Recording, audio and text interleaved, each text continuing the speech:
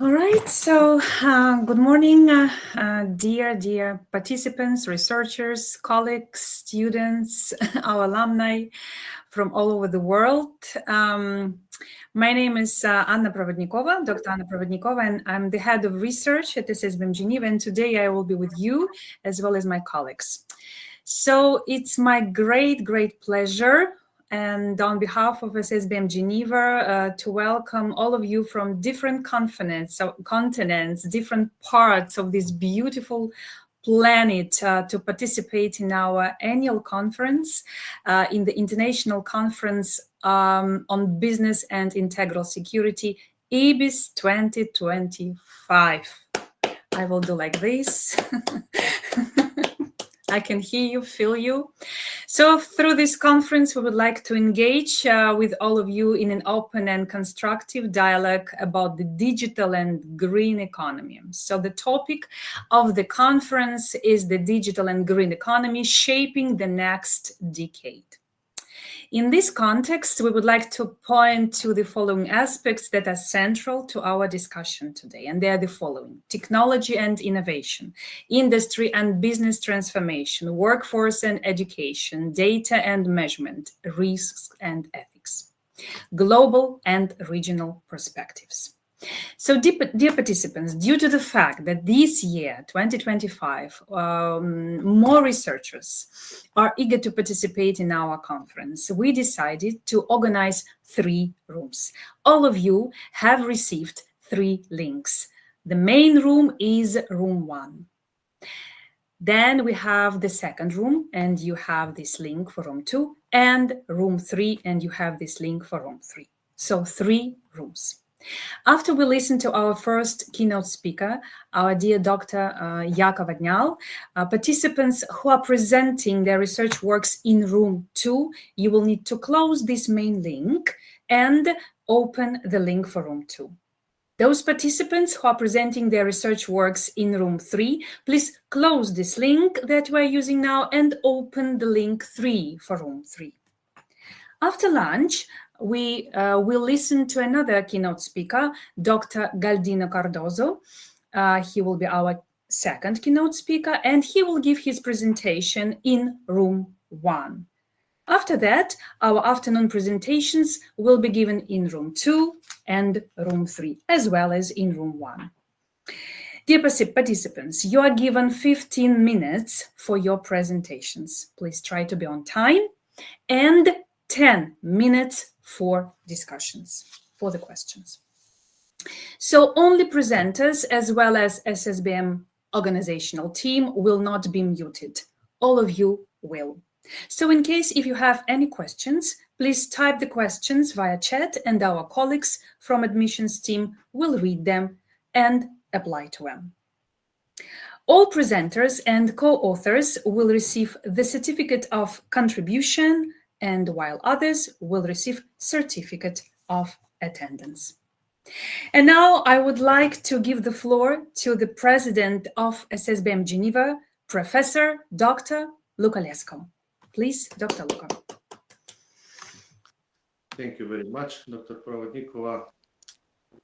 Dear ladies and gentlemen, on behalf of the Swiss School of Business and Management, welcome to our traditional International Business and Integral Security Conference. The SSBM today consists of thousands and thousands of professionals like you, a lot of active students, but also thousands of alumni.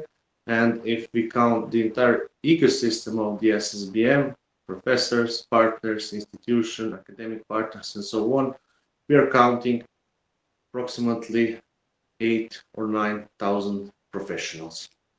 So use this opportunity not just to present, but also to discuss, to share your professional opinion, and use this platform for the networking.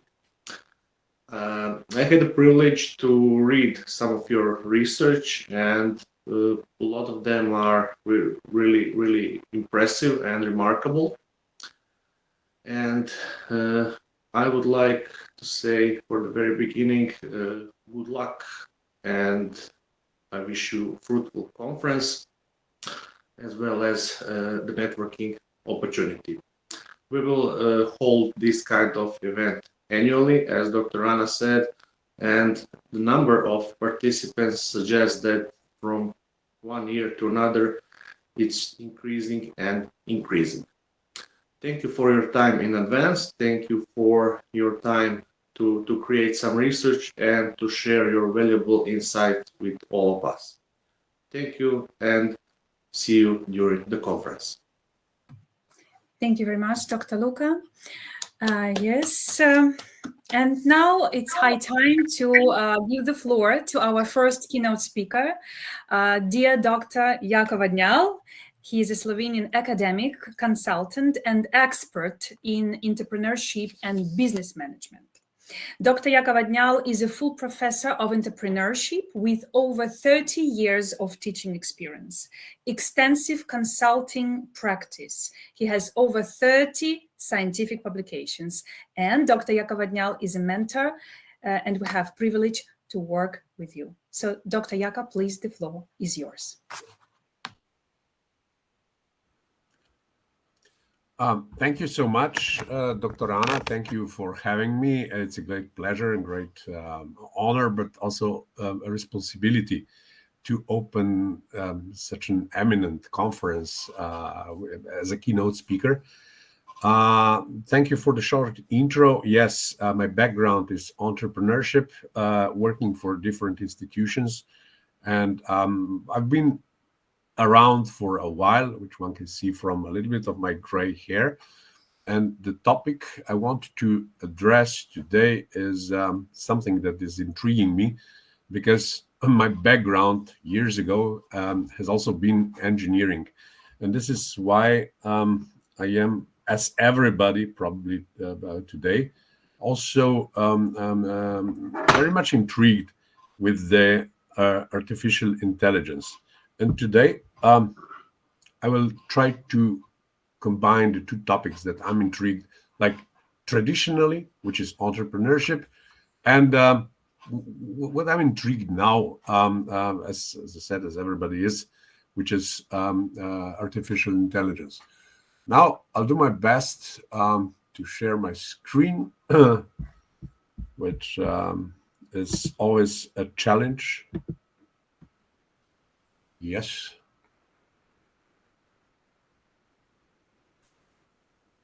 All right.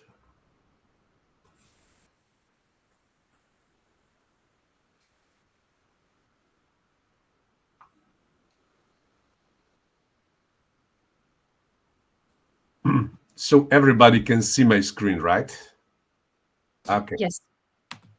So the title of my presentation is about AI business models, with the subtitle, "Is the Role of the Entrepreneur Being Redefined?" And obviously, a lot is going on. And sticking to entrepreneurship as the main kind of my field,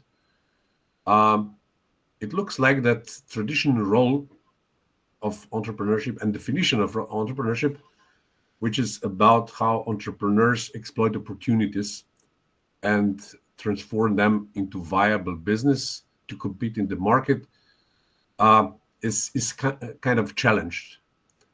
And to me, there's no longer question whether AI or not. It is more about how entrepreneurs will use it. Well, still, a lot of them, regardless the age, are very conservative thinking.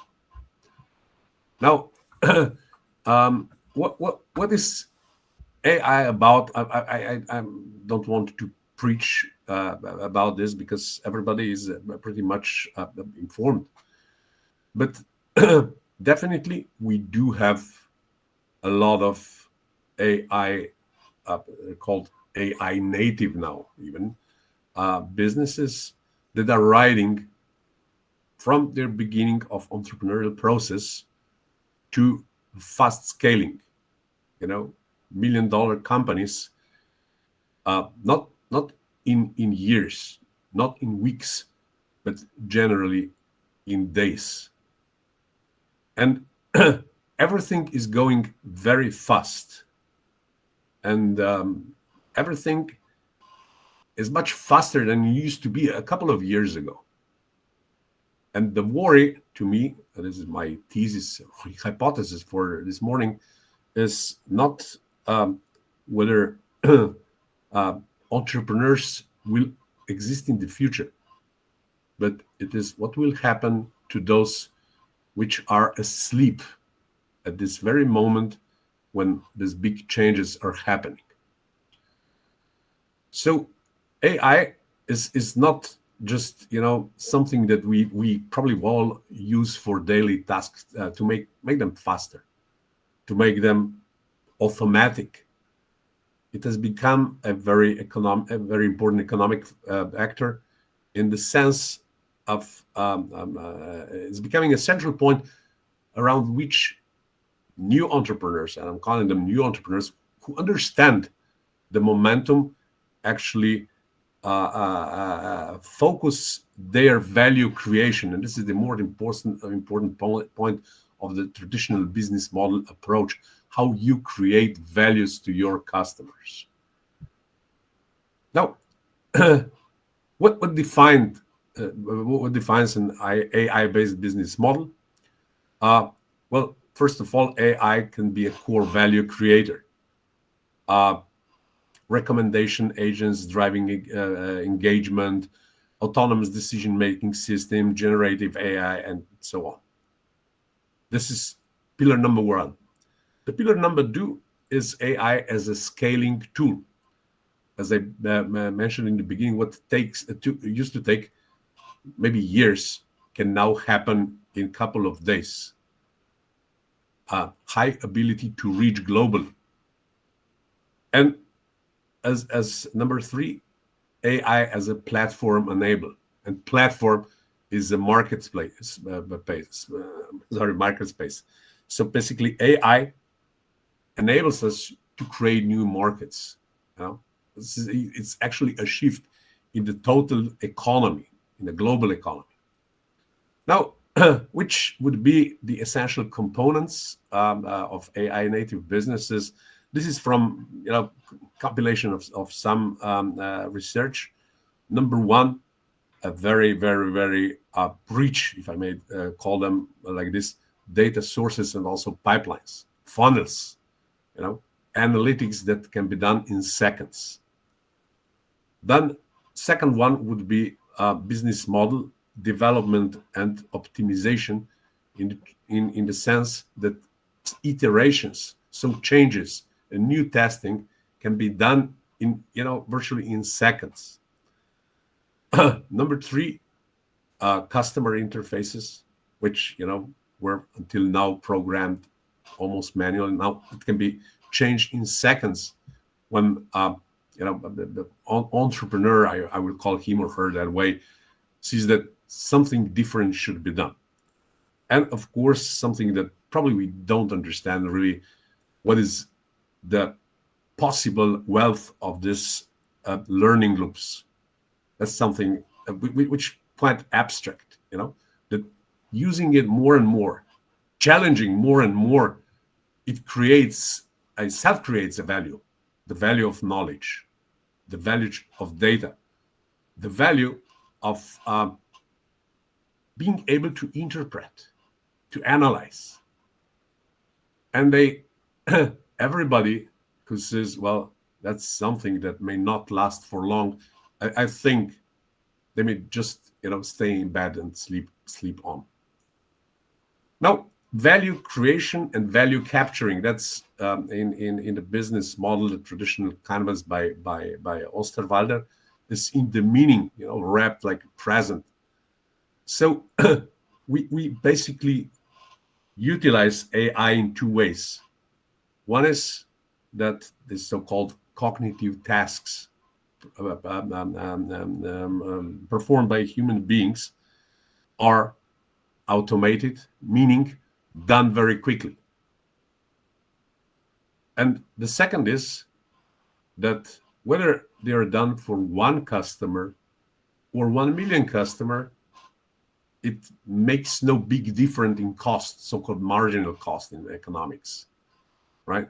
So no need for substantial investments in infrastructure, the left-hand side of the business model, in order to grow, to expand, to scale, whatever the term, the word you want to use. Now, which are the new sources of competitive advantage? So the value proposition, basically, in the old business model, is about offering your customer more for better price. This is still the game. We need to sell, right? So one is for sure, again, which we don't understand, data network effects. So the more customers we have, the more engagement we have, the more our platform will be smart. And that would create even more power, even more value for everybody. And this is something which is difficult to replicate, to copy. The old business models had this threat to be copied. Now, if you're doing it in the right way, you have this permanent competitive. No one can just copy it just by investing certain resources. It's the era of doing business not not with hands and not with tools, but with brain. And this has traditionally been the contributor to higher added value. I was back in 1994 when Tom Peters, guru of management, wrote, "Sell less material and more intellect." And this is now the great opportunity, selling intellect, because AI is intellectualist to the point that we make it intellectual. And this is now what I'm showing, to the direction that human beings, we will still be here. Entrepreneurs as humans will still be here, but the role would probably be different.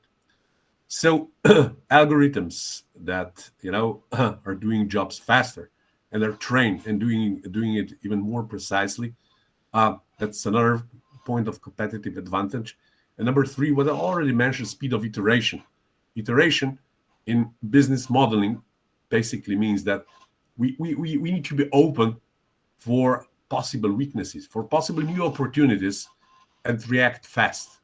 Try it, test it, prototype it. And this can be, again, done in seconds, while, in all, let me limit to digital modeling, need a lot of, manual programming, typing, and this kind of stuff. Now, what AI provides, what it replaces, and what does it leave to humans? So it enables, market research, very good modeling, from all data, being able to predict for the future. Regressions, types like this, they're done in seconds. I tested myself the other day a simple regression analysis for which I needed 3 hours to do it in Excel. It was done in 30 seconds, including retrieving the right data from public sources. It's like, wow. Okay. Automated execution, so tasks that we are, in a way, doing manually, and our routine works, they can be executed automatically. And of course, resource efficiency. That's something we need less capital in economic terms, less human resources to do the same achievement. So this is enabler. What is a replacer? Routine work, which generally creative people don't like too much, right? Manual data analysis, repeating customer interactions. We know chatbots now for a while. 80% of chatbot conversations are kind of similar. Can I get a discount? This is the most utmost interest of customer. Standardized creative tasks, all that we can imagine, also in academia, which at this moment is also asleep. Generally, I would challenge. What stays uniquely human? Speaking about entrepreneurs and entrepreneurship, of course, it is vision, ethical decision making, authentic relationship with partners and other stakeholders. Meaning, there should still be time for sit down and have coffee or many coffees or other drinks. Authentic relationships, going beyond boundaries. Like Einstein said, no idea is worth a penny if it does not look crazy in the beginning. I think he still has the point. And of course, accountability and responsibility, this will still remain on the side of humans. Now, sorry. So what is the new role of entrepreneur? The entrepreneur is more becoming, from the role of operator, also call it managing, all the small, simple tasks. He or she is becoming an AI integrator, a system designer, also own curator of constraints, data manager, and trust builder. And this last one is probably the most important. We are confused, and bringing trust into the relationship with the customer, telling them AI is okay. It is just doing some kind of better jobs on the side of routinity, repeating jobs. And this trust is to me is pretty much something that we will need to do a mental shift on that, everybody. So what is the future of the so-called entrepreneurial landscape? In a way, it's more democratic, because it allows people that may not have that good access to resources for different reasons. We could speak hours about this. It makes them in a way equal to those who have to utilize their creativity, because it is in a way easier. Ethics will become an advantage, responsible AI use. Future teams will be hybrid. Humans will stay also for, doing work in companies, but together with AI. And probably there will be a big shifts in the sense of new concentrations of capital, not just fixed capital, not just asset-based capital, tangible asset capital, but what we used to call human resource capital, now it would be human/AI capital, underlying value that we don't understand. And here is my last slide. So AI is not replacing entrepreneurs. It is elevating those who can best collaborate with intelligent system. So those who will catch the wind in their sails and put their vessel in the right directions will be the winners. And everybody with a computer and internet connection can now afford this. It's like, wow. However, the AI business models also fundamentally transform how value is created. It is different. We don't know yet. However, entrepreneurs will remain like in their central role to this transformation. So human beings will decide where this transformation will go. And they what we do, or what we need for that is still creativity, innovativity, things that have been the basis of entrepreneurship traditionally. It will be still here, but in a way, in a different way, in new paradigm. So, last sentence, AI is definitely not the end of entrepreneurship, but it is the beginning of a new, very exciting chapter. And thank you. I'm not Thank sure you. whether there are questions Yes, of course. to be Yes, we do have time. answered. I just wanted to do a disclaimer.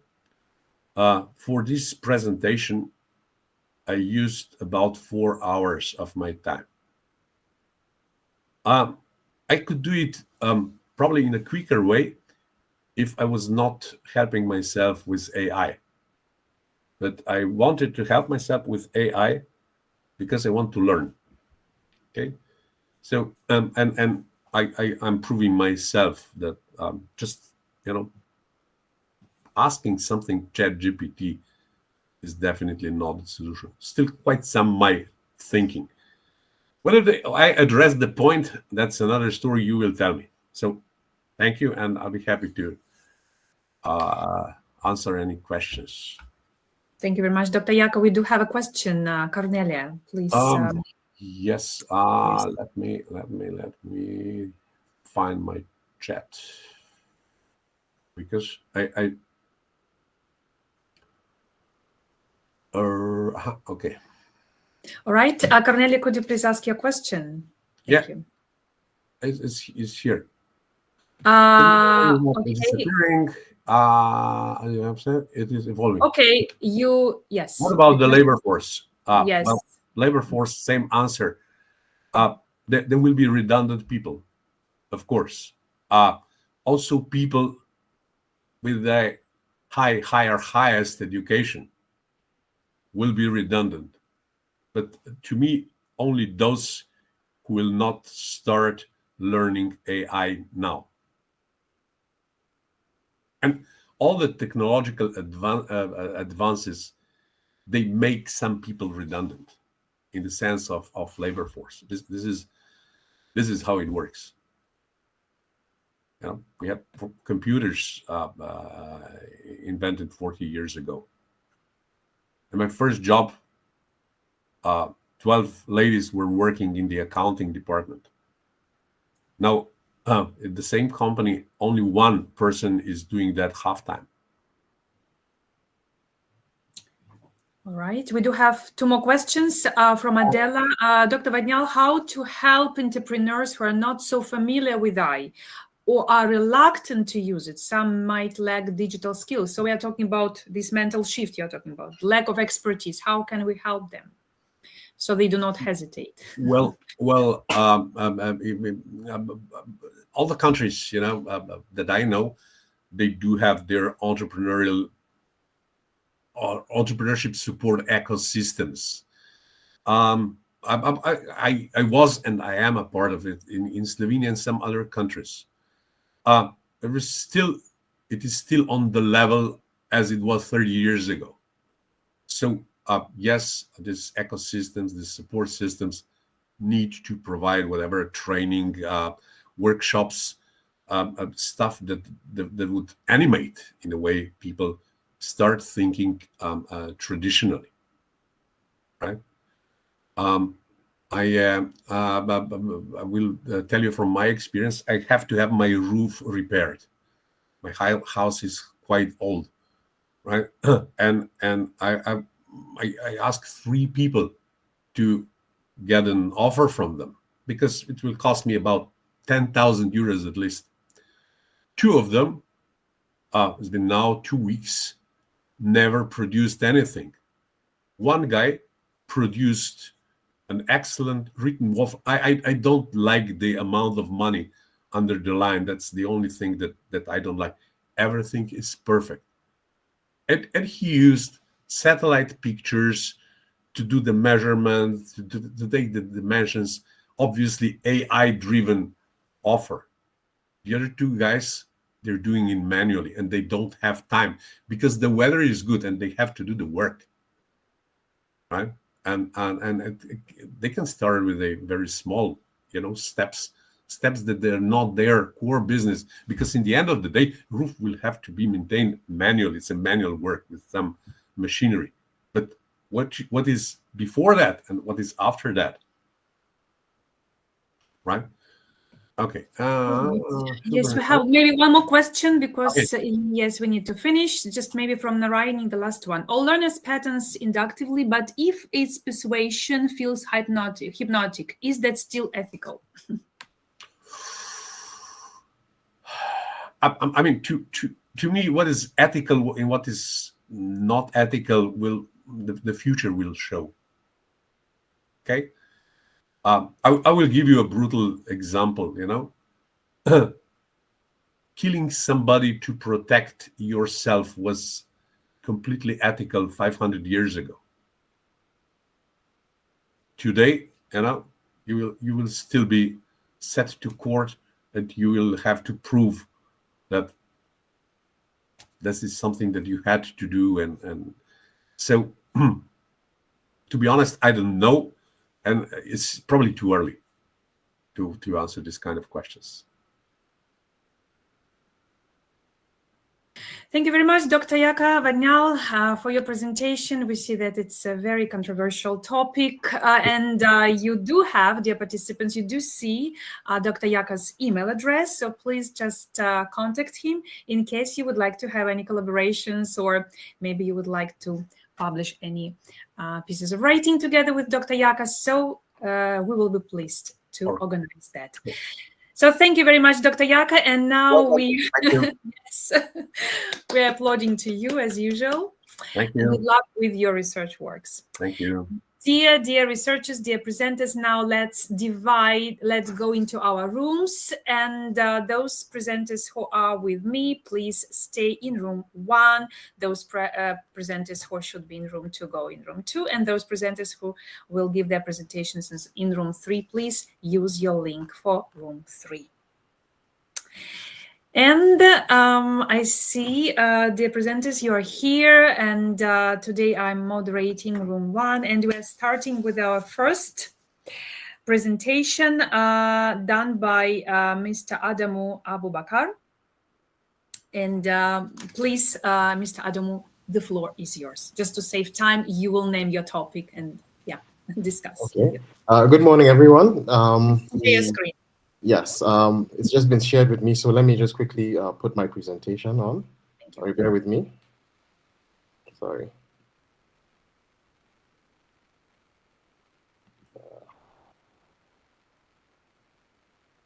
Just 1 minute, please. Okay, perfect. I just want to confirm, can everybody see my presentation? Yes. Yes, okay, perfect. Sorry.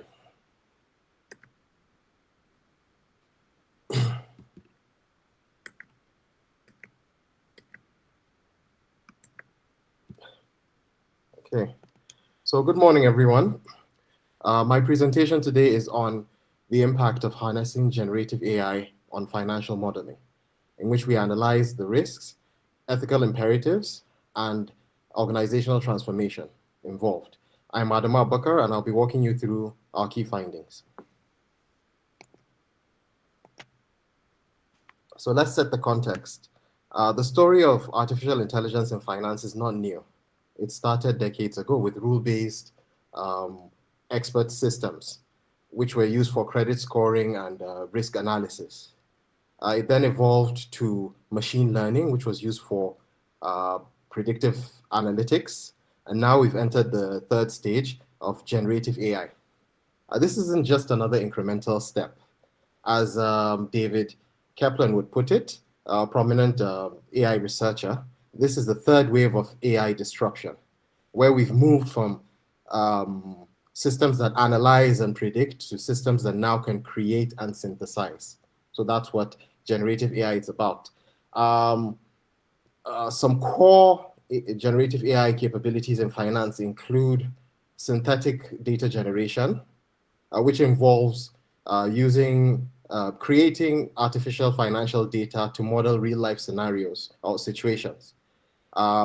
Another one is a dynamic scenario simulation, which involves generating multiple future scenarios to identify unexpected risks in the market.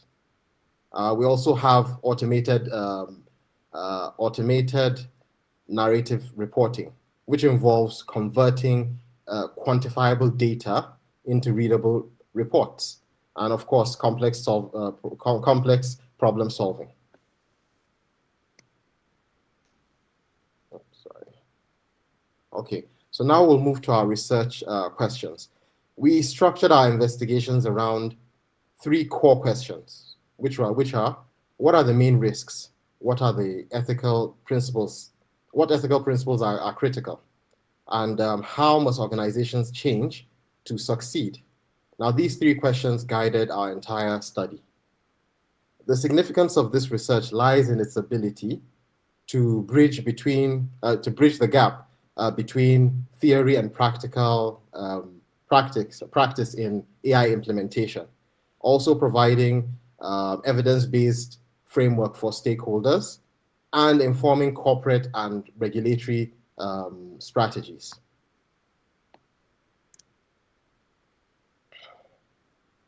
To answer these 3 questions, we conducted a qualitative multi-case study where we analyzed 3 different types of financial institutes with data that covered a 5-year period or 5-year time frame. We used public documents to understand their real-world generative AI implementation journey. Now, these 3 institutes, we looked at a global investment bank, which had a legacy bank, which had decades of experience, called Sigma Financial, which deployed generative AI for automating reports, which were used for regulatory purposes. We also looked at an asset management firm called Omega Capital, which used generative AI for data simulation. And lastly, we looked at a digital retail bank called Neobank Digital, which deployed generative AI to provide personalized financial advice or customer advice. So these 3 companies that we selected gave us a diverse view of the financial sector. We then proceeded to carry out a risk analysis. Our research uncovered a critical finding. Risks don't just appear randomly. They follow a clear, predictable path, which was captured with all the 3 companies that we studied or were studying. It always starts off, for all the 3 companies, it always starts off with operational risks, where companies experience basic technical failures. For example, Sigma Financial experienced AI hallucinations, which occurred within the first 6 months. The same occurred for the 2 other companies. Now, these hallucinations resulted in about like 12% error rate in the financial reports that were sent, which can ultimately cost the company, since these are reports that are being sent to their regulatory body. Now, these errors had to be corrected manually. Now, once you get past your operational risks and they're under control, you move on to systematic risks. Using Omega Capital as an example, its leadership firm, it was worried about competitors using the same AI model, which could cause like a herding effect. If every asset management firm was using the same AI model to carry out its work, what would be the differentiating factor, or what will be different about each and every one of them? So the leadership at that firm was basically worried about that herding effect. The last stages are reputational and systematic risks. The fear of regulatory sanctions and scrutiny. Also, a loss of public trust became a significant concern for all the 3 firms, which basically influenced their key decision-making across all the 3 firms. The takeaway from this risk evolution is that it's predictable. And by understanding this sequence, companies can now take a more proactive approach in preparing for the next challenge rather than a reactive one, which is what most organizations do. In response to the risks, companies did not just treat ethics as an abstract idea. They operationalized them as practical tools. They established accountability with human oversight. They ensured transparency by using explainable AI, and they enforced fairness through bias testing. Ethics basically became their primary risk mitigation strategy.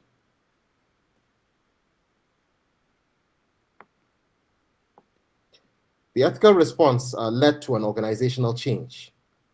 This occurred for all the three companies.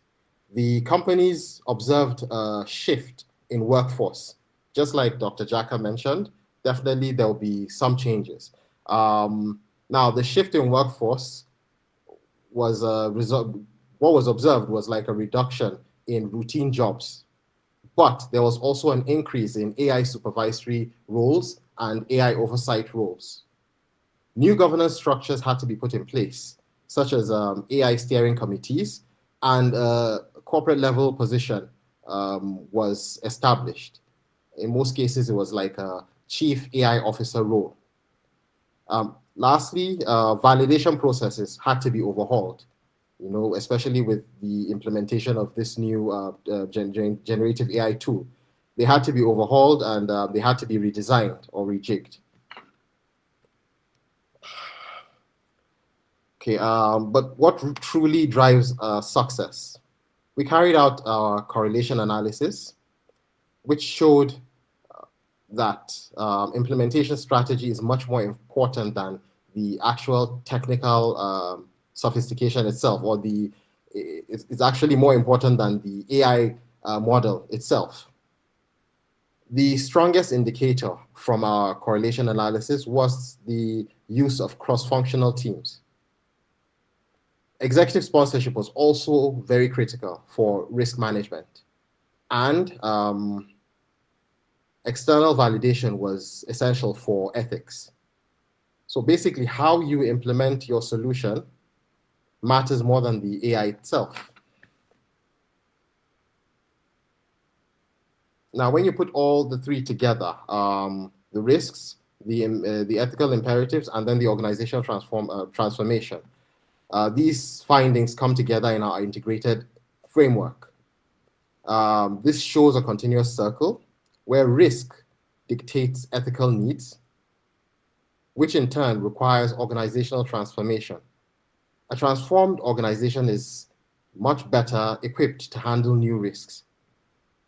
Success requires that all three components or aspects are managed simultaneously.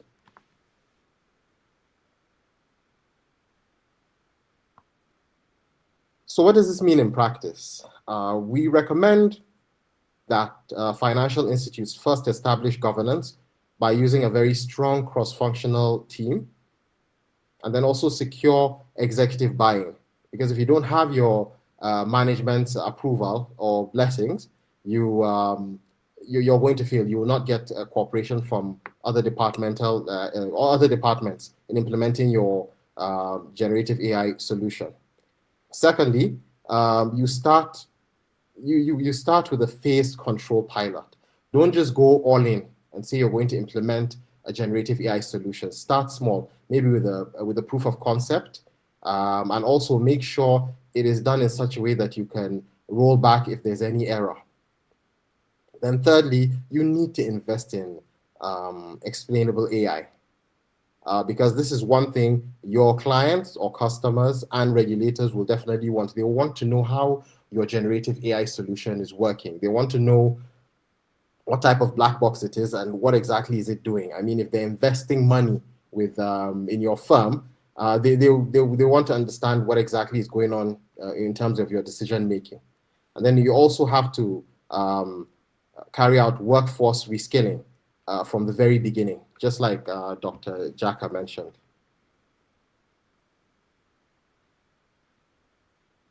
It's important to note that there were limitations in this study. We relied on public data for all three companies. And our focus was on basically successful implementation cases. And also, sadly, we didn't get any direct contact or direct participants who were actually involved in this implementation for the three companies.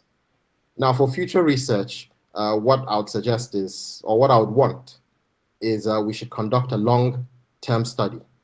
We also need to analyze failures, not just look at the successful implementation cases. We also need to look at the failures so that we can build a strong lessons learned database and be able to use it to avoid certain mishaps. And we also need to test this framework across different regions, not just Europe or North America, but also Africa, Asia, everywhere. And also, what will really help this qualitative multi-case study is if we get quantitative data set so that all our empirical findings can be either confirmed or disputed.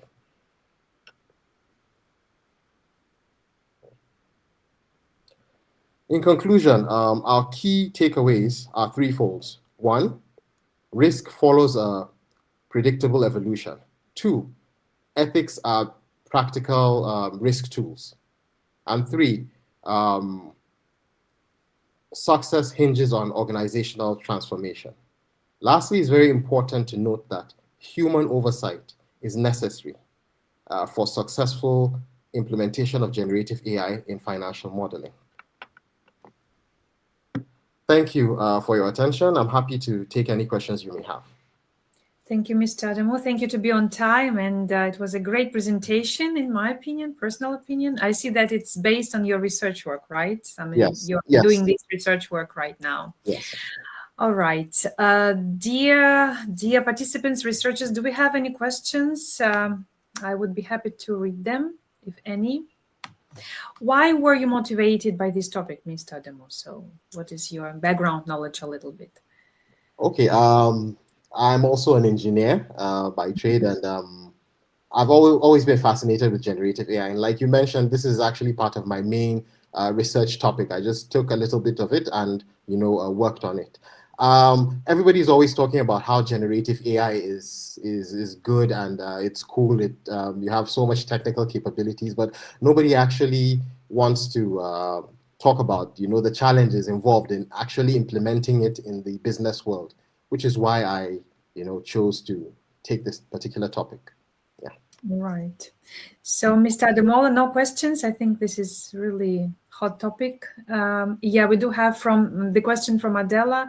Looking at the research you have done, what is the most effective way to embed ethics into AI tools? Okay. If you notice, thank you for the question, Adela. If you notice the implementation framework that we came up with, the best way to implement it, or what I would start with is, have your organization workforce ready. Put in the necessary workforce that you need. People like our roles like AI validators, risk officers, risk managers. Let them be able to identify particular risks, and then from that you'll be able to come up with ethical frameworks for what your organization needs to, how do I put it, to be able to implement a successful AI implementation. The ethics in particular, the ethical imperatives that you need to be looking at are transparency, which is something that regulators are definitely going to want to know. Transparency, fairness. You have to make sure that your tool is not biased. It's not biased in form of whether the developer is biased towards certain demographics, etc. All of those type of things. And then also you need to make sure there's accountability, and having those validators in place, people who will confirm what the generative AI is the output is producing is valid. You need people who will sit down and watch what the the output from the AI tool is producing. Because in all honesty, there are lots of challenges. Not everything you see from ChatGPT or any of these AI tools is correct. There's a lot of hallucination. There's a lot of hacking. There's prompt injections. There's lots of security risks. So take it with, how do I put it, with like a grain of salt. Whatever it is you see, it has to be validated by the human factor, which is why, I highlighted lastly that you need human oversight. AI is not that perfect that you'll just let it roam alone and believe in everything that you see. I hope that answered this question. Very good answer, very good remark regarding, yes, human oversight. Yes, we do have one more question, Mr. Damu, from Dr. Shankar. You mentioned that we could start small, like a proof of concept, etc. But couldn't AI simulate that and show if the POC was viable before you invested into doing that change? Yes, thank you for the question, Dr. Sankar. You're right, it can, but I wouldn't go all in and trust it, because this is investment. This is money that you're putting into you're putting into an organization, expecting a certain outcome. So yes, AI can carry out a simulation, but I wouldn't go that far to trust it. What I would prefer is, a small proof of concept, like I mentioned, where you start small. How do I put it? Like little risk but big reward. Let's say you have a financial institute that wants to carry out a major AI overhaul. You'll start small. Instead of going all out, maybe start with an AI solution that maybe generates internal-based reports. You'll notice I mentioned internal. These are reports that you can look and verify within the organization, not things that will go to regulators. If everything is working if everything is working fine, you know that, okay, this solution is worth it. You can expand from there. You can expand and, okay, let's start giving customer advice using AI. Let's start using chatbots, etc. All of that. So that's why I said, you need to do like a proof of concept. Don't just go all in. I hope that answered the question. Yes, and I will ask this question very often today. So in your opinion, so I understand that entrepreneurs who ignore AI will likely become obsolete. Entrepreneurs who adopt it will have this competitive advantage. But why do our entrepreneurs hesitate, and how can we help them, enable them to using AI? In all honesty, it's hesitancy. You've seen it with so many changes in technology, with the internet, with the computer. People are not 100% comfortable with new things. But just like Dr. Jaka mentioned, this is inevitable. It's going to happen, and carrying out workshops and gradually introducing people to artificial intelligence, I think, is the way to go. You don't go all out and for me, AI, it's for everybody. It's for the lamest person. It's for the person who doesn't even that's not technology savvy. There's something for everyone. So start with the area you are more comfortable with. You don't have to go all out and say, oh, I have to understand how this model works. I have to know the training data. I have to know the validation process, etc. No, just start with what you know. And if you're able to start from that, you'll be able to keep up with technology, because the more you know, the more you'll be able to, give out better contributions. So for me, starting off small is necessary. Just start with your area of expertise. If you're a doctor, concentrate on, okay, how AI helps with MRI or, certain aspects of medicine. Start with that. Or even you start with the lamest tools, like tools that are used to keep notes, or to keep medical notes. Start with that, understand how that works, and then gradually evolve. Don't just jump into it. Yeah. So never stop learning, right? Yes, never stop learning. Exactly. Okay, exactly. Okay, this is our slogan. So thank you very much, Mr. Damu. It was really, really good presentation, and topic is very hot, as I said before. So welcome. Good luck with your research, and I was going to say welcome to the board of doctors, but not yet. But okay, so thank you very much. Thank you. Now, our second presenter, researcher, is a researcher, really, with a big letter, with a capital letter. Ademola. So Mr. Ademola has participated. How many times? Many times. Every year, I suppose. You participate in our annual conference. You have multiple number of, you have a lot of publications, well-known researchers. So please present your work. The floor is yours, Mr. Ademola. Okay. Good morning, good afternoon, everyone. Just give me 1 minute, then I can share my screen. Okay.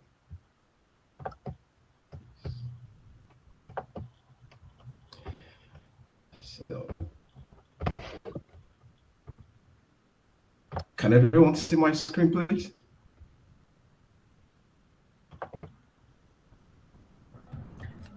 Not yet, but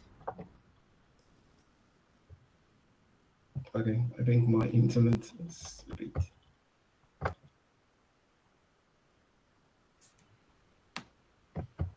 So, what about now? Sharing. not yet, but you still have a few seconds to do that. Anyway, we do have your presentation in case you need it. We will open it.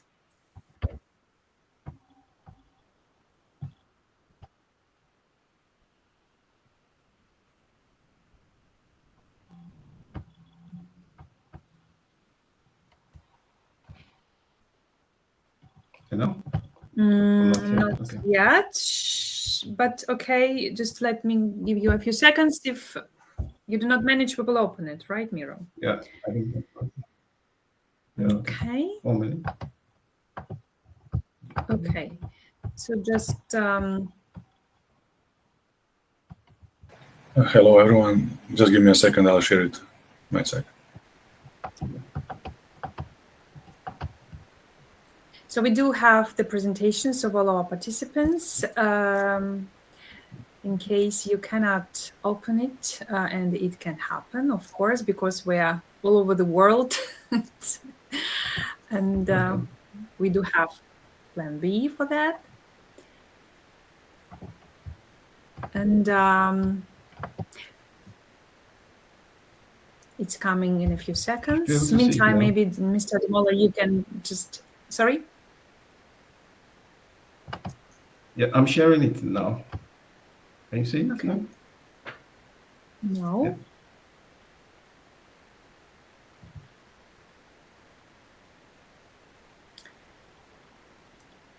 I think not to waste time, Miro will do that. Oh, okay, it's... Okay, Miro, right? That was you? Oh, Ademola, okay. Yes, we can see the topic. Okay, please start, Mr. Ademola. Okay, I can start. Okay, sorry. So good morning, good afternoon, and good evening, everyone. My name is Demola Taiwo. I'll be presenting a part of my research, which is an extension of my research, really. My core research was on university business incubators, investigating into their dynamic capabilities, which enhances entrepreneurial activities across different clusters. So I was able to look at clusters like medtech, biotech, space, nanotech. That was also an extension, luxury, and other clusters. And also some other concepts like network university business incubators, which are really not well so investigated. So this is an extension of the research, and this whole research is actually divided into 4. The phase 1, that's my second slide. The phase 1 is actually the core of my DBA research, which was on dynamic capabilities. So I investigated the dynamic capabilities that actually enhances entrepreneurial activities for all university business incubators. I know we all know what startups within university business incubators are, so I won't really go so much into this.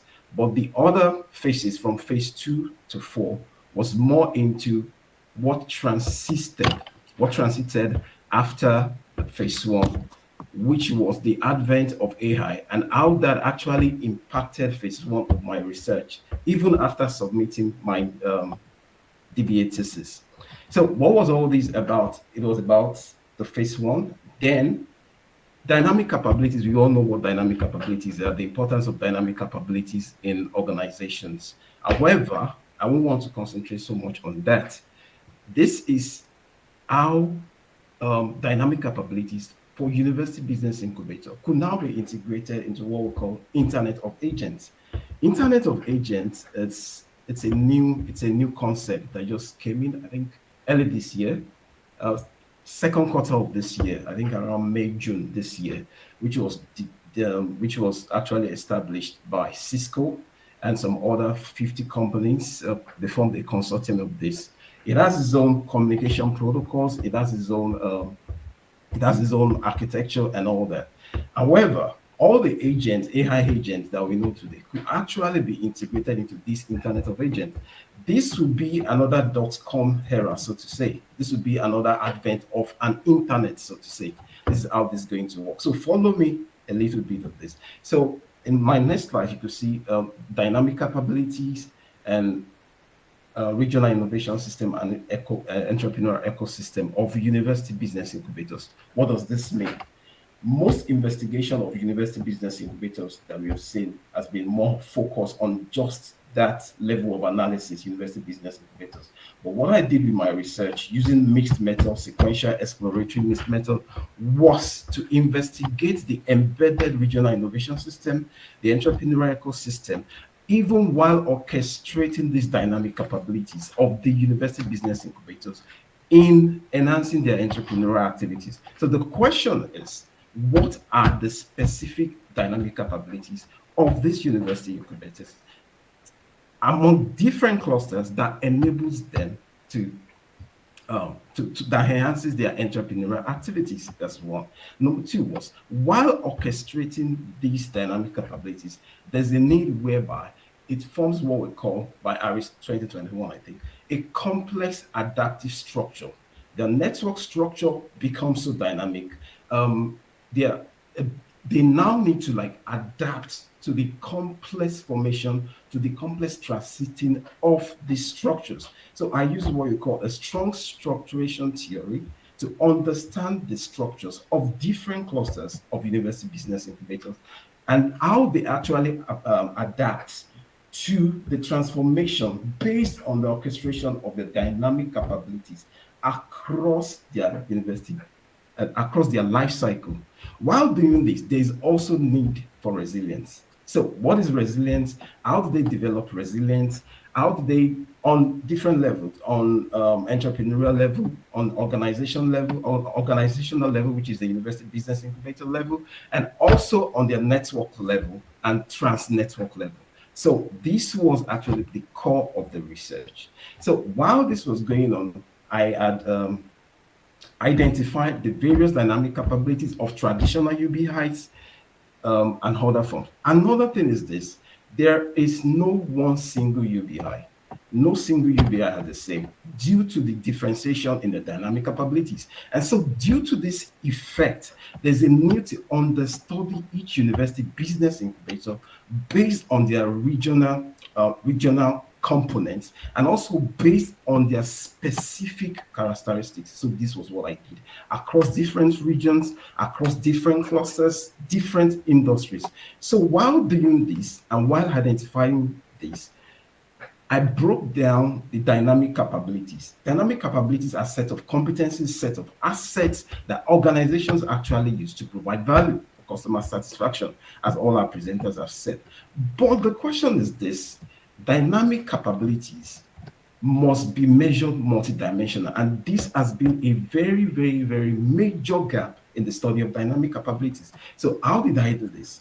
Phase one, major research study going through dynamic capabilities. Now, phase two, having identified these dynamic capabilities, I had to break down each of these dynamic capabilities into processes, real organizational processes, real workflow within each UBI, within each cluster. I went through medtech, biotech, broke this down into workflow, developed this workflow. This was actually outside my DBA. It wasn't in my thesis. And why was this done? While I was working on this, I submitted my DBA in June 2024. While I was working on this, I noticed I had to do something. Before then, in organizational, what we all have is What we have was RPA, robotic process automation, to integrate process and workflow. Then suddenly in November came the advent of AI agents, and the rest is a story. Then I knew I had to integrate this into my research. Having done all this, these were the outputs of my research, as Professor Anna have said. I can move on fastly. These were some of the findings. Dynamic capabilities of university business incubators, the traditional business incubators during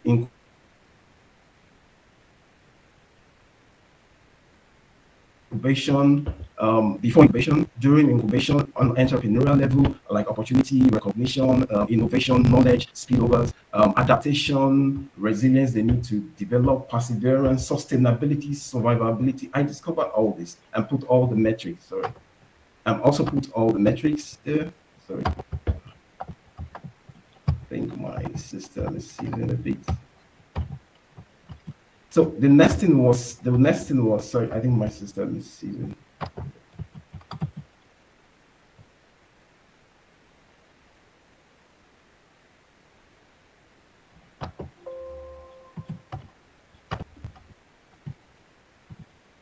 So having discovered all this, then I went to for the biotech. The biotech, I looked at the early stage, I looked at the early stage and the mature stage, and also how they discovered resilience and how they also built successful UBIs.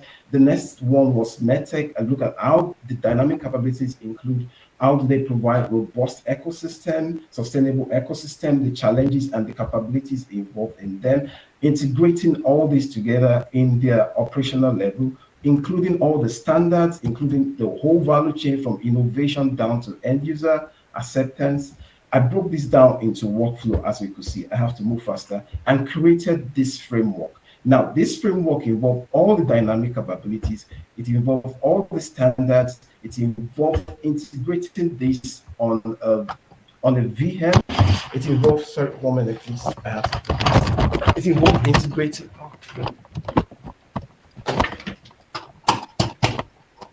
Okay, no presentation now. So passionate about the topic, Mr. Ademola. So we do not see the presentation.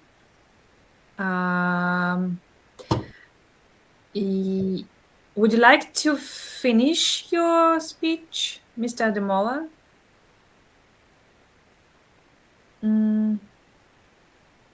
All right. I don't know if the internet is better, but dear participants, would you mind to write your questions if you have any, because I see that the internet is quite low there. So do you have any questions for Mr. Ademola, because we lost him? Can you hear me? Am I audible? Because I do not see your videos. Yes, okay. Yeah, because black screens, I would, be grateful to you if you could, show me yourself, because, yes, so I understood that, Mr. Ademola has had low internet. Connection was not good. But the topic is very technical, I understand. Very technical. I mean, I would love to ask Mr. Ademola how it can be, these findings that you already have, how they can be beneficial for businesses. What can you offer for businesses? Because all our topics is about that. We want to improve our business world for the better. So, but I suppose, no connection, no replies. You know what I would like you to do, dear researchers? I think that would be nice if you could, I don't know if you have this slide, to share your email addresses, because then this could be a very, very good opportunity for all of you. Actually, this is the platform, this is the networking, and let's organize collaborations. Why not? So please, maybe if you don't have this slide in your presentation, use the chat box. And after your presentation, just send us your email address. And probably you can create some articles with one researcher or with a few researchers, because this is how you can share your knowledge. This is how you can be cited. Yes, so I see that Ademola, yes, he lost his connection. So We are thankful to him. Hopefully, he will come back and join us for the rest of the conference. But let us continue. Let us move forward. And Mr. Ahmed, are you here? Would you like to present your work? Yes, ma'am, I'm here, and I would like to present. All right. So, yes, would you please be so kind to present your work? And yes, the floor is yours.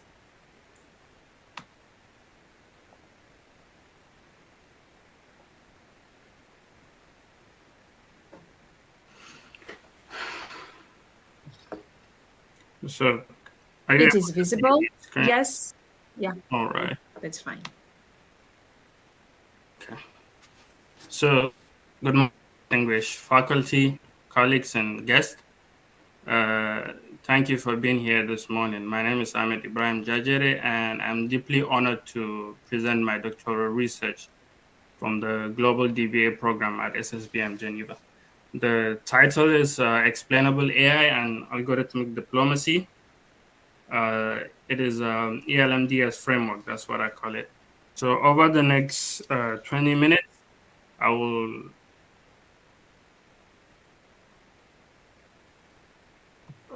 Dr.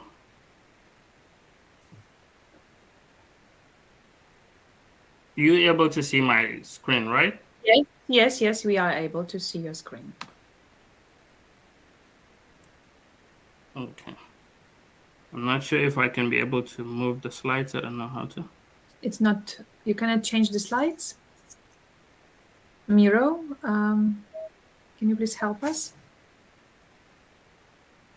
Yeah, sorry, you'll not be able to see all the participants. You need to be in your presentation and then present, and then you'll be able to move the slides.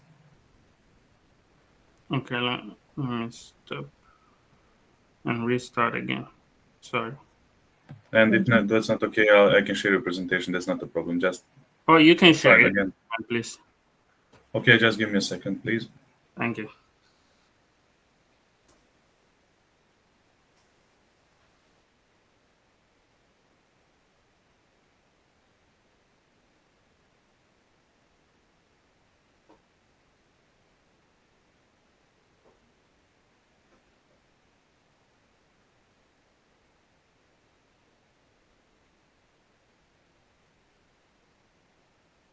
Meantime, Mr. Ahmed, you can send us your email address using the chat box probably. Okay. So again, I'm repeating that this is a unique opportunity for you to contact other researchers and create collaborations. So please do that. Do not hesitate. And the presentation is here. And we do have enough of time, so no worries. Thank you very much for your email address. We can see it. Okay, please continue.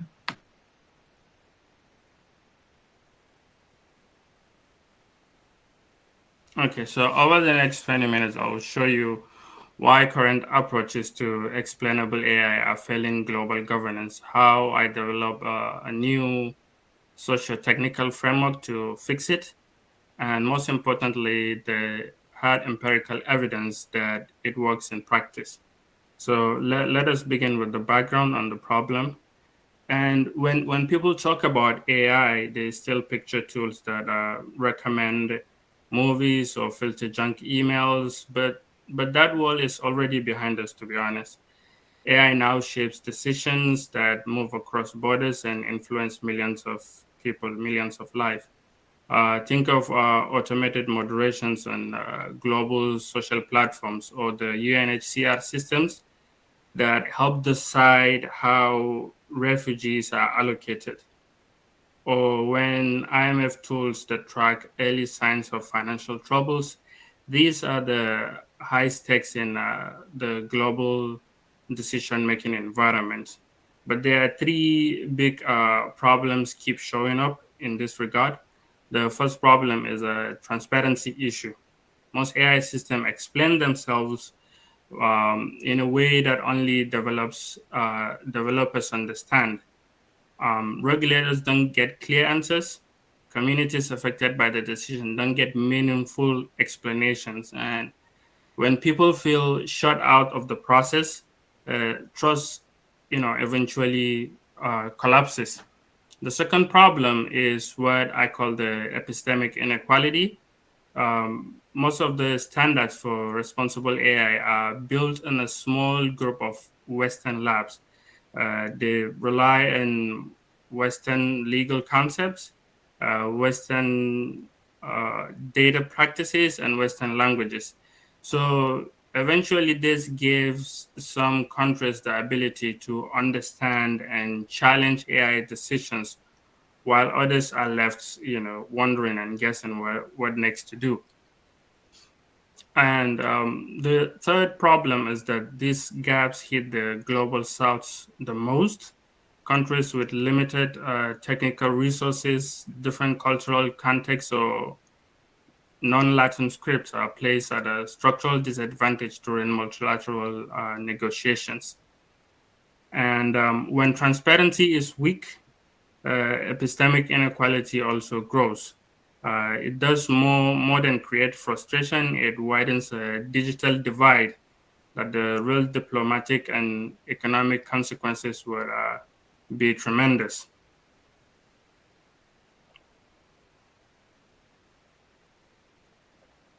So moving forward, the purpose of the study, we have three main purposes, and I'll go through them one by one, but the third one would be the one I will discuss mostly about. So when I designed this study, I wanted the objective to stay practical and to stay close to the real problems institutions are facing. The first objective was simple. I wanted to see how the ELMDS affects trust, not the technical definition of trust, of course, but the real thing.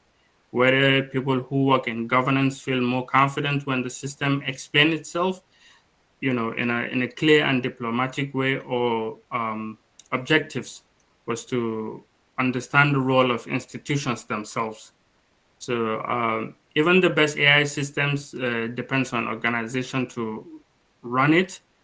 So I looked at leadership capacity, internal resources, and the pressure institutions feel you feel from the outside, external factors. So these factors can either support transparency or they could completely block it. So the third objective was about policy. I wanted to end the concrete recommendation that multilateral bodies can use if those pilot ELMDs, not vague through theory, but step-by-step guidance that can guide an actual deployment.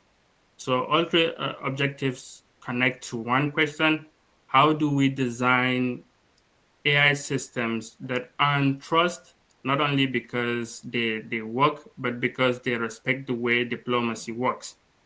And so with the building blocks of that, I would like to explain to you what a Cantillon effect is, a concept that I also integrated into my research. Most of you may be familiar with the Cantillon effect from 18th century economics. When new money is injected into an economy, the people closest to the source, whether it's banks, insiders, and well-connected, rich individuals, while everyone else suffers, inflation later occurs. So I argue that we're now seeing a digital Cantillon effect in global AI governance. The new money today is high quality, trustworthy AI decision systems and explanations that make them legitimate. So who gets access to it first? The countries and institutions that already have the data, the talent, the computing power, and regulatory capacity. Mostly the global north and a few large tech platforms, maybe Oracle, Meta, Grok. So, and again, who benefits from it first? Their companies, their citizens, and their diplomats. Another question is who gets left behind? The global south, they're the ones left behind. And smaller jurisdictions that lack the infrastructure to build or even meaningfully interpret today's explainable AI tools. So one of the explicit goals of the ELMDS framework is to reduce this digital cantillon effect by deliberately designing explainability that travels well to resource-constrained and culturally diverse settings. So the benefits of trustworthy AI occur more equitable from the beginning, not when we realize problems. Moving to the next slide. The research objectives. So when I build the ELMDS, I didn't start from computer science alone. Like I said, the framework sits at the intersection of these ideas that are already shaping global debates on AI, and I will go through them. The first one is the epistemic justice and explainable AI. This reminds us that fairness is not only about accuracy, it is also about who gets access to the knowledge, who gets clear explanation, and who is left in the dark. Another issue is the algorithmic diplomacy. As soon as AI starts guiding policies across borders, it becomes part of diplomatic negotiation. You cannot make a country of AI, but countries want to know who controls the model, whose values shape the outputs, and whether they can challenge the results. Because you're dealing with people's life, people's businesses, security, health, and so on. So any system that enters multilateral space must behave like a diplomatic actor, not like a silent machine. And the third foundation is organizational trust and governance dynamics. Trust does not live inside the model, it lives inside institutions, leadership cultures, and accountability structures. A transparency system, that will still fail if the organization using it cannot support contestability. Like people cannot contest the result or how the AI is making those decisions, or adapt explanation to its context. Also, another factor is the political economy of transitional decision making. Those are all under the development aspect. So when you put these ideas together, you get a simple insight that is building trustworthy global AI is not mainly a technical challenge, it is a socio-political challenge. And that is why ELMDS is not just an engineering model, it is a governance model, it's a structure. Now we can move to the next slide. And let me walk you through all of these things. We start with the AI model output. That's the raw prediction, the score, or the classification. Normally, this is where system become a black box.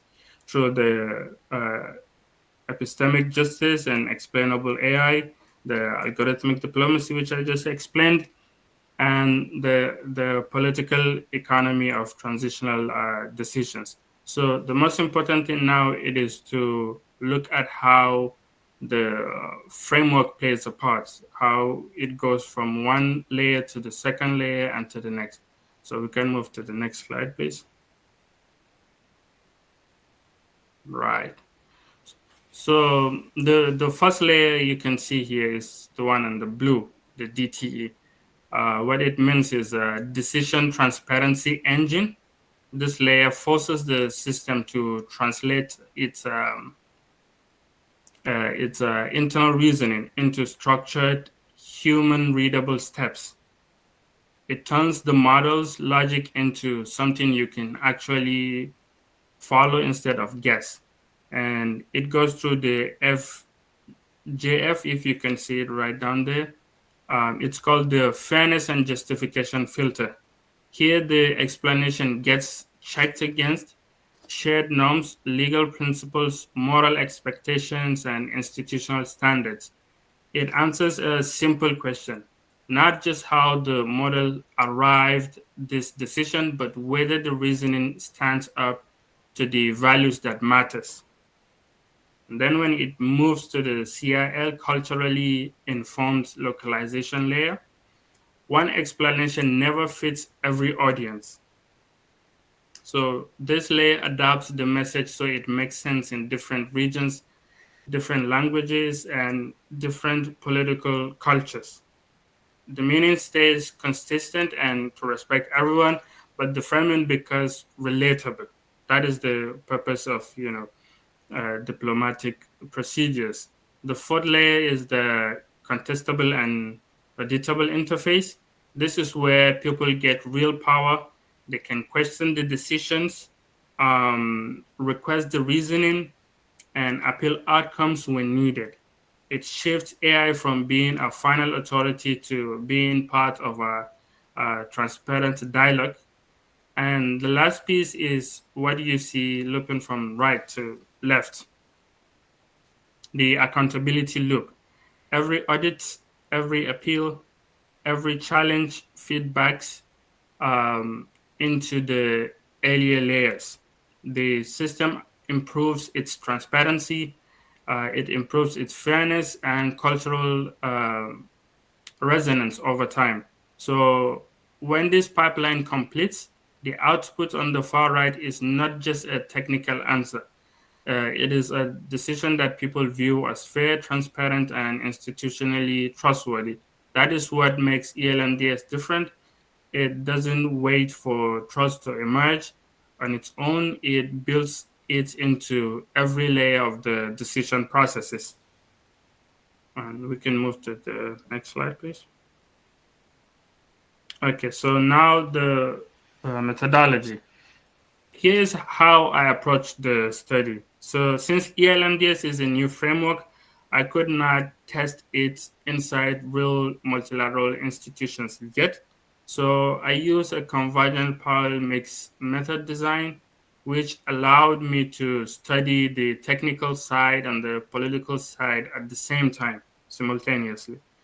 The quantitative part relied on simulations. I built scenario models based on decision pipelines from the OECD, from UNHCR, and the IMF. So this platform reflects real multilateral pressure, such as the refugee allocations, sanctions decisions, or financial stability warnings. Simulations gave me a controlled way to test how the ELMDS behaves when countries disagree or when information is incomplete, or sometimes when power imbalance shape the negotiations. I use synthetic data for sensitivity decisions that avoided political complications while keeping the logic of real world problems intact. So this also led me to test high risk scenarios where trust between states can break down quickly. On the qualitative side, I analyze global policy documents from regulators, international organizations, and AI governance bodies.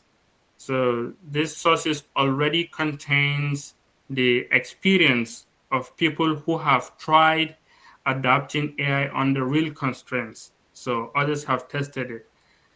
I also synthesize expert commentary from what they have been saying in their interviews and their presentations and whatnot. And then other thing I integrated was the game theory, is what justifies this simulation approach. Multilateral cooperation behave like a repeated what they call prisoner's dilemma. One major defection, one moment of distrust, and the entire cooperative structure can collapse. And simulations allowed me to test how ELMDS perform in exactly those fragile moments without risking real-world fallout. So I compared ELMDS against baseline models such as SHARP and LIME.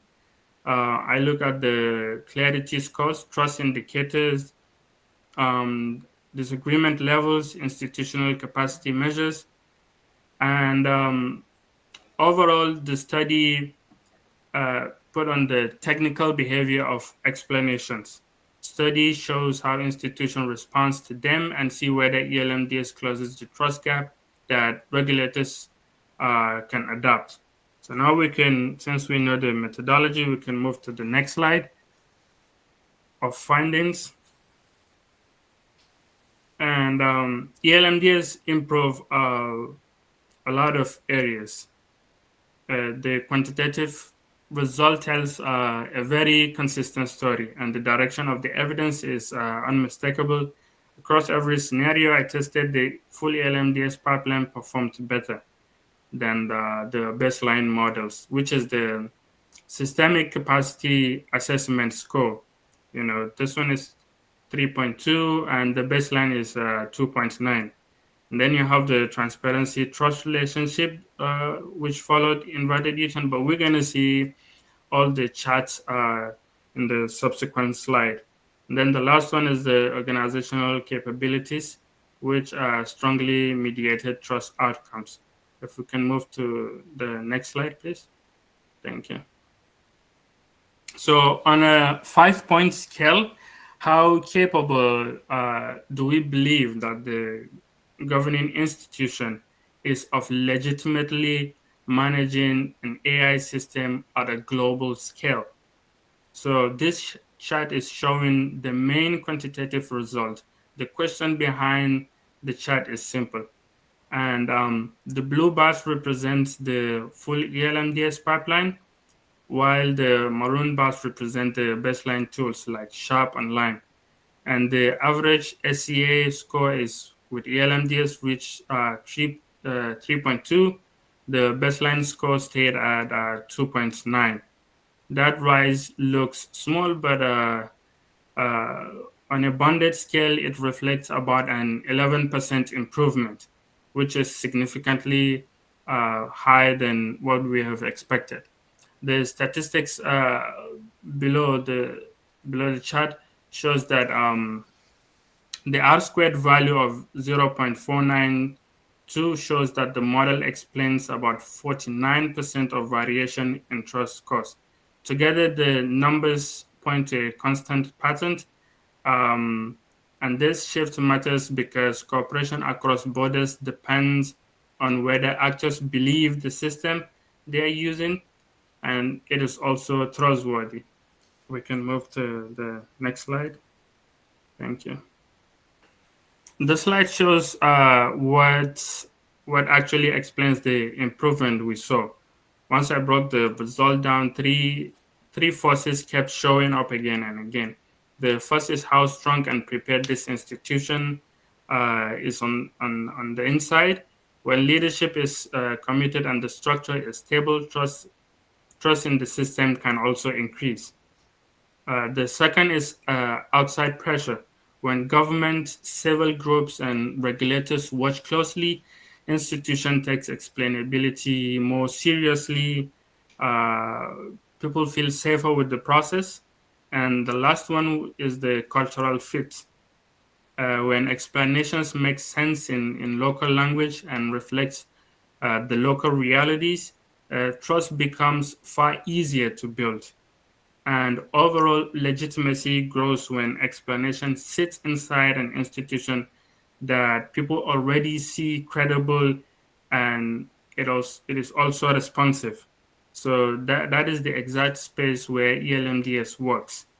And we can move quickly to the next slide. I don't know how many minutes I have left. 2 minutes. Okay. So I'll take it quickly. We can move to the next slide, please. Thank you. And the qualitative findings, thematic convergence on transparency norms, it aligns the contestability, and the CRL AAI were critical for institutional adoption. Real-world policies relevance confirmed through expert synthesis. And we can go to the next slide. So I look at it in a comparison way, asking the second question, would you actually deploy this? And the result shows that it is really good and it can be deployed. Next slide. Thank you. And this is the curve that I was talking about, the inverted U-turn. And this one, for years, people assume that more transparency always leads to more trust. The data says something different. When we map trust level against OECD index, too little transparency breaks the trust, and it keeps people in the zone where transparency actually builds such and such confidence. Next slide. Here are the implications, and what it's saying is that ELMDS offers a way to bring fairness and transparency into AI system, into decision-making environment, but there are also important limitations. This was a simulation, not a real deployment.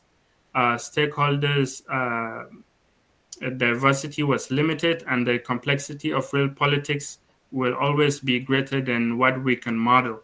Still, the goal of this stage was not perfection, it was a proof of concept, and the results show that the concept works. Next slide. So to close everything of the LMDS framework shows a path forward that goes far beyond technical explainability. It turns it into a diplomatic process where institutions and stakeholders can understand not only what the AI decided, but how and why it matters to them. The result speaks clearly. ELMDS raises trust. It improves transparency. It strengthens accountability, and it increases real policy applicability in ways standard explainable AI cannot match, which are the sharpened line. So most importantly, the frameworks help shape a more fairer and credible multilateral decision system. It offers a way to reduce the digital cantillon effect, which I have discussed earlier. And that brings me to the end of my presentation. Thank you very much for your attention, and I will welcome any question, critics, and ideas for your collaboration. Thank you very much. Thank you very much for such a professional presentation, Mr. Ahmed. Thank you for your topic, explainable AI algorithms. It's a very interesting topic and significant nowadays. Do we have any questions, dear researchers, dear presenters, for Mr. Ahmed? Any questions? Please just type them, send them. I will read them. I have a question. Could you please explain, how, Mr. Ahmed, how to balance, just to sum up, how to balance model complexity and explainability with accuracy? What is your... Okay, so let me explain the core points my research makes. The biggest issue in multilateral AI is the opacity, and the ELMDS solves that by making every step of AI reasoning visible. It also allows it to be negotiable and accountable.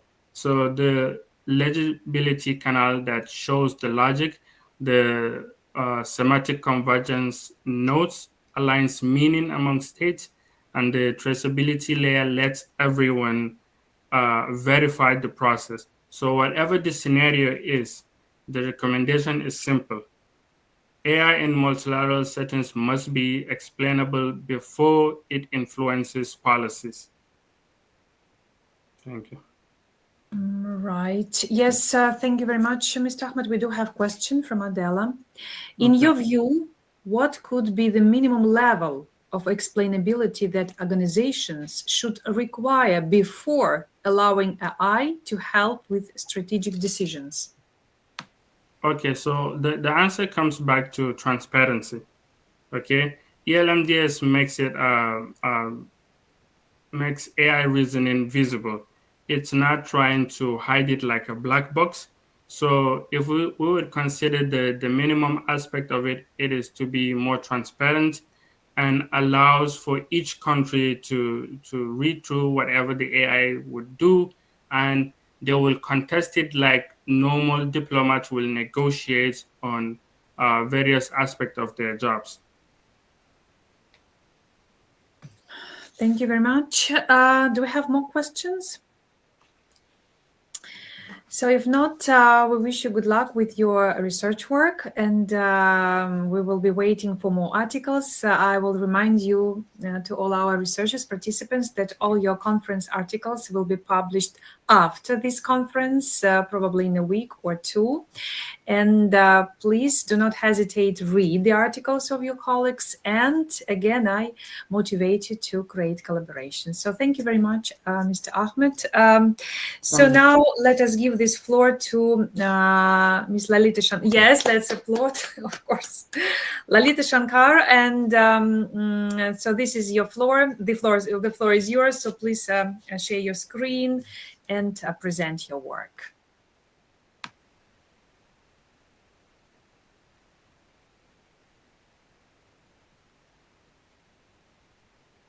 We can see your presentation. Just try to move the slides. Lalita. Okay, perfect. Yeah, okay. So please start.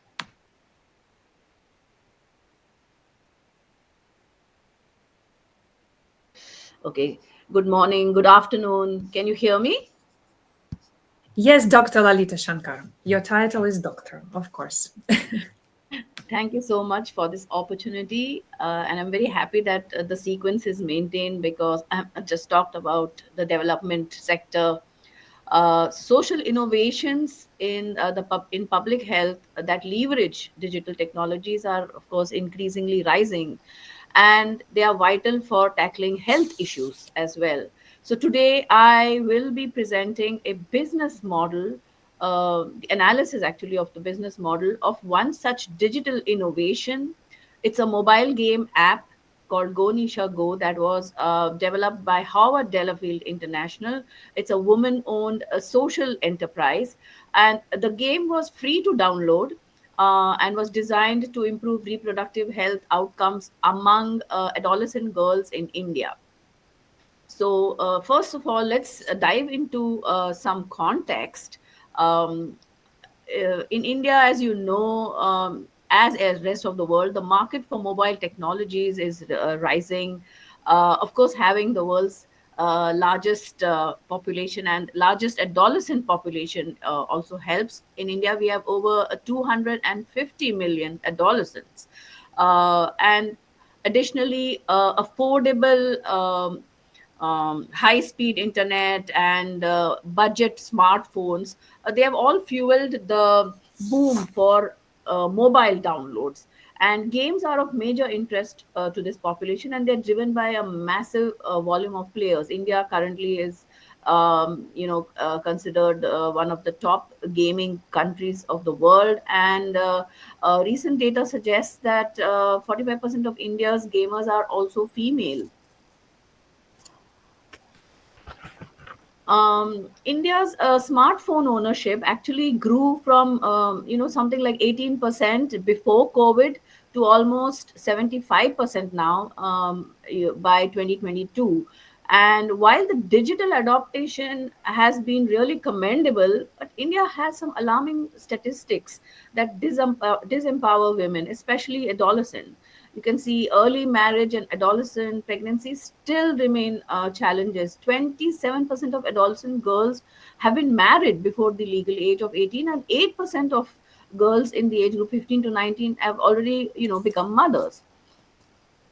So the game that HDI recognized that there was a growing potential for mobile technology and to provide direct access to health information to adolescent girls.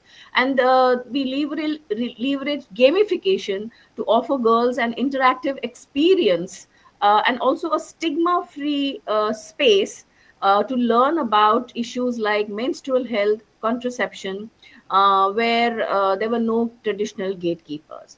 The game was named Go Nisha Go after the protagonist called Nisha, who is in the age group of 18 to 19 years and embarks on a career which is interspersed with travel opportunities to various cities in India. The game had 5 levels, and each level progressively dealt with topics that improve negotiation skills, decision making for better reproductive health outcomes. So, when the game was launched, within 18 months, we saw that we saw that there were over 650,000 downloads. And when we conducted outcome evaluation using the gold standards of RCT, we saw that there were improved outcomes in knowledge as well as awareness. And girls who played the game were 42% more likely to negotiate for contraception use. Within the game, we also had in game links to products, and we saw that tracking of the pregnancy window had improved by over 15 percentage points. All of this was part of my DBA research study, but I can go on and on. But for this presentation, I'm focusing only on one part of my thesis, for which I was awarded my doctorate in June 2024 under the advisorship of Dr. Anna. So I'm only going to focus on how GNG's product value proposition was examined using the business model canvas and examining nine elements that we use for businesses. So the nine elements that I studied included studying the customer relationships, studying the kind of partnerships, studying the key activities, the resources that were used, the channels that were used, as well as understanding the customer segmentation. In terms of customer segmentation, the game was created for adolescent girls in the age group of 15 to 19 years. And the market was focused on the northern belt of India, which speaks Hindi and which also has low reproductive health indices. And they also we also looked at girls who had education up to at least high school. uh, Go Nisha Go, the game had an excellent value proposition, and you can see it from the first-hand reviews that we got from the end users. It was tailored for interactive gameplay, and it also provided the necessary reproductive health information. The product itself had a lot of in-game links. So they had links to period trackers. You could look at purchasing biodegradable pads. There was a helpline. There was a chatbot by experts, and a lot of quizzes as well. And the game received over 10 million clicks to these products and services. While the game was designed to be digital, but the reach was expanded through the use of social media platforms and channels, as well as interacting with communities who interact with adolescents. So this sort of really improved the efficiency, and eventually, when we looked at the math, it almost came down to just barely 25 cents per installation. In terms of customer relationships, of course, the primary customer was the adolescent girl, and at every stage, the end user was included in terms of the kind of research that was conducted before the game was developed to understand what kind of games do girls play, what kind of immersion experiences they like, and what are the gaps in their current levels of reproductive health knowledge. We also included them in the co-design phase and also in the design testing stages. In terms of the return of investment, I think the important thing to note was that this app itself was a free to use download app. And I think one of the limitations was that because of the changing data privacy laws, we could not invest in things like monetization through in-game purchase of any product. Or we could not even do any kind of advertising because of the compliance regulations.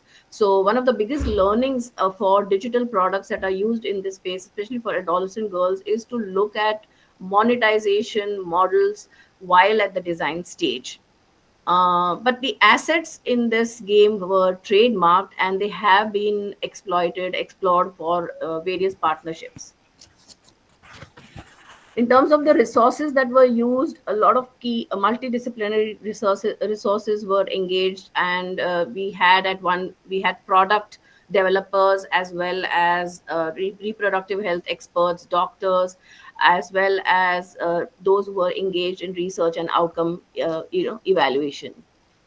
Activities that included comprised formative research at the beginning, as well as testing the product, and eventually doing a RCT for the outcome evaluation, which was conducted over 6 months.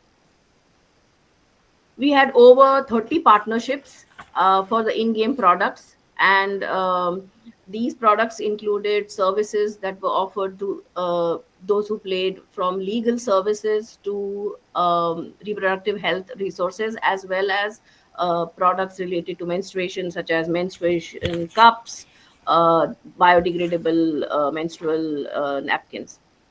um, I think the biggest learning and insight was that in the social impact space, which is at the at the crossroads of technology, one of the very important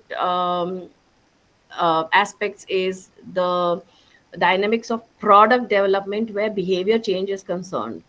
And I think that is the biggest learning that we that this study did, because most of the studies related to digital innovations look at the product development, but in the social impact space, one has to look at different aspects that are also sort of assessed to understand the importance, or whether the product has worked or not. So you have to look at the technical information, the change in the behavior of, say, adolescent girls in this space, which many times product developers only look at Google rankings, or they only look at a product in terms of the features itself, which are more heuristic and may not look into behavior change. So digital health really requires monetization strategies also beyond the traditional grant funding.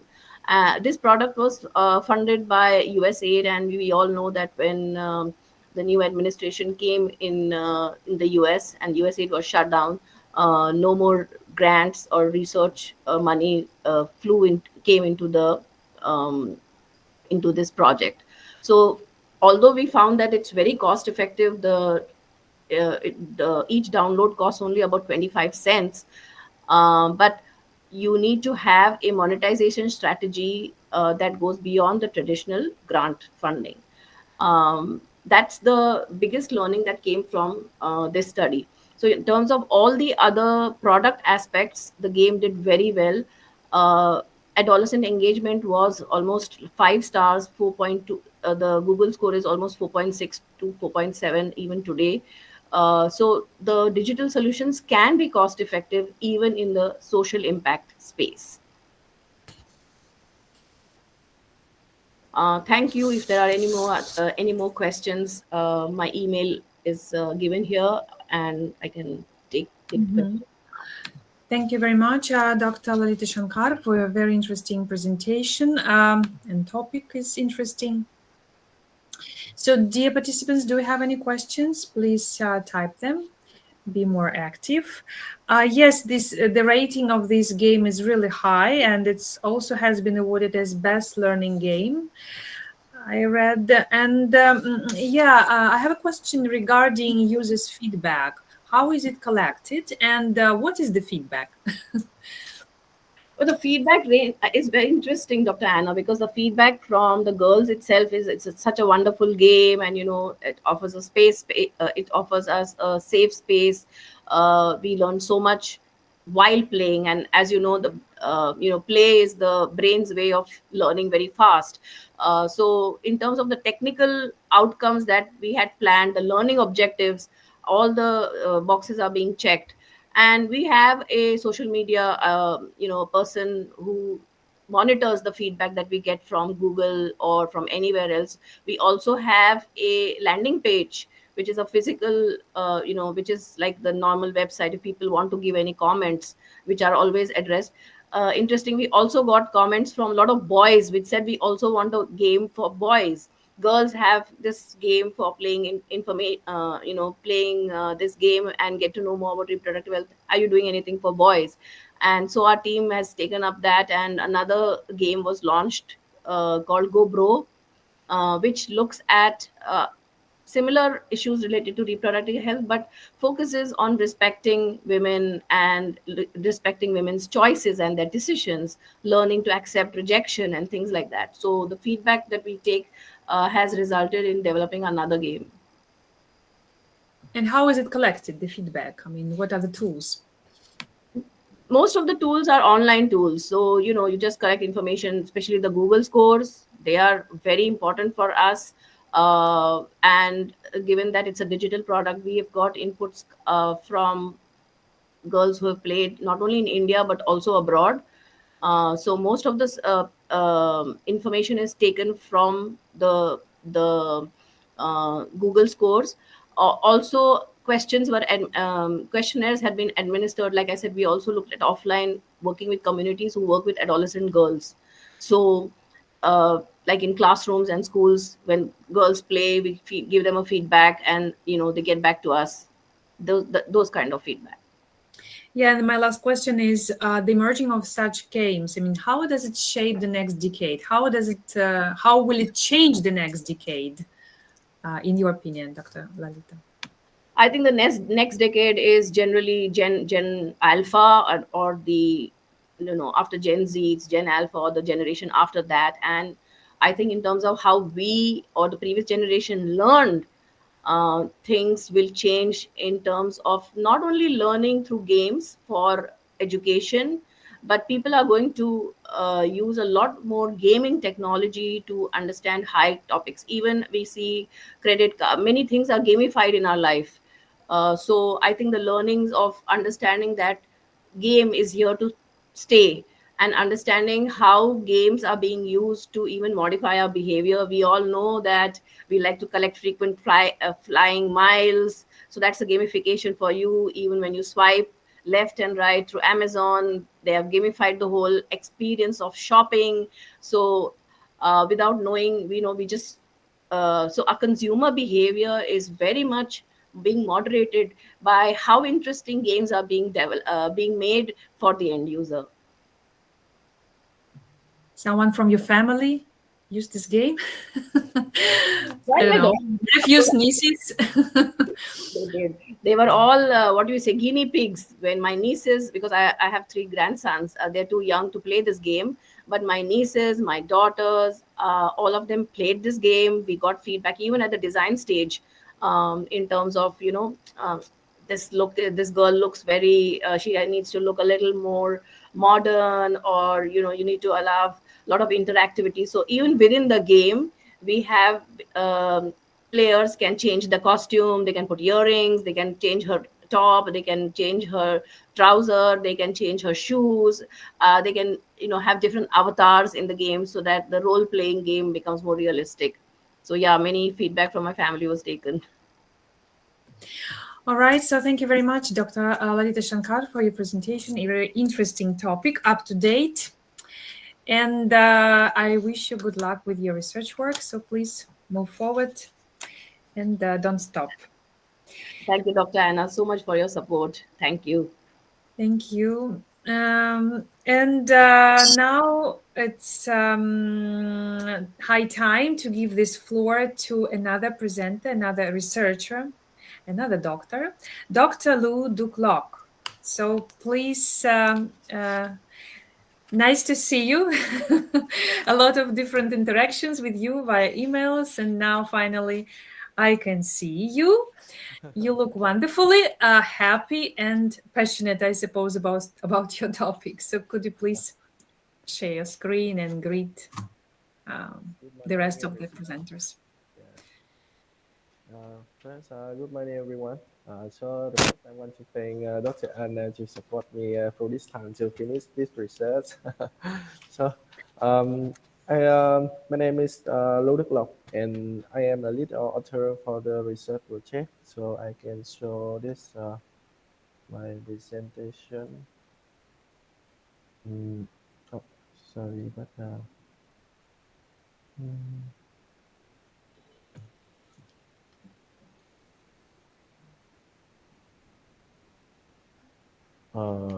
So It's coming. Yes, we can see it. And okay. maybe you need to, yeah, Fantastic. Good. It's visible. Yes. Okay, I will start from my research. Um, First, I want to talk about my topics. The name of topic is Harnessing Digital Transformation for the Sustainable Performance in Vietnam, exploring the mediating roles of green knowledge acquisition and innovation performance under the digital transformational and leadership. And I co-working with Dr. Nam and Dr. Thục, who doctor in SBM school. Um, our research will focus on challenge that many organizations, especially in emerging markets, are facing like Vietnam. How can the digital transformation truly contribute to sustainable performance, not just a short-term efficiency?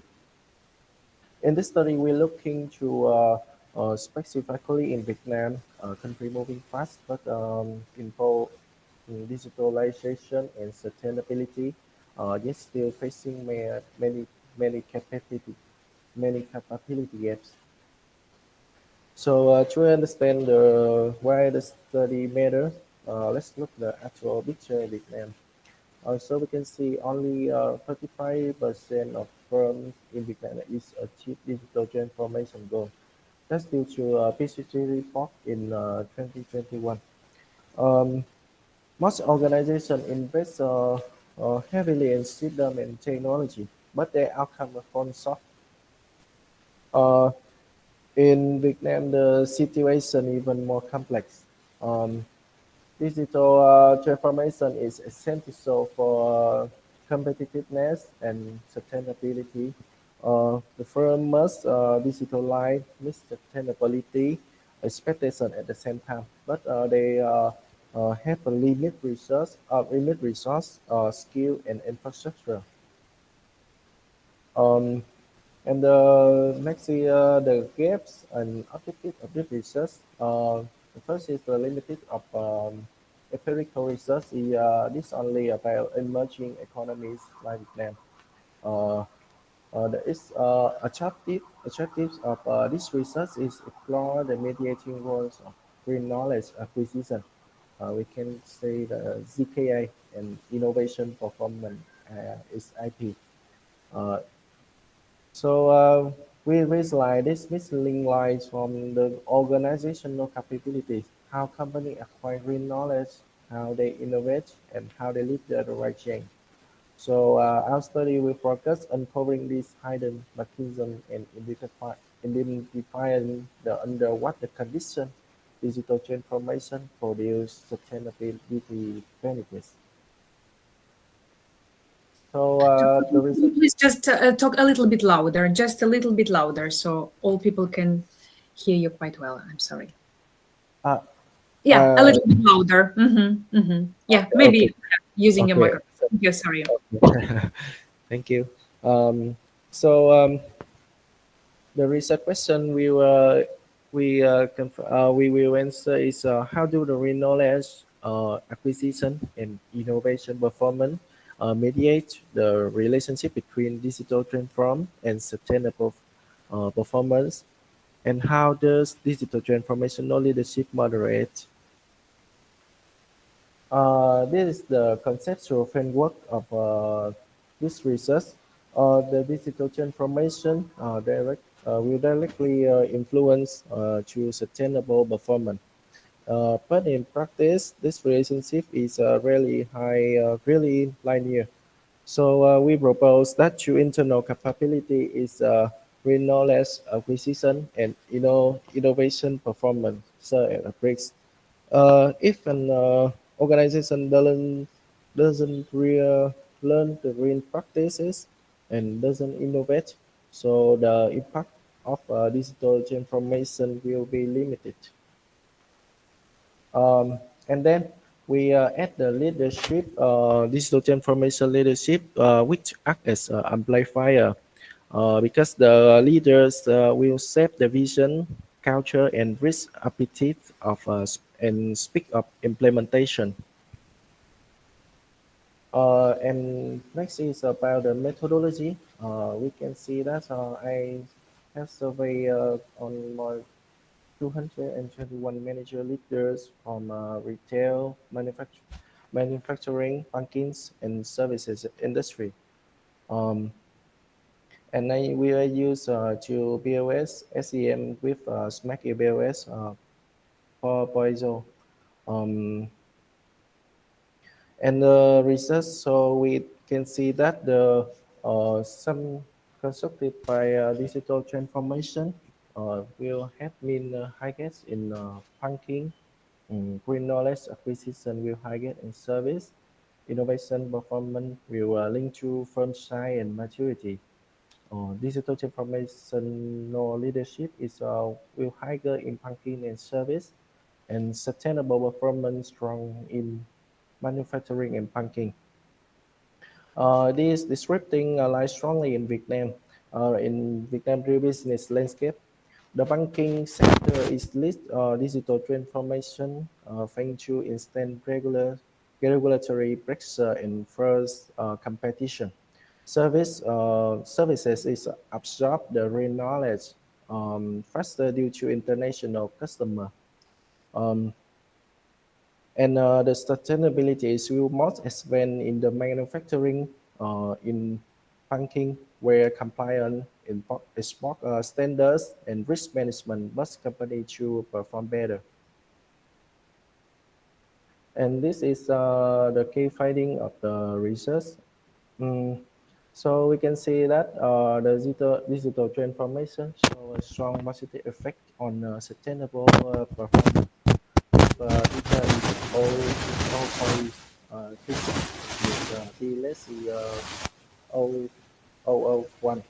So and the next is re-knowledge acquisition partially immediate from DT to SP, and showing that firms leveraging the learning achieve a higher sustainability score. Uh, and digital transformation leadership strengthens this relationship with providing leadership capability is key difference here. So the implication we can take from the research, the first, I will get to 2 points. The first is from internal. The firm will strong digital transformation leadership will achieve up to from 9 to 12% higher explanatory power, and leadership training should be prioritized. But maybe we can integrating digital print and innovations as we boost sustainable performance by maybe from more than 30%. And we can encourage the real knowledge system internal sharing platform or cross department learning or eco-driven innovation. And another ones we can build a digital green alignment KPIs. Uh, Example is energy efficiency per digital project. And the second one is the external. We can impede the sustainability metrics like Vietnam National Digital Transformation Program, aligned with 2030 vision. Number two is create funding incentive for enterprise adopting green digitalization. Number three is we can strengthen the public-private partnership to accelerate the vision of digital sustainable technology. And the last one is we can support the leadership capability program for SME by bridging digital skill gap in emerging markets. Uh, and the limited of the this research, we can see that the cross-sectional dataset will limit casual inference, and maybe it's focused only for Vietnamese sector, so may not generalize for other industry. Cell reports measure may introduce response bias and through Hammond test, and excluded the external macro factors like policy shocks or foreign investment from model scope. And the next is the future research. The future research will we can go to conduct longitudinal or panel data study is aimed to examine the causality over time. Maybe we can expand model to regional Asian comparison, test cross-country differences in leadership and innovation effect. And maybe we can integrate AI adoption, the data analytics, and capabilities as a new moderating variable. And the last one, we can explore sectoral deep dive, example, green manufacturing, fintech, sustainability to refine the digital green pathway. And the conclusion, the first is digital transformation directly and positively influence sustainable performance across Vietnamese enterprise. Um, Green knowledge acquisition and innovation performance serve as critical mediators connecting digital efforts with sustainability outcomes. And thirdly is digital transformational leadership acts as a strategic amplifier and enhancing the firm's capacity and to manage digital and green transformation. And the last one is despite the challenge, we can despite the challenge like limited funding, infrastructure gap, leadership capability, Vietnam firm showed high adaptability to and ambition for sustainability. And thank you, thank you for your Thank you very attention. much, Mr. Lu. So thank you. Very interesting topic. Do we have any questions, dear participants? Could you please send us your questions? Text them. I will read them. The connection is different because I'm repeating that, for example, Dr. Lu is from Vietnam, right? And Yeah. some participants are from Another Europe and Japan and Korea and other yeah, over the world. continents. Right. So why were you motivated by this topic? Why this topic? And as far as I know, that you are doing your research, yes? And this is your topic of your research. Yes. The first is you know that in Vietnam, the SME is accounted for more than 70%. 70%. And the Vietnam is the emerging market. Emerging market. So there's many company in Vietnam. They want to innovate. They want to grow sustainability. And they want to grow green, but they have a limit resource. Yes, very limit because they SME, small and medium ones only.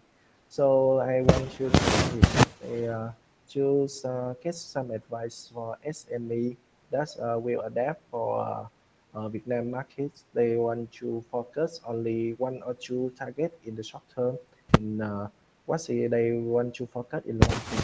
Yeah.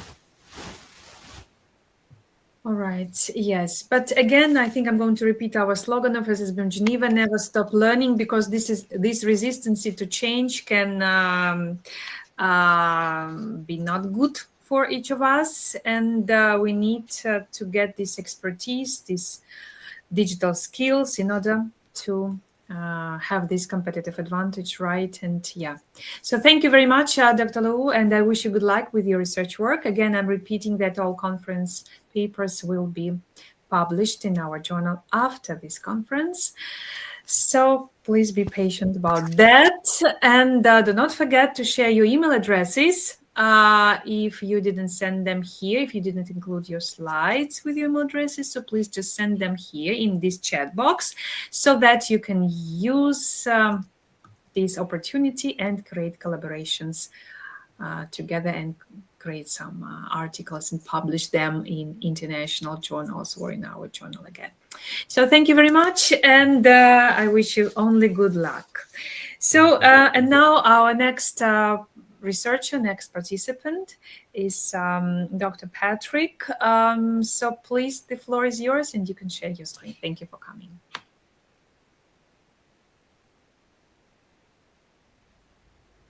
Thank you very much, Dr.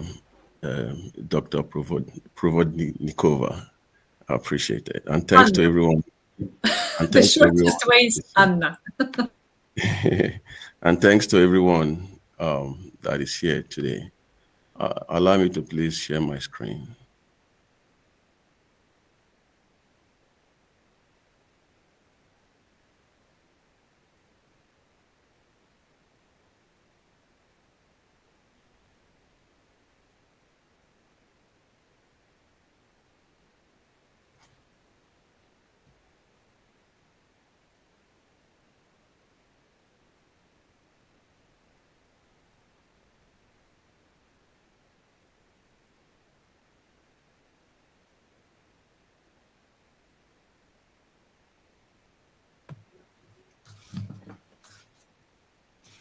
Right. Can you see my screen now, please? Yes, we can. All right.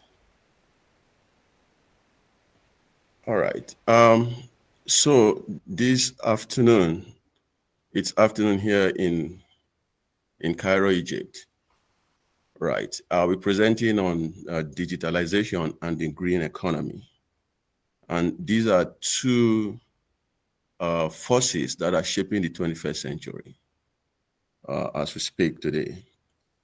And so across the emerging markets, we see how digital transformation, and in this case, I'll be using e-commerce and ERP systems, as part of digital transformation, and also using Lagos in Nigeria as a case example, and the small and medium-sized textile industries in that part of the world.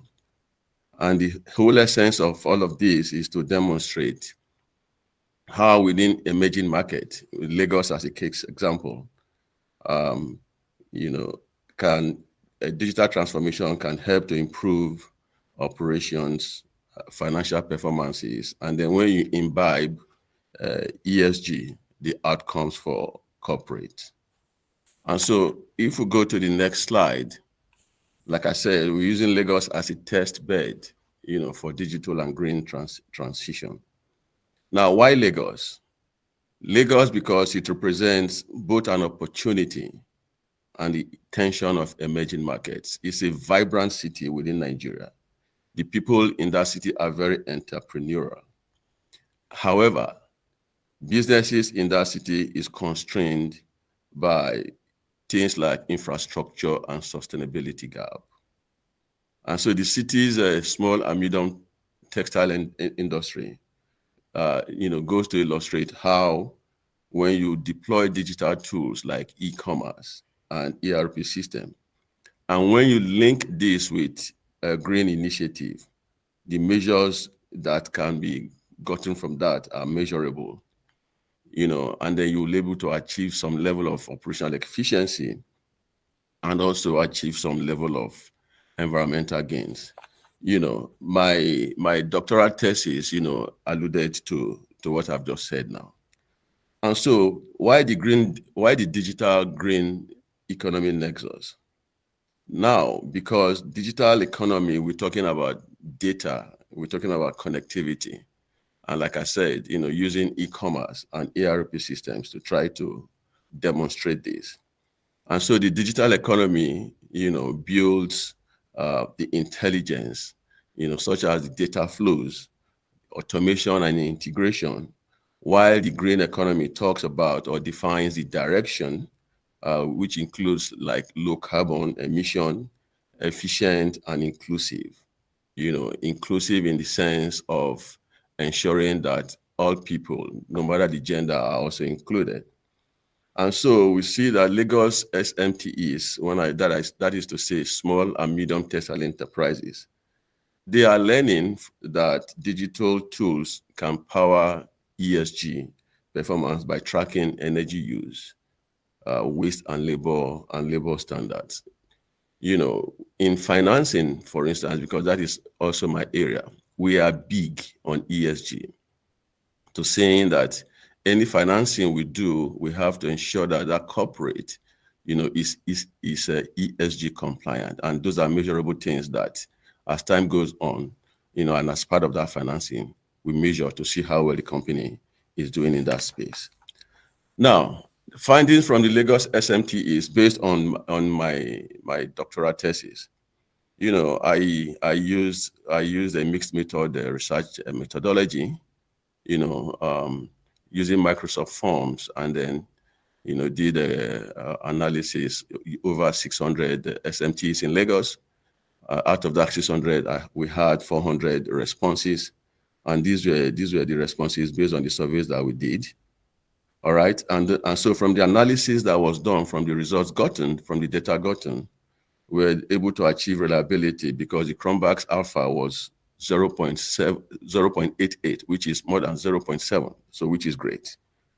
Now, we now discovered that, you know, based on the data analysis that was done, based on the responses received, that ERP adoption by those SMTEs, you know, brought about cost efficiency, and they also had governance, you know, which were operational performance increase. And so there was also an increase in their sales as a result of deployment of e-commerce. And so they were able to reach, you know, more market, and then we were able to also get, you know, enough customer satisfaction. And so consequently, there was a sales growth. Therefore, our analysis, or my analysis, confirmed, you know, statistically significant links, you know, between digital adoption and operational performance.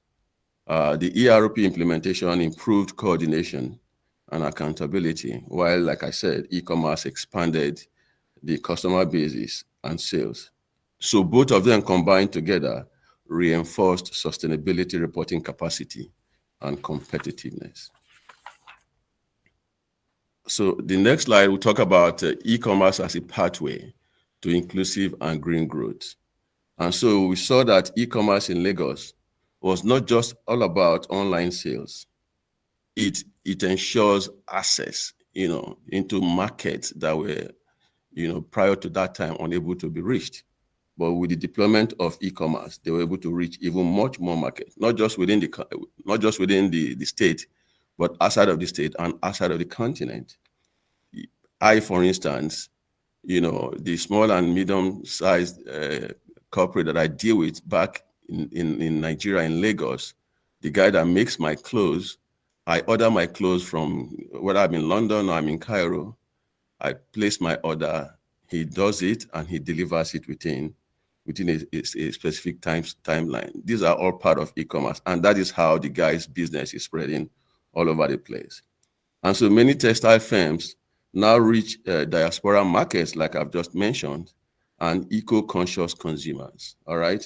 And so that has now fundamentally reduced the need for physical outlets. You don't have to have so many outlets right in your shop in one part of Lagos. You can reach out to so many customers just because of e-commerce. And so this has also helped to cut emission. We're talking about ESG here. And so because there are no many outlets spread all over the place, you know, no physical outlets all over the place, this also helps to cut emissions and overhead in terms of expenses on the part of the business. While digital traceability supports responsible sourcing. So those are all what digital transformation is bringing to the fore, you know. And so you see that ERP systems are also enablers of ESG intelligence. That is, you know, ESG intelligence. And so in my study, if you look at my thesis, you see that firms using ERP platforms had real-time visibility into resource consumption and compliance data. Why? Because with ERP system, you know, this helps to integrate data across production, finance, HR, inventory, all processes within the corporate. It also helps, and it also enables resource tracking and waste monitoring and carbon accounting. And so this capability directly supports ESG reporting, turning data into decisions. Look, these days, to make an informed decision is made on the basis of data that is presented before you. And the sanctity of the data presented before you to make an informed decision, is also based on the ERP systems that you have deployed in your organization, because it is integrating all aspects, of your production processes or your corporate chain, value chain, from production to finance to HR to inventory. How many people are you recruiting? What is finance spending? How many inventories do you need to bring in? What is the level of inventory? So ERP system helps you with all of these. And so it helps you to turn data into effective, credible decisions. And so ERP systems anchors both governance and environmental responsibility, in that they provide evidence base for sustainability linked financing. Now you look at the next slide, which talks about when we look at the ESG dimension, trying to align efficiency and responsibility. The Lagos experience for us, for me, confirms that digital tools advance all three ESG pillars. All right. We talk about environmental, which speaks to ERP data leading to energy waste or reduction. We talk about social, which speaks to e-commerce inclusion for women, like I alluded to earlier on, or women getting employed, getting their employment, or diversity. We talk about governance, which speaks to automated reporting, which leading to transparency and compliance. And so digital energy tracking helps cut costs. It does help cut costs. As part of our measures, for organizations that have deployed ESG, one, they are fined for more financing. Two, we track what the financing is also used for. And in addition to that, we also ensure that the financing, what is the trade impact assessment? What is the trade impact on that financing on the people around? And so these are all of the things that we track when we give financing, because the company also deploys ESG in their organization. And so the digital energy tracking helps cut costs and emission, like I said, and while e-commerce platforms empower marginalized groups, while ERP-driven analytics strengthen governance and investor confidence. And so you see, like I said, now digital transformation, can be operated in silos. ESG can be operated in silos, but they work together. All right. So they work together. And so when you look at the next slide, we talks about the financial and operational impacts when you deploy digital transformation and ESG. You see an average, from my study, we see an average of 18 to 25% rise in sales post e-commerce adoption. That's an average. And then we also saw a reduction, about 20% reduction in operational costs when you deploy ERP efficiency into your system. And so we see overall improved working capital turnover and customer retention. And so this is the benefit. These are some of the inherent benefits when you deploy digital transformation into your business, and also ensure that ESG is also part of your business model. And so the digital green shift is profitable. That's what I'm saying here. It is very profitable. And so firms integrating e-commerce and ERP systems reported significant financial improvements, like I've just alluded to, showing that sustainability and performance, they are not trade-offs. They reinforce each other. And that's the point I was trying to make earlier on. They are not trade-offs, even though they might work in silos, but they complement and reinforce each other. But the question is, having spoken about all of these things, there are still barriers. Like the Lagos case example that I gave, there are still barriers, right? We talk about infrastructural barrier. We talk about the cost of deploying digital transformation, digital tools into your business. There are costs. There is issues around digital literacy. Most of them are still, not that literate. But there is also the issue of unreliable power and connectivity. I do know, because I visit there every now and then, that there is issues around power in Lagos. But these powers could be unreliable, and then there could be issues around connectivity. But the issue is that there are enablers to such. And these enablers will include management support. All right. What is management doing to support the digital transformation and ensuring that ESG is imbibed in the organization? IT readiness. Are they ready? What is the perceived value? Because an organization where the management sees perceived value in digital transformation, they will go all out to ensure that this is implemented. And also on the part of government, policy incentives. And so, ladies and gentlemen, adoption is uneven. That is what I'm saying here. Such as high setup cost and skills gap, slow uptake, but firms with strong leadership commitment and perceived benefit clarity progressed faster. And that's the point I was making. And so as part of the enablers will be targeted training, public-private partnership, and blended finance, which can help to bridge these gaps. Now, the other point, the other slide, which I will also speak to, is on policy and ecosystem recommendations. And so there's the need to incentivize SMTE digitalization with ESG-linked grants and tax credits. We see some governments of countries already giving that. And then the need to support cloud-based ERP and e-commerce hubs, and then the need to invest in green logistics and renewable energy for digital SMTEs, and then the need to integrate ESG data requirements in SMTEs financing models. And so to mainstream this transformation, Lagos and similar cities need digital ESG integration frameworks. This is for the government. So there has to be public-private partnership in ensuring that this comes to fruition. And so there's also the need for government policy support, and we should reward firms that digitize and decarbonize simultaneously. While development financial institutions like mine, can underwrite the transition through what we call blended green digital finance. And so going back again, the Lagos model for emerging markets, should include include to digitize, then go green, and then integrate ESG. And so that's how you replicate a framework for Africa and other emerging markets. I tell you, ladies and gentlemen, that when you do that, the outcome will be growth with resilience and equity. And so Lagos provides a scalable model. Digitize operations first, like I said, include green practices next, and then integrate ESG metrics. The results will include productivity, transparency, and future-ready enterprises that advance both economic and environmental objectives.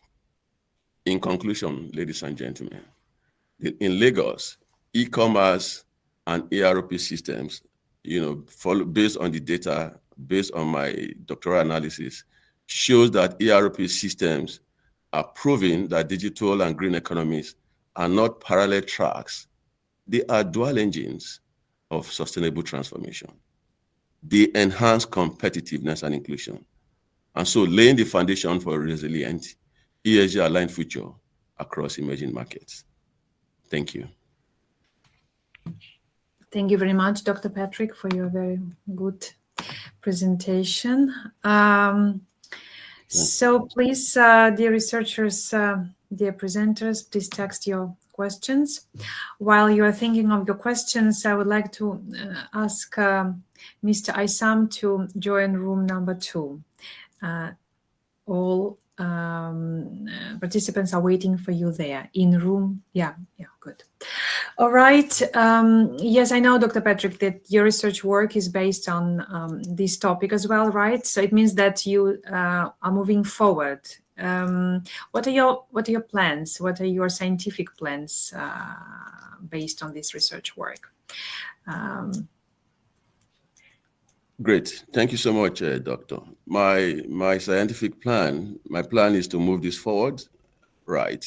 To engage in policy advocacy, to talk with organizations, and the government, ensuring there's public-private partnership in ensuring that the right policies are put in place to encourage digitization, digital transformation.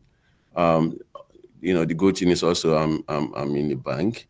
The need to also ensure that funding, it's made available to small, enterprises, that are looking to digitize, and also within my organization, we have, a digital business platform, where we also encourage, small and medium-sized enterprises, to see how we can encourage them to digitize, because the cost of digitization is huge. Now the question is, how do we ensure that they have access to financing to do what they're expected to do? And so those are my plans, in the short term to medium term. Right. Talking about going back to your topic, so what is the main challenge in the digital green economy and access in Lagos? So what is the main one in your opinion? Yeah, the main challenge, like I alluded to, it's infrastructure, right? In Lagos, for instance, we have huge infrastructural challenges, right? Such as power or electricity, as some people might call it. All right, and so you find that in most homes or in most organizations, they provide power themselves, and that is of a huge cost, right? And then you're trying to provide power and buy generators, for instance. You also need to buy the petrol or diesel to power it. And so the cost becomes astronomical, for a small size business. All right. And so one of the main challenges is power, electricity, infrastructure. Mm-hmm. Another challenge is, the skill gap. All right. And so that's why there's supposed to be capacity building, for organizations to be highly knowledgeable, in some of these digital initiatives that are upcoming. We have AI that is coming now, right? And so the need to also organize capacity building seminars and conferences, for the benefit of people to try to deal with that skill gap that is in existence as we speak today. So it's finance, it's a skill gap, and it's infrastructure. Right. So again and again, we're talking about this lack of expertise and mental shift, and never stop learning. And one more question, Dr. Patrick. So one of the hurdles is, as far as I understand, balancing economical growth with environmental protection. So what is your view regarding this? Yeah, look, environmental, that's where we talk about ESG, right? And I did say that ESG for us is big now. Now, for us to provide financing to a corporate, we have to ensure that they're also working on the ESG side of stuff, right? Because we measure this. We have metrics to measure, how well this company is deploying ESG and how well they're following the ESG policies and plans that they have put in place. Because we're talking about environmental, we're talking about social, we're talking about governance, right? And these three are big. How are you dealing with the environment? How are you dealing with the people, the workforce? Is there the right mix, right? Are you talking about carbon emission, carbon reduction? So we have all of this, and these are metrics that we ensure that are put in place in our financing terms and proposal, before financing is provided. So that is big. And so when you now look at, going digital, and ensuring that you are also ESG compliant, the result is astronomical, right? Because you now see sustainability, improved business, improved environment, community service, and the people all around you. So you're not just there to just take out of the area, but you're also giving back, right? And then you're also helping to employ. You're also helping to ensure that the environment is okay. You're not polluting it, So, and then you're also ensuring that your business is moving because you are now digitally compliant, right? You can talk to somebody in London, for instance, from Lagos, right? You can get your order from anywhere. You ensure that your processes, having deployed ERP systems, are in place, and you can monitor all of these things. So the combination of digital transformation and ESG, makes a credible organization and a sustainable one in the long run. Thank you so much, Dr. Patrick.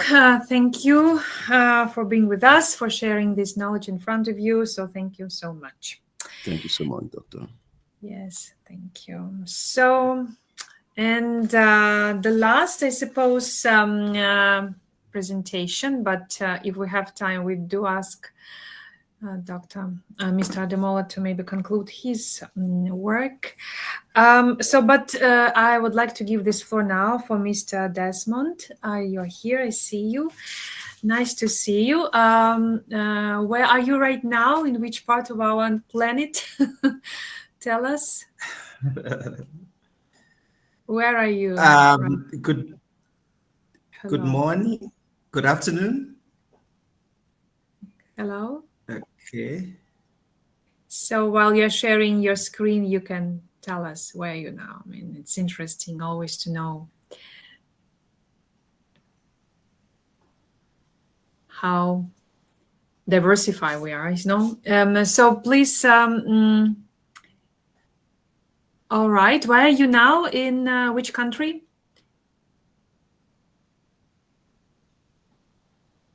Mr. Desmond, can you hear me?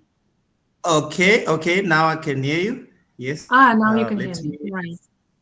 Yes, let me just... All right, okay, so yeah, I see that you're very focused on your presentation, so please go ahead, and yeah, the floor is yours. Okay.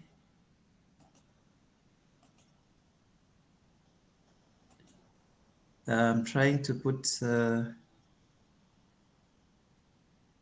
Okay, I'll start now. Good afternoon, everyone. Thank you for joining this session.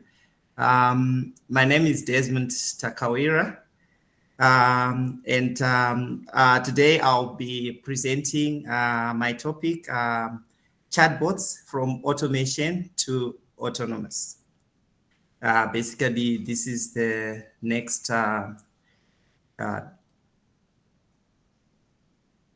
wave of digital innovation.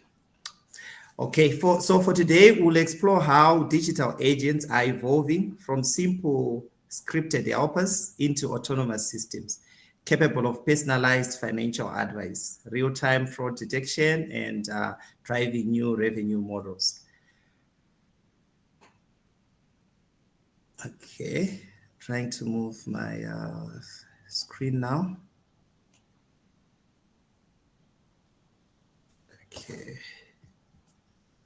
Sorry, struggling to move my... Miro, are you here? Can you help Mr. Desmond with his presentation?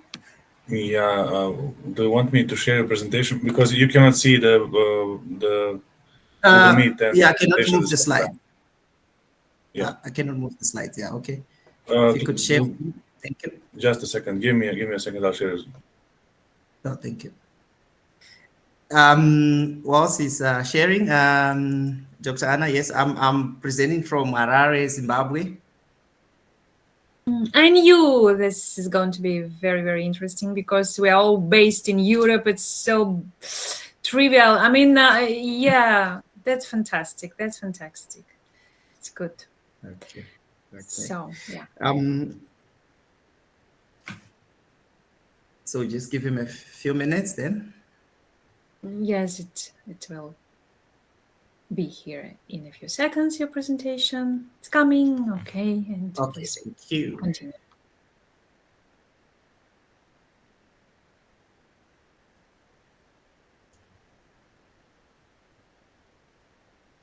So you can see the screen now, right? Yes, I can see the screen. Oh, thank you. Thank you. So I'll prompt you to move the slides. Thank you. Yes. So basically, my presentation, I'll try and use a lot of visuals. So you can try to visualize where and how technology has changed from the back then, the Stone Age, up to where we are now. Okay, so by the end of this session, we'll have answered at least one question: how does artificial intelligence change our lives? That's the question that we will try to answer in this presentation. To achieve this, first we will map the evolution of chatbots and explain why fintech is the perfect ecosystem for artificial intelligence explosion. We'll then demystify the key enabling technologies. We'll conclude by making the case for why autonomy is the ultimate goal in the next wave of digital transformation. I promise not to overload you with technical jargon and try to stay more along the business lines. Okay, you can move to the next slide, please. Thank you.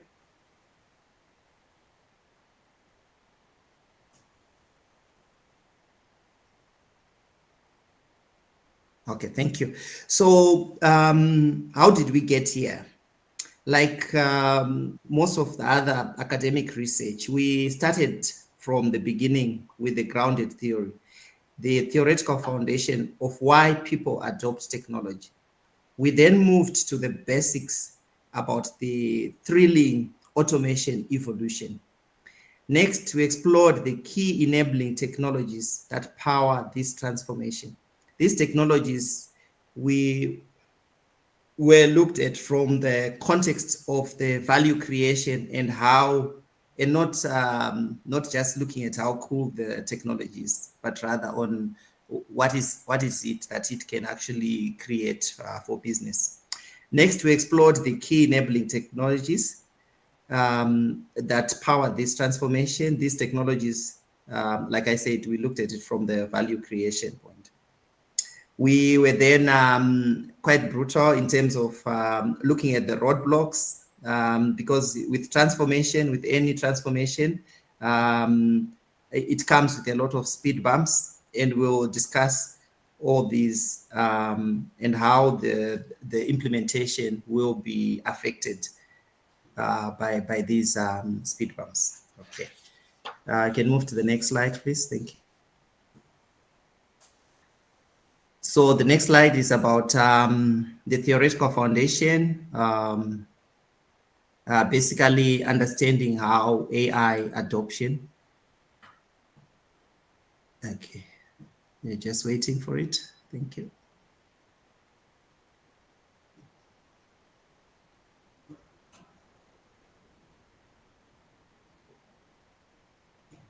Next slide, please. Thank you.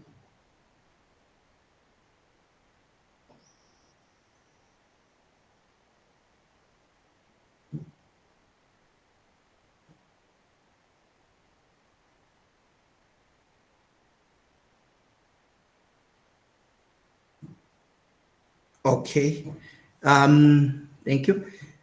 So the next slide, we're looking at the journey from automation to autonomy. Let us map the evolution. In the past, the goal was automation. Chatbots were designed to follow a simple rule-based system that had a precise predefined script.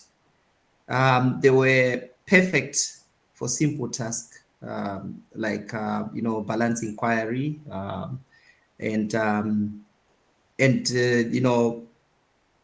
but they were not flexible to deal with anything else outside the script.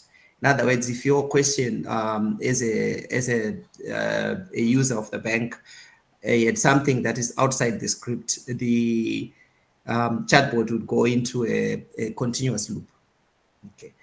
Then the present, where we are now with most institutions, is where chatbots AI powered, and they understand to some extent the context in which you are making an inquiry, and in some cases they are able to, if you ask, let's say, a question about maybe you say to the chatbot, "I'm broke," it's able to proactively understand that being broke means that you do not have money, and not having money means that you need assistance to get maybe a loan or an overdraft, and therefore the chatbot would look for solutions in terms of loans or overdrafts that you qualify from the bank, and it would then offer you these as a solution to your problem. Then the future, if you are now looking at the future, we're not looking at the chatbots that will be more contextual in terms of decision making. They'll be able to use all the information about your financial position, your previous transaction history, the prevailing economic conditions, and then create a perfect solution for you. They will also be able to have better learning capabilities and be more adaptable, to be proactive. Without all this will be done without human supervision. In other words, the chatbot will be continuously learning by itself and continuously improving how it deals with customer queries. Okay, thank you. Next slide, please.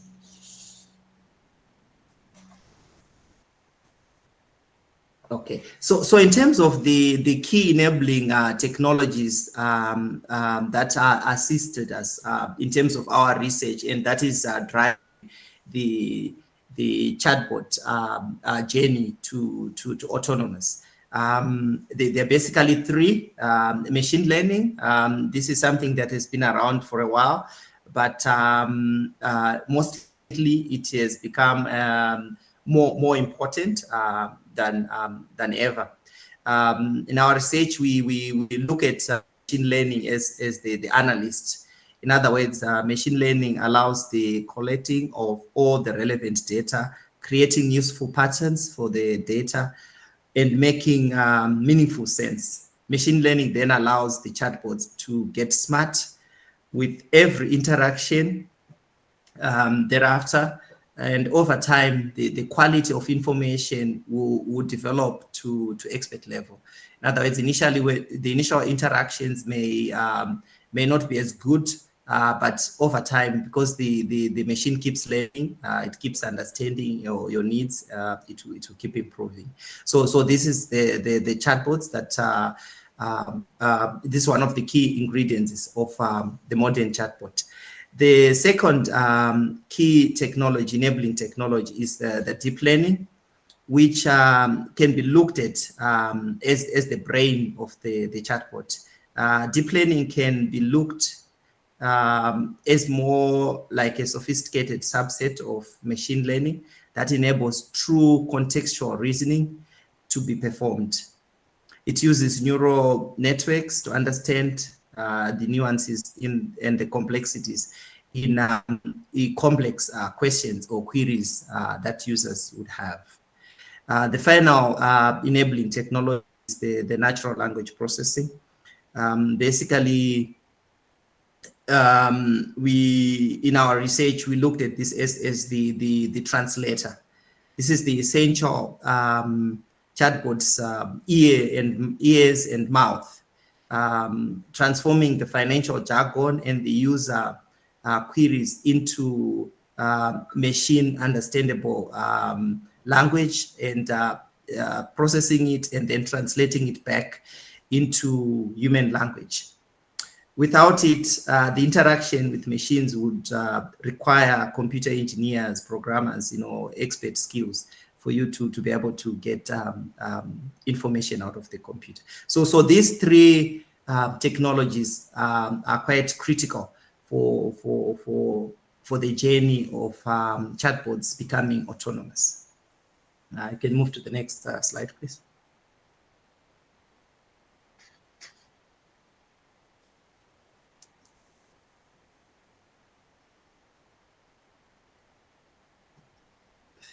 Just waiting. Okay. So the ultimate vision of an autonomous chatbot is where all these things come together. The autonomous chatbot becomes the fintech's brain. It's not only reactive, but also adaptive and self-aware. It learns continuously from the feedback provided, predictively giving advice, and act as a proactive security guard for detecting fraud before it even happens. Crucially, an autonomous chatbot would be designed with a regulatory core. In other words, regulation becomes something very critical. And things like KYC, AML checks would be embedded within the conversations and will be part of the core input within the chatbot itself. It will feel like you have a banker, a security expert, compliance officer, all rolled into one app or within your mobile app or your mobile phone. So this is the vision that the autonomous chatbot will assume. We can move to the next slide.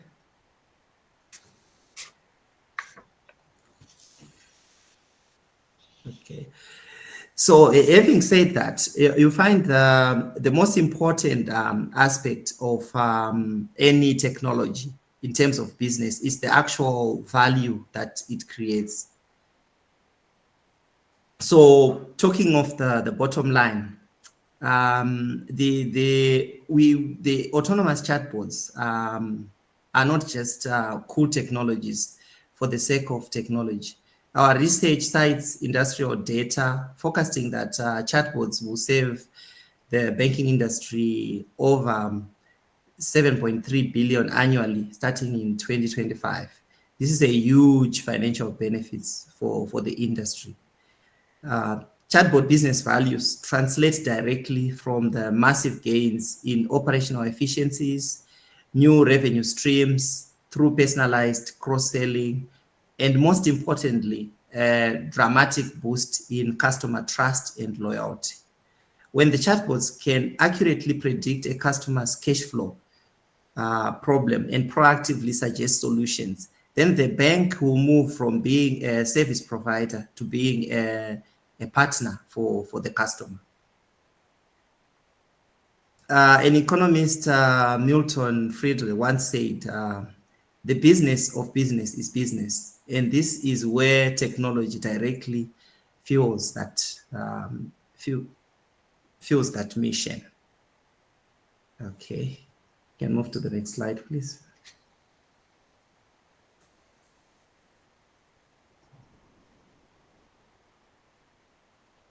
Just waiting. Okay, now navigating the roadblocks of adoption of AI and chatbots in particular. The path to autonomous future is not a smooth highway. It is a few critical gates that we need to pass through. As technology gets, the key is robust data, explainable AI. We need to understand why AI makes certain decisions. The greatest scientist, Stephen Hawking, once warned, the greatest enemy of knowledge is not the ignorance, it is the illusion of ignorance. We cannot afford illusion in AI-powered chatbots. As someone once said earlier on, the AI has a tendency to hallucinate, and having explainable AI will actually help the institution as well as the customers to generate that level of trust. At the security gate, we deploy zero trust architecture. In fintech, the old age of trust first, then verify later. But actually, when it comes to banking, it's never trust, always verify. In other words, everything that the system does or will do, we need to make sure that there's a good verification of the customers' data as well as the information that the system will give out. At the ethics gate is a large one. We must combat algorithm bias, which can lead to unfair results. An ethically good AI system is something that will create trust both from the customers as well as the institutions. And then finally, the regulatory sandboxes. As seasoned fintech professionals know, if you think compliance is expensive, try non-compliance. In other words, compliance has to be something that is built in the chatbot system right from the beginning, so that the trust can be earned from the start. Can move to the next.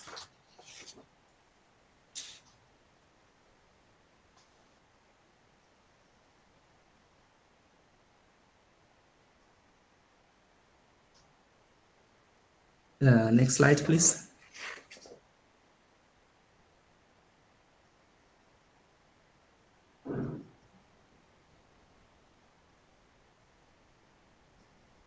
Okay, thank you. So in terms of the future of autonomous finance, so what does this future look like? This is a fundamental shift from reactive question and answer to proactive, anticipating financial needs. It is a symbiotic collaboration in which AI crunches the numbers and humans provide empathy and complex judgment. The future chatbots will evolve from simple tools to lifelong financial partners. They will become an orchestrator working with other futuristic technologies such as blockchain, secure blockchain for securing identity, Internet of Things for contextual insurance, and the quantum computing for complex risk modeling. This future is not about machines replacing us. It's about machines helping us become more human, feeling us and freeing the humans to focus on what humans do best. In other words, if we can get the computers to do what those repetitive tasks, and then humans can do the more complex ones. Let's move on to the final slide, please.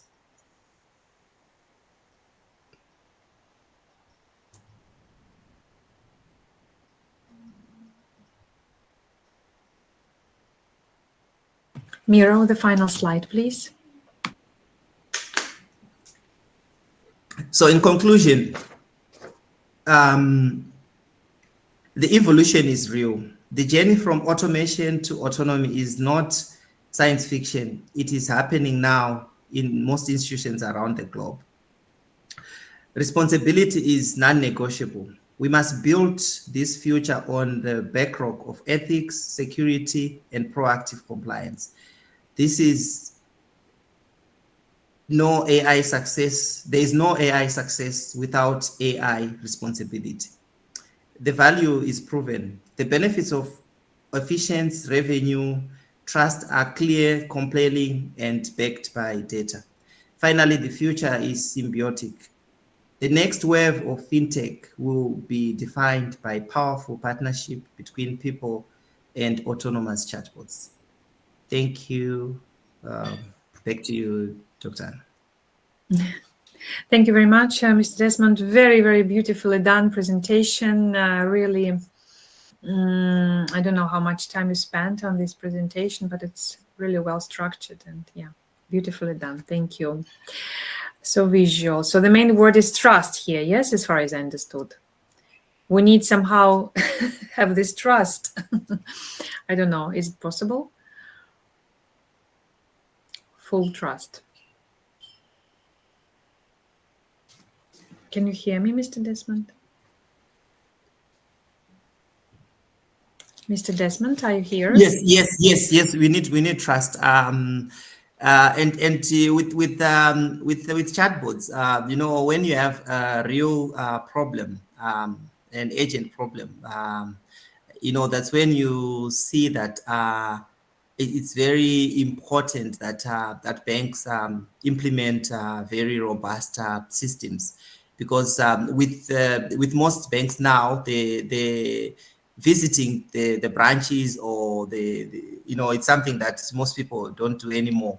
So everything the bank knows about you is through your mobile phone, maybe logging into their app. So that level of trust has to be very good, because if somebody impersonates you, it means that you could lose all your money. So yeah, trust me, it cannot be overemphasized. So if we have any questions, so you have any questions, please send them and I will read them. And I have the following question. Mr. Desmond, so what are chatbot trends that will define next decade, next 10 years? Deeper business integration, can we talk about that? Yes. So the next decades, the way I look at it is everyone now is starting to get to understand that technology is here to stay, and it's getting better and better. So the challenge for most organizations now is not whether or not they should use AI or they should not. Rather, the challenge is how do they quickly embrace and manage the current technologies, and what kind of leadership do they need to provide so that they do it in a responsible way, whilst managing the risks that will come through, as well as the compliance issues that will also come through. Thank you very much. So thank you, Mr. Desmond, for your work, for this presentation. I hope that you can send an email, text your email here in the chat box, so that other participants may use it and ask you for probably creation of an article. Why not? It's always nice to have a few authors in articles. And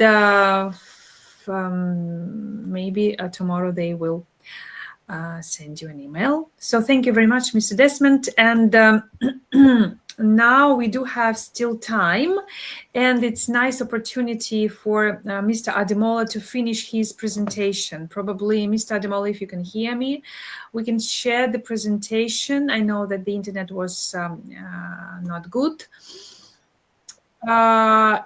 If you would like to, Mr. Ademola, finish your presentation, you are more than welcome. Just please give me, tell us. Mr. Ademola, are you here? Mr. Ademola? Yes, we can see, Mr. Desmond, your email address. Thank you very much. So please, dear participants, use it. Okay, Mr. Ademola, if you're not here, if you are not ready to finish your work, then we're finishing this part, no problem, okay? Then we're finishing this part of our conference. Room 1 is finishing this part now. And let's look at our agenda. And what we see that after lunchtime, it's 1:30 p.m. CET, 1:30. It's nice to be like 5 minutes before this time or 10 minutes before this time, but 1:30 we are here. We should be here in room 1, all participants from all groups, because we are going to welcome our next keynote speaker, Dr. Galdino Miguel Cardoso. At 1:30 he will come and share his scientific knowledge in front of you. And after that part, we will be divided in 3 rooms again. So please join us using this link 1. Be here at 1:30. And thank you very much again for all your presentations. So of course, if you have time. But we will be very happy to see you.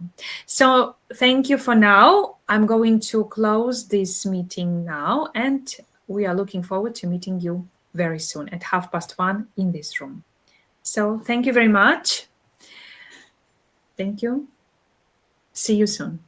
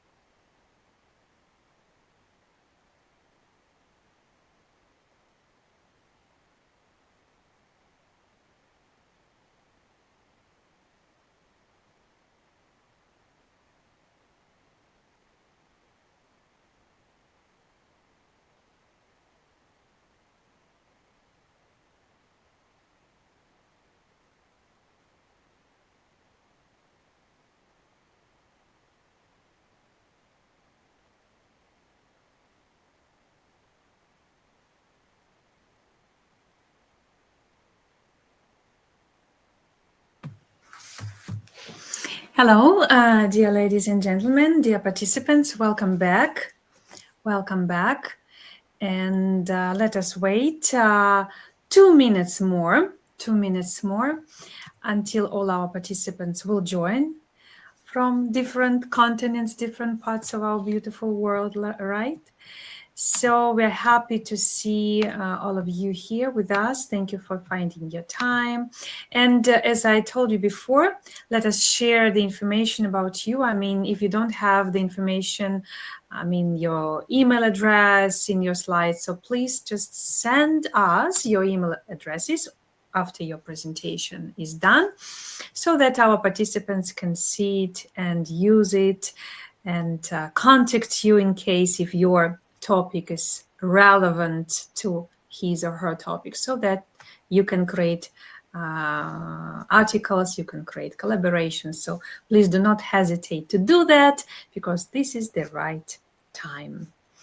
So what we will do now, we will ask other participants from other rooms to join us, and I kindly ask my colleagues to ask other participants who are in room 2 and in room 3 join this room.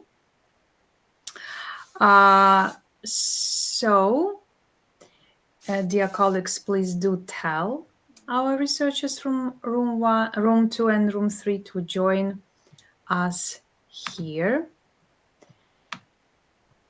Let us wait 1 minute more. Let us wait 1 minute more.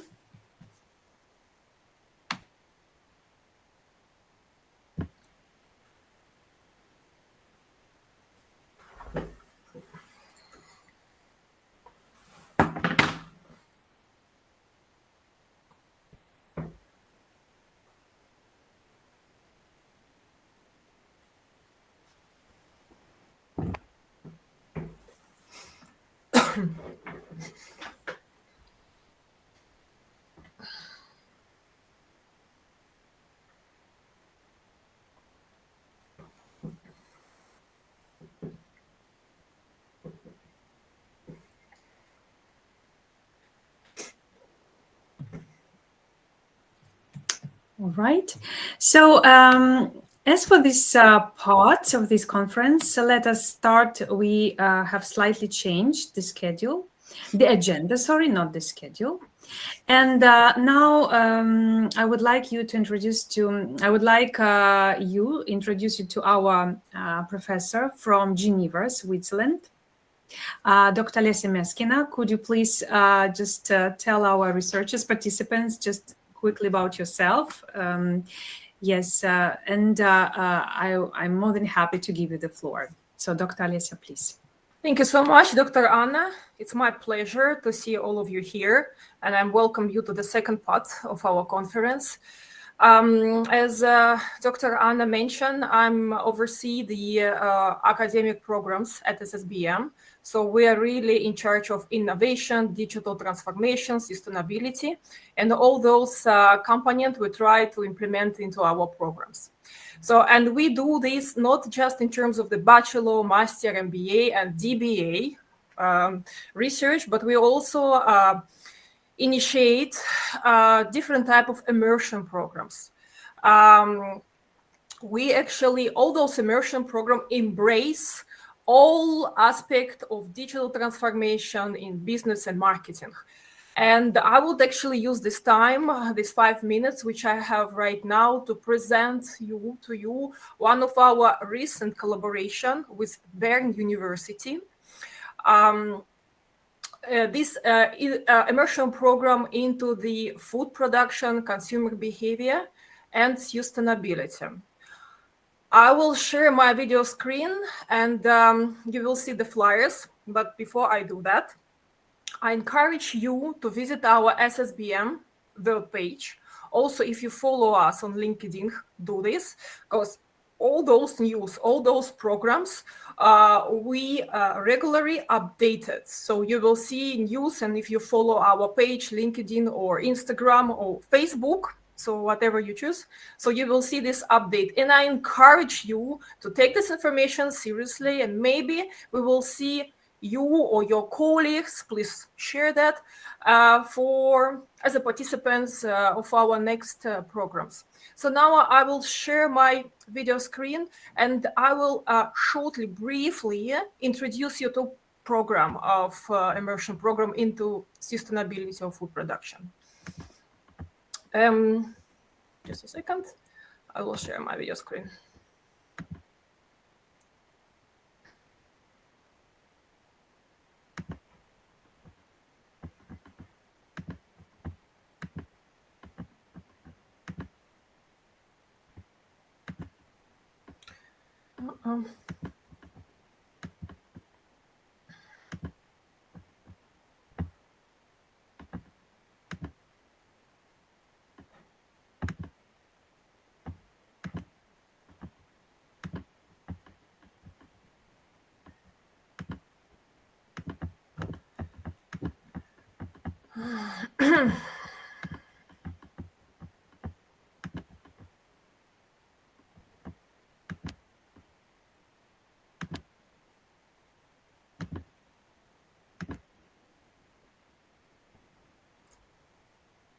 So here we are.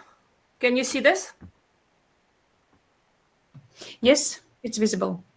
Okay, super. So this is the flyer which you can see on our web page. So let me just do this. So the title, you can see. So this is the program, which we're super proud of that. It's a joint program of the Bern University and Bern University of Applied Science. They have Department School of Agriculture, Forest and Food Science. So here in this department, you will see like top-notch, quite famous professor in sustainability, in agriculture, in also in the consumer behavior, and also people who do research around market trends. So what you basically can learn from this program. First of all, is not the primary audience is not just people who into the agriculture. No, primary audience for that program, all experts, all professors, all industry management who has management position, C management position, line management, because here we have like interdisciplinary domain of business strategy, innovation, agriculture science, and you will be provided with the knowledge of food technology, consumer psychology, sustainability, market analysis. Everything what you can learn that it's like recent technology which come from that famous professors, which we have here in Switzerland. And what is most important things, we will also have people from Swiss government who in charge of the policy, food policy, consumer policy, market trends, and we will have also experts from Nestle. So you basically can ask any type of the questions. So the program scheduled for the 5 days. You will see here, so this is basically the first day, which will discuss market regulation, innovation. You will meet our professors. We will have professors represented Bern University of Applied Science. This is the one of the famous university, not this public university, not just in Switzerland, but also in Europe, and one of the oldest university in Europe. So you will present, and you will be also challenged with a different type of assignments, task that we will do and proceed all together in the course of that emergent programs. So this is day first. Day second, you will learn from that sustainability aspect of the market regulation. You will meet people from the Swiss government, Department of the Business and Technology. We will discuss the sustainability definition, how we can apply this sustainability in terms of the consumer behavior, market, and research. and the processes. So then we move to the day 3, and this is the most exciting part of this program, because we will move to the Nestle. So this is the unique opportunity for us to learn from the Nestle expert within the Nestle industry.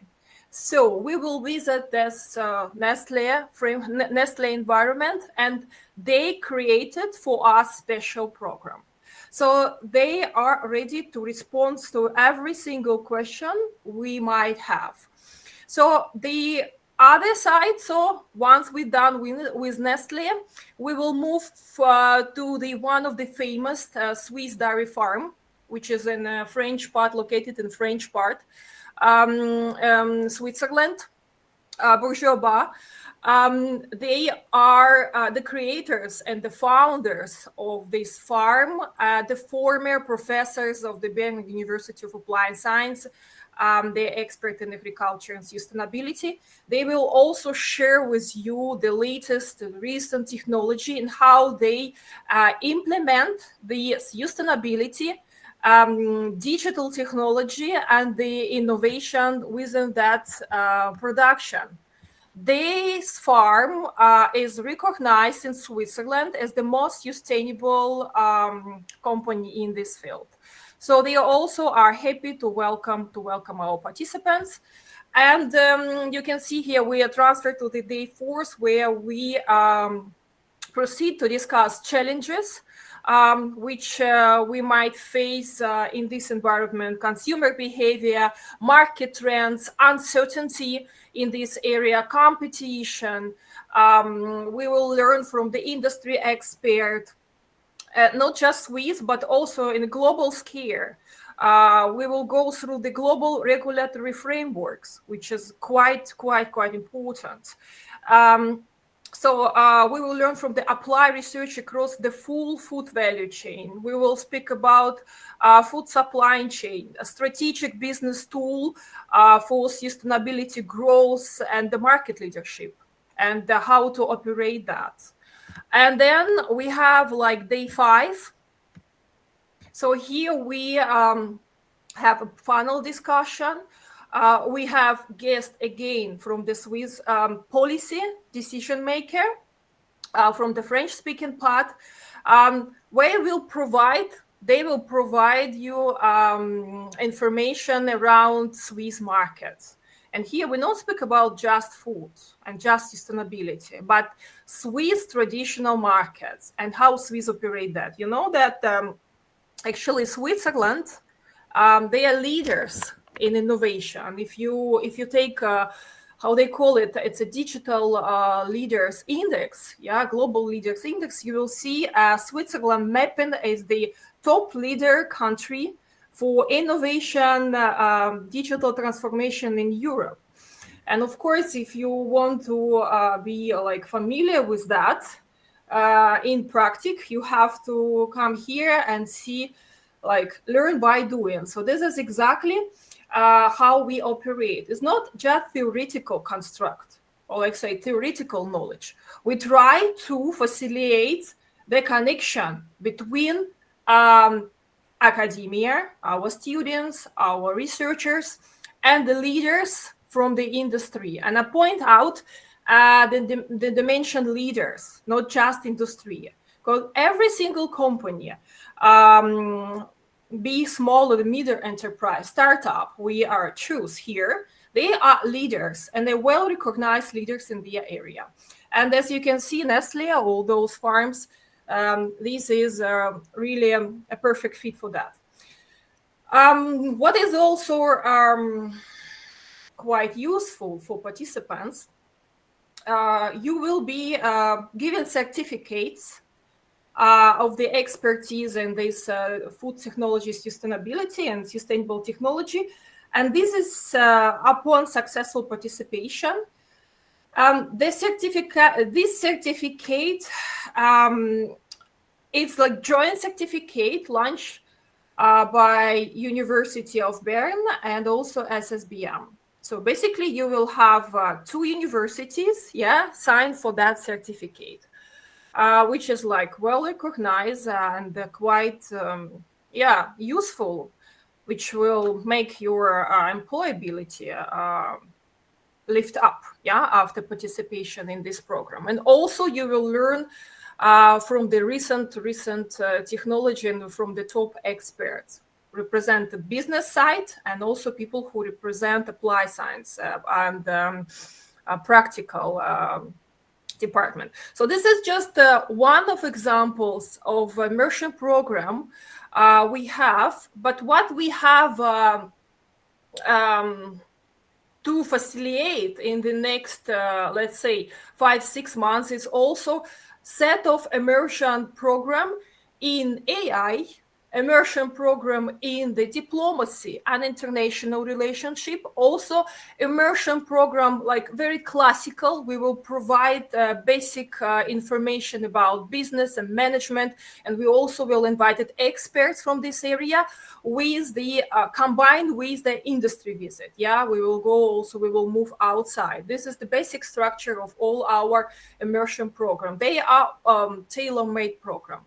And saying that, I will encourage you to follow SSBM. Also message me if you want to have more information. I'm more than happy to share all this information, because we have different plans, we have different offers.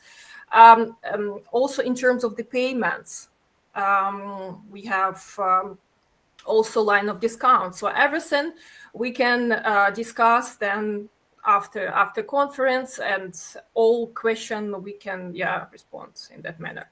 So if you have any question, just feel free to message me, and then we can facilitate the conversation. But given the topic of our conference today about the digital transformation, implementation of AI and enterprise.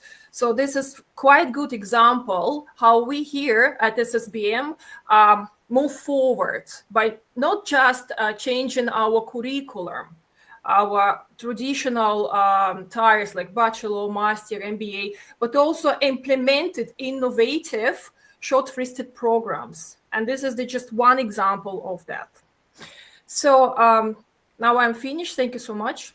So thank you, Dr. Alessia. Dr. Alessia, thank you very much. So Dr. Alessia is in the heart of our of SSBM Geneva, in Geneva. So you can meet her during lectures, during our graduation ceremonies. So please, you're more than welcome to come and meet Dr. Alessia. And by the way, Dr. Alessia is our not only the director, but she's also of our programs. Also, she's the mentor.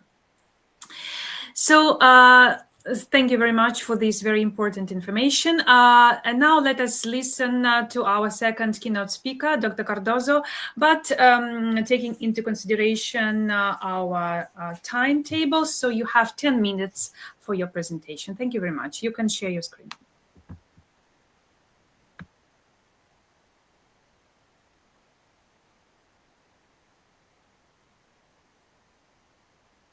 Dr. Cardozo, we cannot hear you.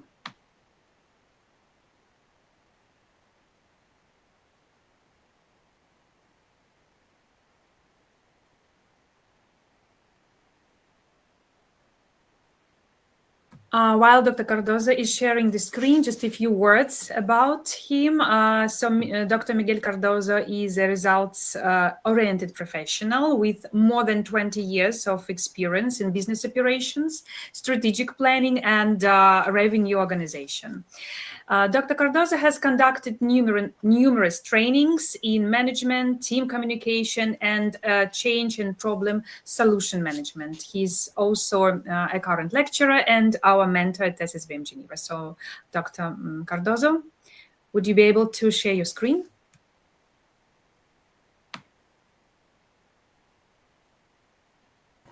Hello, Dr. Cardozo. If you can just unmute yourself, please. Thank you.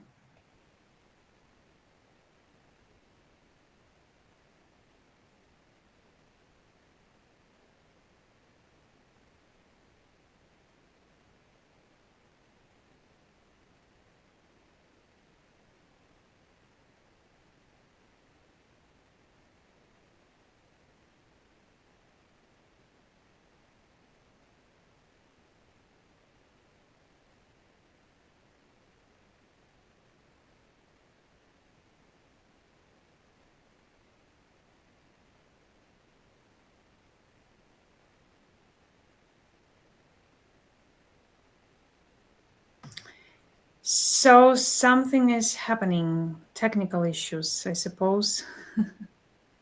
And you will manage, right, this, Dr. Cardozo? Okay, so we have 1 minute more. So in case something is wrong, so let us proceed with our presentations.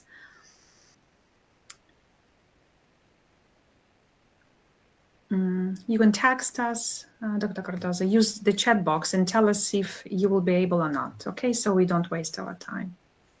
Thank you.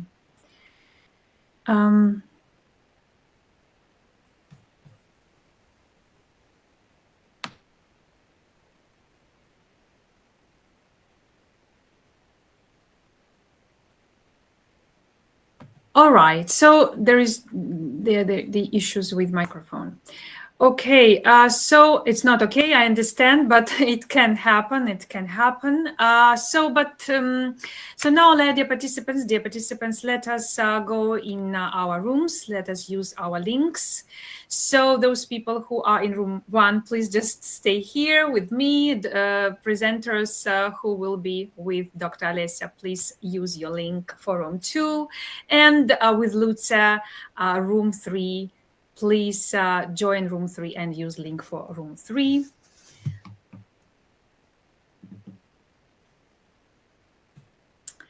So, yes, let us wait 1 minute. I see Adela is here and you're the first presenter. So thank you very much.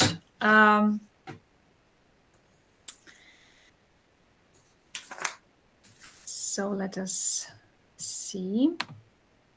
Oh, we're all here. Okay, perfect. Okay, so let us not waste our time. And Adela, please, I know that you are a very active researcher. I see you every year during our conferences. You ask questions. You are really eager to do more in this scientific world, academic world, and business world. So please, the floor is yours. You can share your presentation, and we are looking forward to listening to you. Thank you. Thank you very much, Dr. Provodnikova. I hope you can hear me and that I don't have issues with that. We can. Please share your screen. Just doing it right now. And I hope you can see my presentation as well. Yes, it is visible. Okay, perfect. Let me start. So first of all, as Dr. Provodnikova said, my name is Adela Vladutsoiu, and I am indeed a doctoral candidate here as CSPM Geneva. My presentation today, as you see, it's about leadership, and it's about leadership for the new economy, a subject which has become of great interest to me looking at the world around us.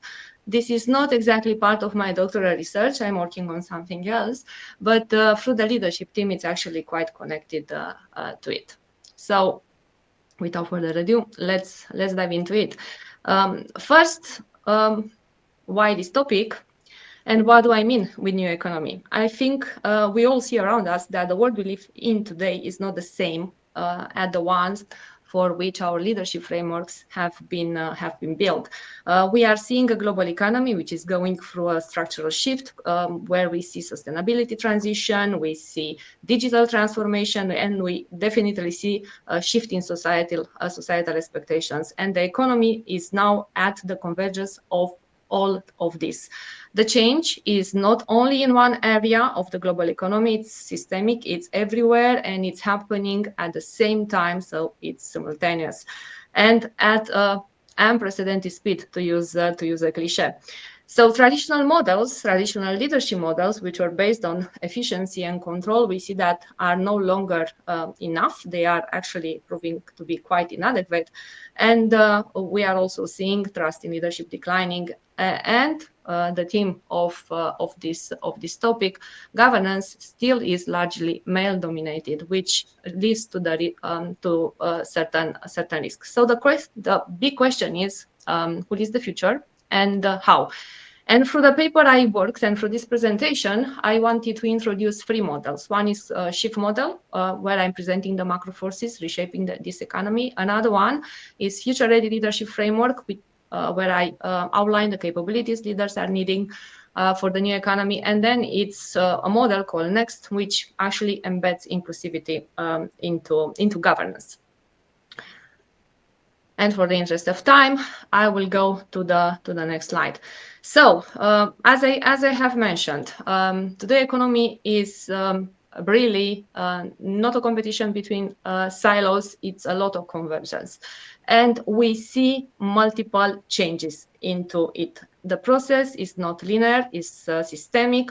The speed is high, and what we need is a broader integrative lens which links everything. And this is where the model I will present comes into it. There are certain milestones in the path towards the economy of today. We all know about the Brundtland report, which has outlined what sustainability means. We also know about the United Nations Social Development Goals, built on 3 pillars: economic, social, and environment. We also have seen AI revolution, and we have been discussing actually in the first part of today quite a lot about it, going from automation to ethical governance challenges.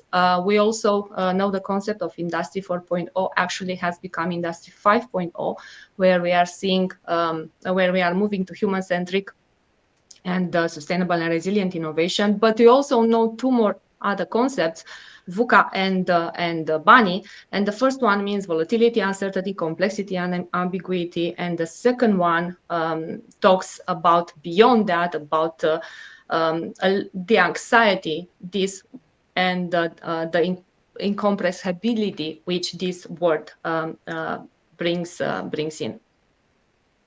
So the shift model, what it's trying to do is to build to put all these forces in together, then to group them into 5 main categories. The first one is sustainability and green transition, where we have circular models, we have decarbonization. The second one is human-centric AI and digital transformation, where we are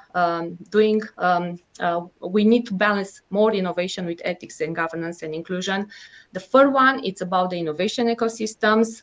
And here we can talk about cross-border and cross-border collaboration.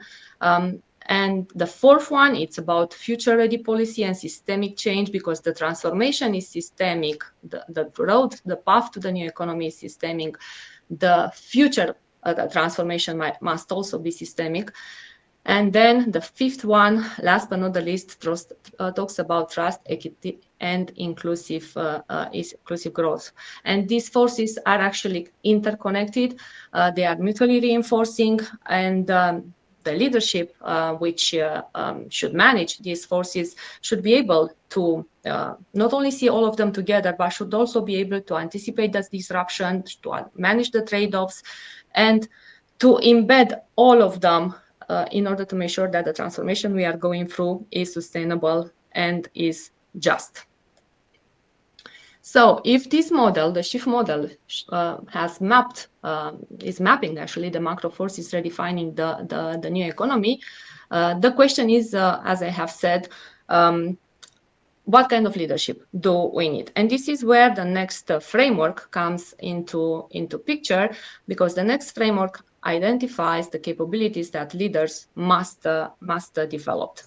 And again, this is built on 5 interlinked dimensions, where we see impact-driven actions, where we are aligning strategy with sustainability and innovation, then decision-making, where we are talking about exactly about balancing the data, the ethics, and the long-term value, about relationship building, strategic vision, and very important system thinking, because everything is independent, interdependent, and everything has consequences, and some of these consequences might be unintended.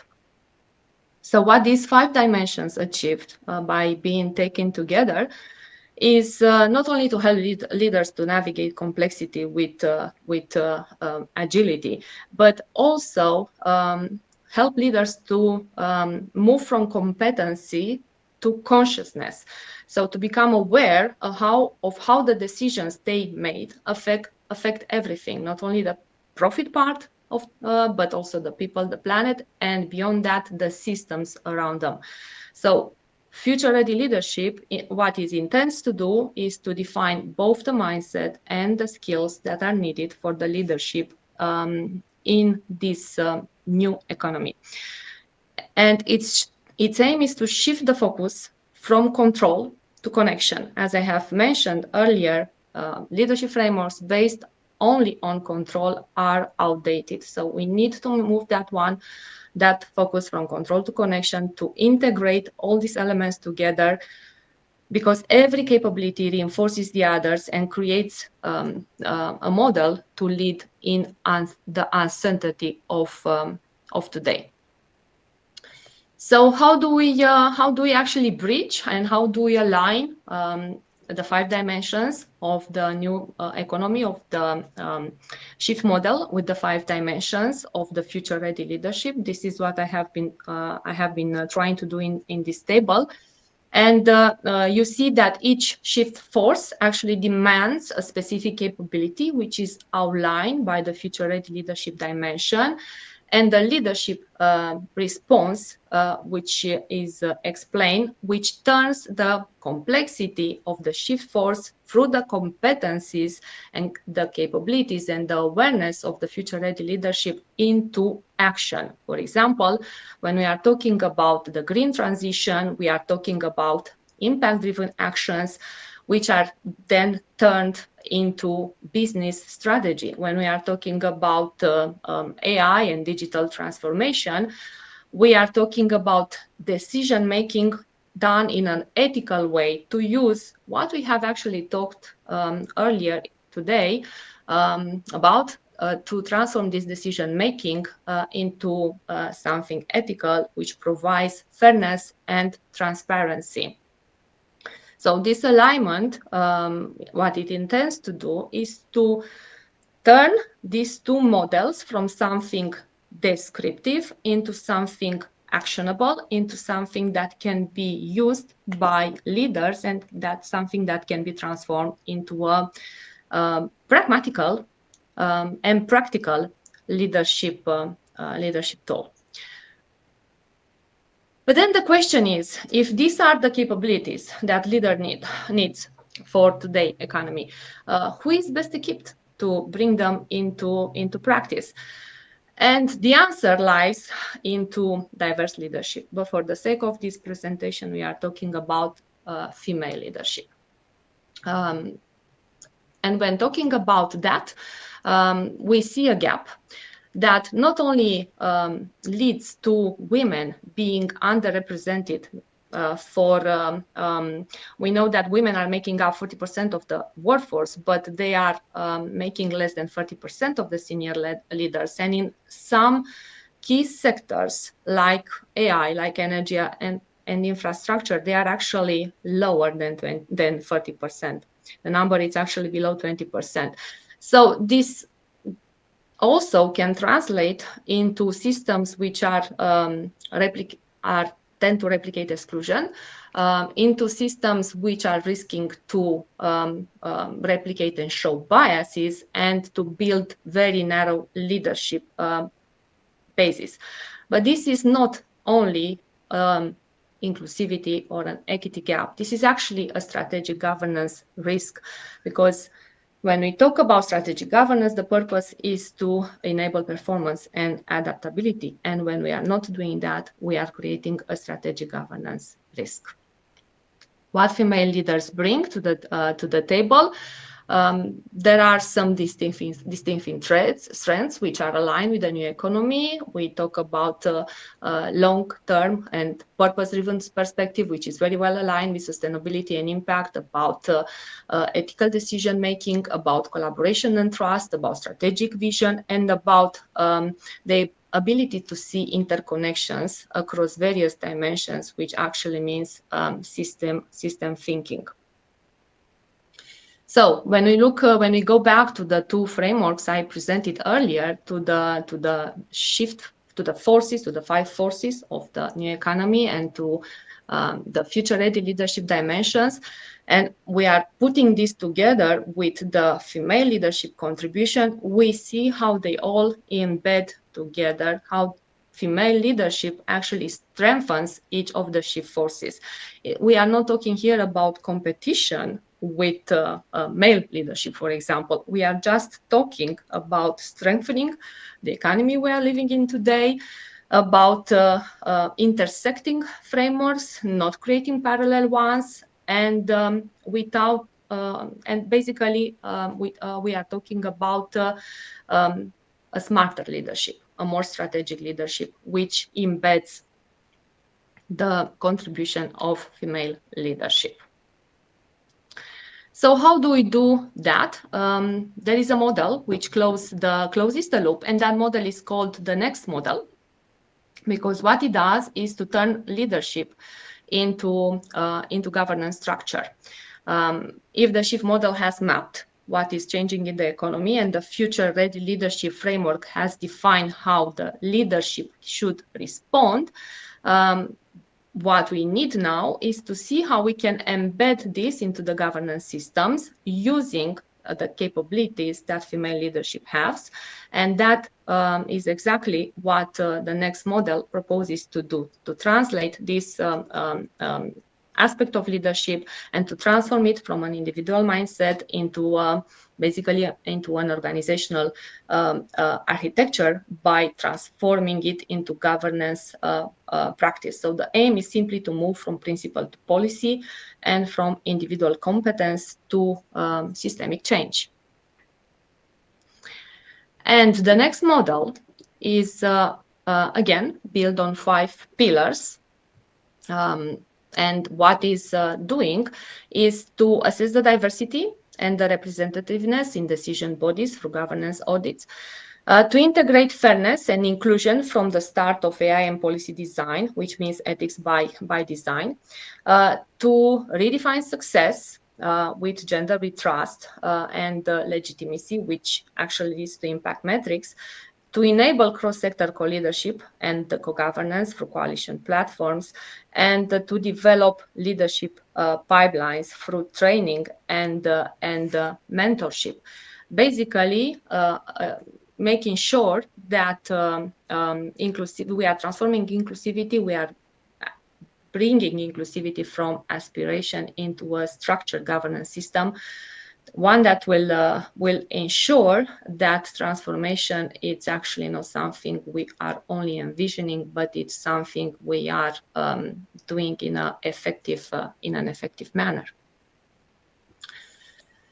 And to somehow map everything together, if we are looking at how we integrate all these frameworks, how we are moving from the shift forces to the future-ready leadership dimensions, and then through the female leadership contribution to the next pillar, we see that actually what they do is they build a very coherent architecture, because as the shift forces are identifying the external forces which are shaping transformation in today's economy, future-ready leadership frameworks define the leadership capabilities that we need to navigate them. And then the next pillar brings together all these through the lenses of the female leadership contribution and shows how we can make this operational. So again, moving leadership from personal, from one-dimensional to multidimensional and to systemic. And all of these together, they do not replace each other. Actually, they work together, and they together create this complete and complex at the same time leadership architecture that we need in the new economy. So in conclusion, who leads, to reply to the question, who leads the future? We cannot rely on paradigms that are outdated. And as we move and we move forward from green infrastructure to AI governance, what we need is to find the map and the compass for the change. And the shift model is proposing to do exactly that, to act as the map by identifying the forces that are shaping this transformation, while the other two models, Future Ready Leadership Framework and Next model, are proposing to be the compass, which one define the capabilities, and two, show how these capabilities, leadership capabilities, can be embedded into governance, and positioning leadership as a real enabler of resilience, legitimacy, and sustainable transformation. So the key contributions I aimed to frame women underrepresentation as a governance gap, not only as an inclusivity gap, but as a governance gap, as a strategy gap, to bring together literature into one unified model, going from shift to future ready leadership and then to next, and to position female leadership as this enabler of transformation. And of course, there are a number of future directions to be considered. One of them will be to test this linkage from one to the next model, to explore how this can be used in various sectors, but also in various geographical area. And last but not the least, to track the evolution of inclusion, of inclusive leadership over time. And that was it. Thank you very much. Thank you very much, Adela, for thorough research. I see that today, I think I've seen several research works where you can create, you can contact these researchers and create some collaborations, right, with them, because they also talked about leadership and future leadership. So, and okay, just to sum up briefly, Adela, how to cultivate future-ready leadership in organizations? How to cultivate that? First, knowing what is the environment you are being present, what is happening around you. And that means using the shift model to understand basically what is happening and what are those macro forces that are impacting, affecting your organization. It might be one, it might be two, it might be all of them, actually. Then to understand how leaders should respond to these micro forces. So go beyond the obvious, go beyond the operational stuff that we all have to do in our organizations, that we all have to deal with in our organizations on a day-to-day basis. And that means understanding what kind of competencies you need. And that means using the Future Ready Leadership Framework. And then understanding how you move from awareness to action, and how you make this part of your governance, how you make this part of your strategic direction by using the next framework, because this will show you exactly that, what you need to do to transform all your thought processes into action that will equip your business for the future and your leaders. Thank you so much. Do we have more questions? Yes, please. Yes, please text them. I will read them. Okay. When we have one more question, Adela, for you. When talking about diversity in leadership, do you only talk about women leadership, or it also for other minorities? No, I don't talk only about women leadership. I'm talking about women leadership just for the purpose of this presentation, but these models are actually quite universal, we might call them, because they are designed to be gender inclusive, not gender exclusive. As I have said during the presentation, this is not about competition, and this is not about showing that one part of our society is better than the other part of the society. Is by putting everything, all the assets we have in our society, working together for the better. Thank you. Thank you, Matamba. Thank you, Adela. And one more question from Dr. Hamid. There are some factors which can influence future leadership. Which one has more impact on it and why? I think the most important one is making sure that, and what I have done through this research actually shows that, and I talked about this in the beginning of the presentation, making sure that you are aligned with the times. Because as I have mentioned, leadership frameworks that we have created in the past, in the 20th century, for example, are not necessarily valid for what is happening into the 21st century. They are not totally obsolete. You need something to build on, but understanding that you always need to move with the time. And that means basically always mapping your terrain. So using the shift model to understand what is happening around you. That's the first and the most important one. And one more question. How you measure success of your model from ISAM? Actually, in the last framework, because as I have said, I was trying to do with these three frameworks is to build complete and complex picture at the same time. With the first one, with the shift, we are mapping the landscape around us, and with the second one, especially through the last one, through the next model, we are building the compass. And the next one, the last one in the list, the next framework includes exactly the metrics part, and beyond the metrics, the actions that you need to do to apply those metrics. So the 5 dimensions in the next model will help do exactly that. Thank you so much, and we wish you all good luck with your research work. And so please stay with us if you can, and listen to other presentations. Thank you very much. Thank you. Thank you. And now I would like to give the floor to Dr. Gautam, but I see the message from him. No, it's enabled now. Thanks. It's fine, I knew. Okay, so welcome on board. So the floor is yours, so please do share your screen. Thank you. Sure.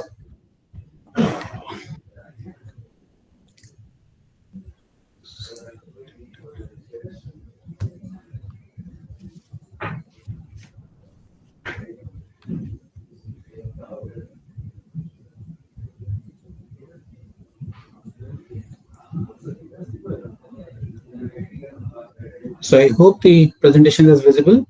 It is, please.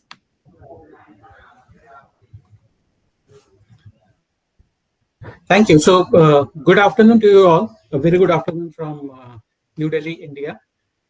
In the interest of time, let me directly dive into this presentation. So this is all about the doctoral work that I recently completed with SSBM and got my degree thanks to SSBM.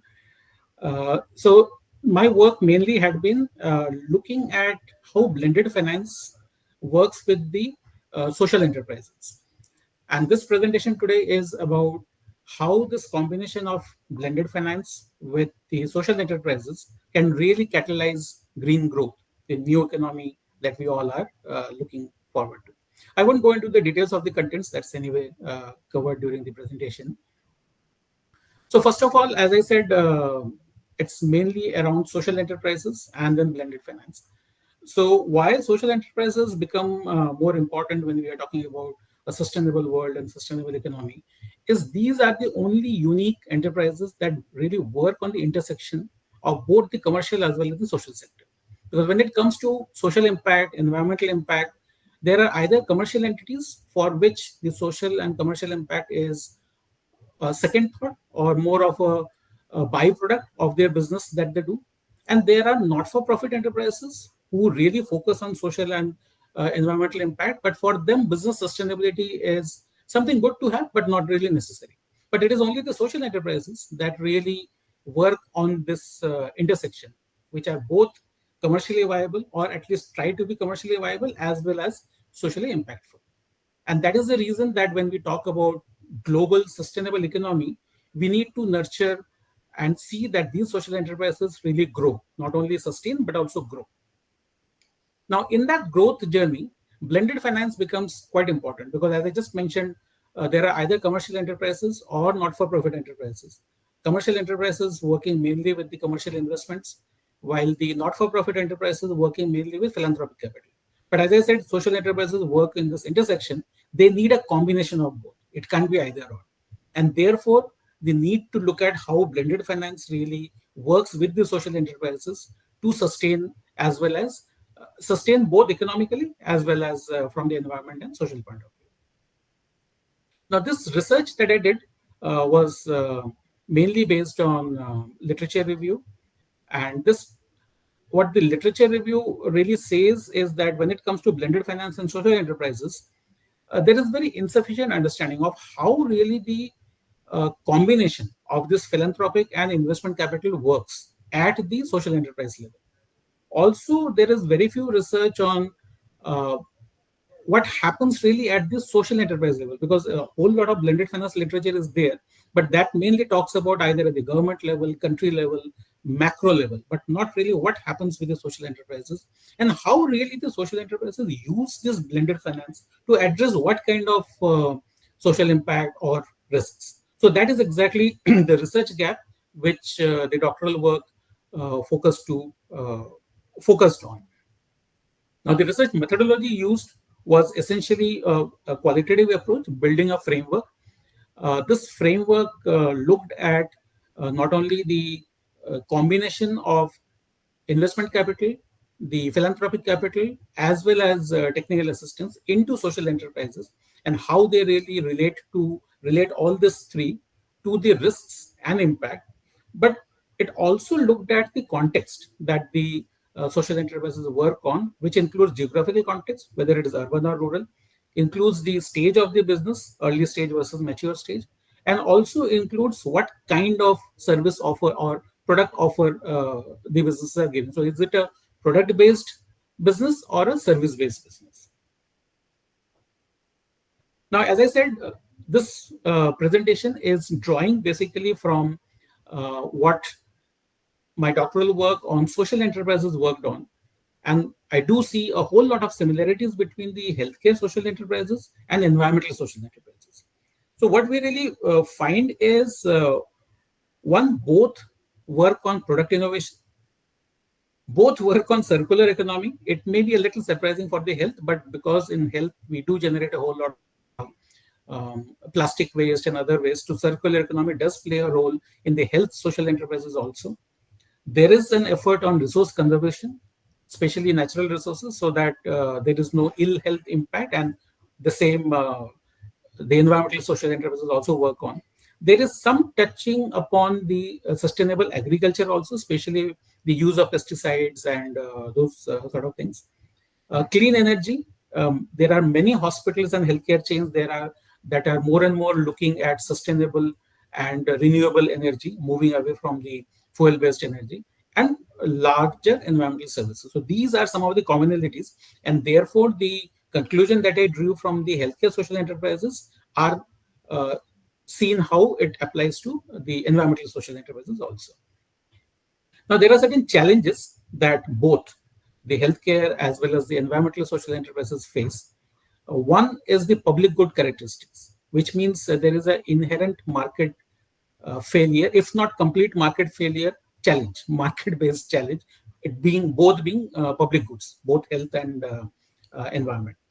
Also, effect is long-term for both. For achieving health outcomes as well as environmental outcomes, it requires a long-term intervention. Both are quite heavily regulated, and that is another challenge that both the healthcare as well as environmental enterprises face. And both need behavior change requirements, which is, we all know, quite difficult to achieve. So given all these circumstances, the question is how social enterprises address social impact and business viability, both, basically how they manage both. So what seems is there are mainly 4 areas with which the social enterprises, including the environmental enterprises, seem to balance the social impact as well as the business viability. One is being very cost effective. And in my qualitative interviews and all, every entrepreneur had really focused on low cost. So how to minimize the cost. So their most critical focus is how to minimize the cost. That is what really drives these social enterprises. Second is the strategic partnerships. So they understand that to achieve both financial sustainability as well as social impact, they alone can't do it. So they need to enter into some sort of strategic partnership, not only with existing organizations, but mainly with government, the United Nations agencies, and other larger forums. So without the strategic partnership, they really can't. And therefore, it's just not a supply chain and a vendor chain, but also a larger strategic partnership, public-private partnership that these enterprises work on. Thirdly, there is a very narrow focus on priority population and priority geographies, with which they can achieve both social impact as well as financial sustainability.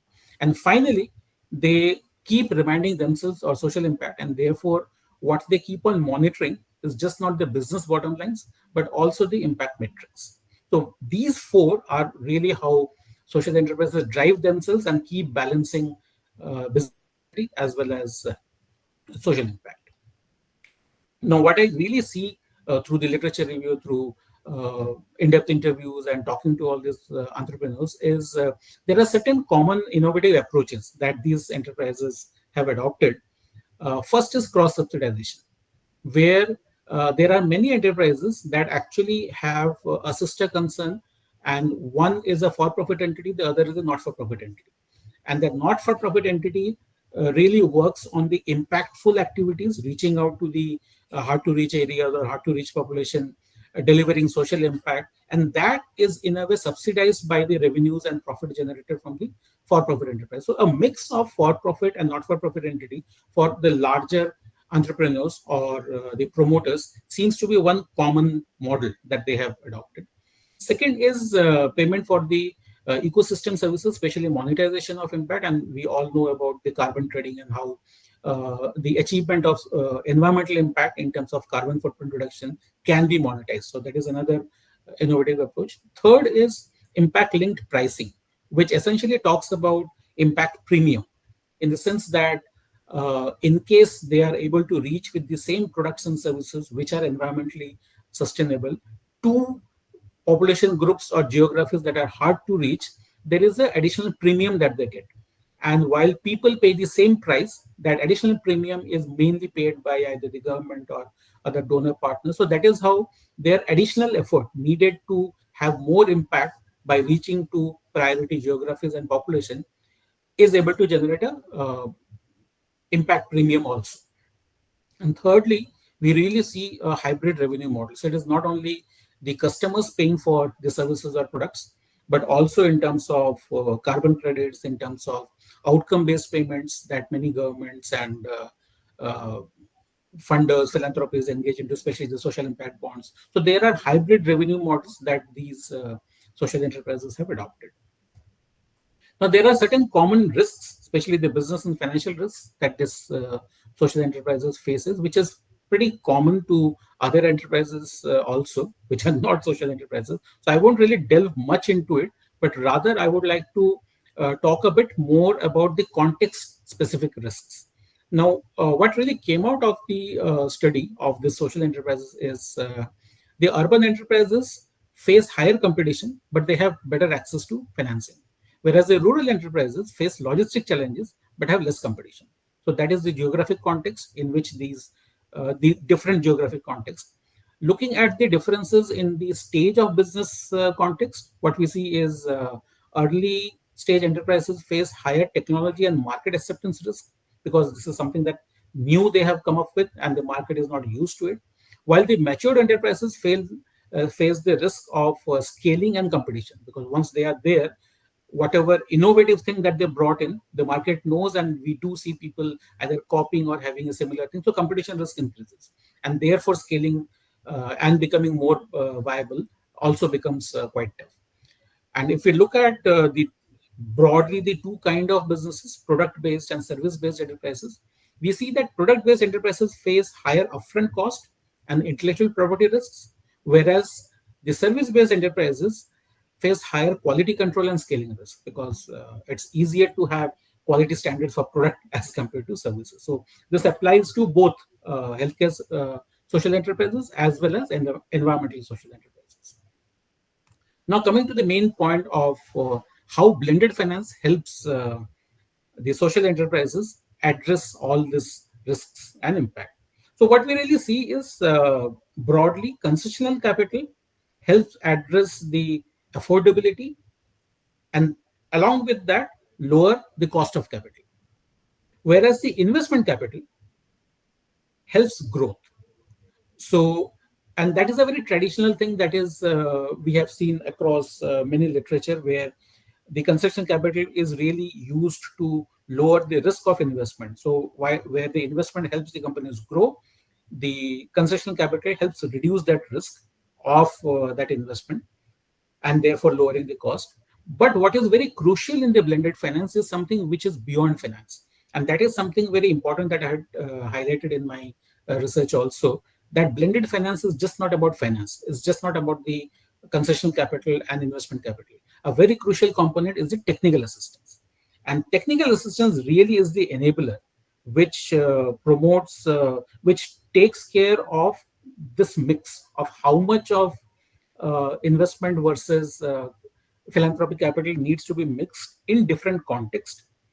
And technical assistance is what really offers the growth strategy, the market development strategy, policy engagement, without which just a combination of investment and concessional capital does not really work. So that is what the research had mainly found. So this is the model that I came up with in my doctoral work, which really shows the three different colors: green being the investment capital, gray being the concession capital, and blue the technical assistance.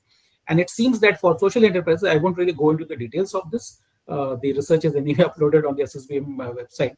But there are 20 interventions through which social enterprises address financial risk, business risk, and operational risk while achieving social impact. And these 20 interventions are really unique to either investment capital, concessional capital, and technical assistance.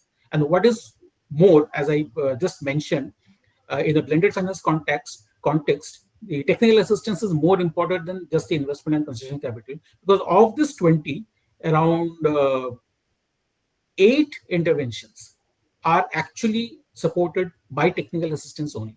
So if you remove technical assistance, of the 20, only 12 remain. Only 60% of risk mitigation and social impact would happen. So that is the crux of the research that ended with this model.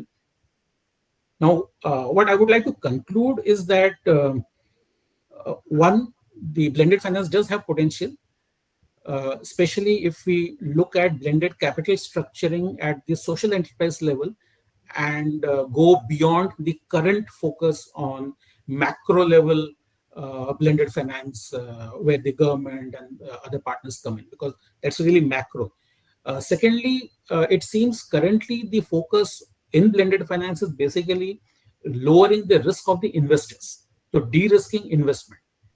But we also need to see that there is a need to reduce the risk not only of the investors but also of the social enterprises. And I just mentioned some of the risks that social enterprises faces. So blended finance have to move beyond just making it easier for investor to making it easier for the social enterprises. And for that, a larger share of concessional capital and technical assistance is needed. So that is the crux with which I came through. In the end, I would definitely love to say that, of course, this is pretty exciting, the way the framework says how a social enterprises work. But this is a framework based on, as I said, qualitative research on healthcare and drawing similarities with the environmental social enterprises. We really need to broad base this research to really see that whether this research is applicable to the other sectors, and to ensure that there is much larger validation and refinement of the particular model. So with that, I would like to end my presentation and really open to any questions and suggestions. Thanks.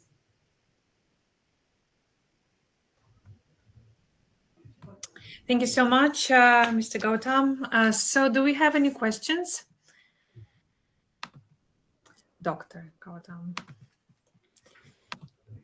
Do we have any questions? My question is the following. So what is the main contribution, I mean, you've done with this research work? So, but as I said, especially in the conclusion part, currently the whole literature and talk around blended finance, and there's a lot on climate finance using blended finance, that is very macro level. It essentially says what is the role of bilateral and multilateral funding agencies, financial institutions, and government. It really doesn't go down to what a social enterprise by definition, which works on the border of commercial as well as impact. So how blended finance is applicable to social enterprise, currently there is no discussion. So the contribution of my research is essentially how it works at the social enterprise level. And therefore, while making it easier for the investor, how to make it easier for the social enterprises also, how to make them more sustainable and keep growing. Very good. Thank you so much. If there are no more questions, so we are all thankful to you, Dr. Gautam, for your presentation, for being with us as usual. So thank you very much. And now we will give the floor to another researcher, Mr. George. Hello, please. The floor is yours. We are eager to listen to you. Good afternoon. Can you hear me? Yes, we can. Okay, one moment. Okay.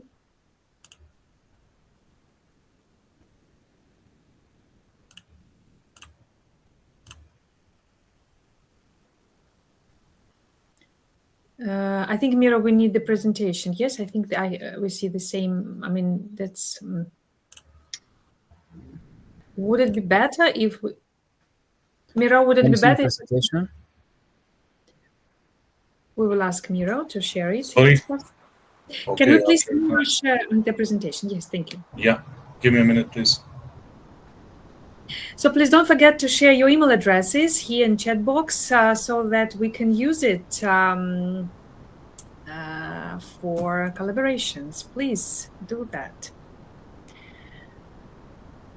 I see that most of the topics are more or less the same, not the same, but you see them from different perspectives, but still you can create some articles together with other co-authors. So will Mr. George be sharing his, okay, then you'll Can be you sharing see my presentation? Oh yeah. Okay, hello everyone. Hello. Let me start my presentation by introducing the topic. In 2022, criminals laundered approximately $23 billion through cryptocurrency transactions. Yet, despite billions being spent on compliance systems, traditional banks caught less than 10% of these illicit flows. I'm Dr. George Hello, and today I'm going to explain why this happens, and more importantly, what we can do about it. And my research at SSPM Geneva reveals something counterintuitive about this problem. The problem isn't our technology. It's how our organizations are structured to use that technology. And over the next 15 minutes, I'll show you why organizational design and not technological capability determines success or failure in cryptocurrency monitoring. Now, cryptocurrencies, they create a regulatory paradox. They're decentralized and pseudonymous, perfect for money laundering, but every transaction is recorded on an on a blockchain, which is immutable ledger. So theoretically, crypto should be easier to monitor than cash. Yet banks, they're struggling in this regard. And why? There are three reasons for this. First, additional crypto monitoring tools simply don't work for cryptocurrency. You can't apply wire transfer rules to blockchain transactions. Second, banks suffer from structural fragmentation. Compliance teams, IT departments, and operations work in silos. They don't communicate effectively or share critical information. Third, regulation is always reactive. So by the time lawmakers write regulations, criminals have moved on to the next innovation, and therefore banks are trapped in perpetual catch-ups. And this creates a dangerous gap between what regulators expect, what technology enables, and what organizations can actually deliver. And this led me to ask what organizational issues prevent banks from implementing effective cryptocurrency monitoring and how we can fix them. Uh, Notice I emphasize organizational, and this is because most research focuses on better algorithms, better technological innovations, smarter AI. But if your organization isn't structured, isn't prepared to implement these technologies, they simply won't help. And therefore, my research pursued three objectives: identify the real-world organizational bottlenecks, honestly evaluate emerging technologies within actual institutional context, and develop practical strategic responses banks can afford to implement. And the key insight of my research is that compliance capacity is fundamentally organizational and not technological. Now, my analysis has revealed two critical organizational failures: the silo problem. So picture this: you have compliance team or fraud monitoring team identifies a suspicious crypto transaction, and so they need information from IT about technical characteristics of this transaction, and they need operations to freeze the account. They need legal for regulatory guidance. So what actually happens? Compliance emails IT. IT doesn't respond for 3 days, and it's funny, different reporting structures, different priorities. By then, the funds have moved through 5 different wallets and disappeared. And this is a typical example of structural fragmentation. And research shows that fragmented accountability, fragmented organizations create information bottlenecks that directly reduce detection effectiveness. So when nobody has end-to-end ownership over a process, everyone assumes someone else is handling it. Now, with regards to the knowledge vacuum, most banking compliance professionals don't understand how cryptocurrencies work. They were trained on wire transfers and shell companies and not privacy coins or mixing services. Banks hire external consultants to solve this problem. So, external consultants, which creates a strategic dependency. The bank never develops internal expertise, and they can't make independent decisions or adapt quickly. And studies across Europe specifically document repeated compliance failures linked to this expertise gap. Banks with sophisticated systems still fail because operators don't understand what they're seeing. And the result, banks are flying blind. Now, even when banks recognize these challenges, they face concrete implementation barriers. First barrier is legacy system integration. So most major banks run an IT infrastructure from the 1980s and 1990s. So you have, for example, COBOL code on mainframes, systems designed for check clearing, database architectures built before the internet even, and blockchain, which is a novel technology. It offers unprecedented transparency. So every transaction permanently recorded on an immutable blockchain. But banks, they cannot access that transparency on this blockchain because their systems can't process the data formats or handle the volumes of transactions. And studies show that these outdated systems don't just limit capability, they create vulnerabilities. So threat actors and criminals and fraudsters target banks with legacy infrastructures because they know there are blind spots.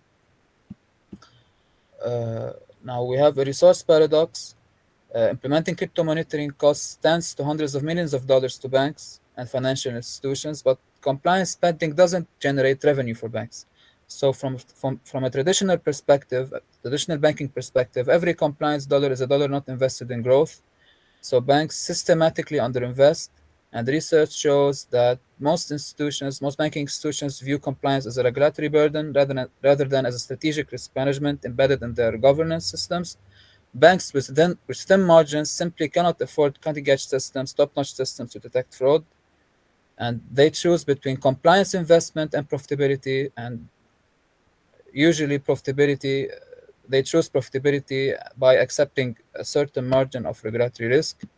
So even with AI efficiency gains, regulatory requirements keep expanding, and banks face a cost capital spiral where required investment rises faster than the willingness to invest. Now, despite these challenges, my research identifies two promising strategic responses: collaborative ecosystems, banks, regulators, and technology providers working together, sharing threat intelligence, coordinating on suspicious wallets, suspicious accounts, developing common standards. This enables resource pooling, smaller banks access capabilities they couldn't afford independently.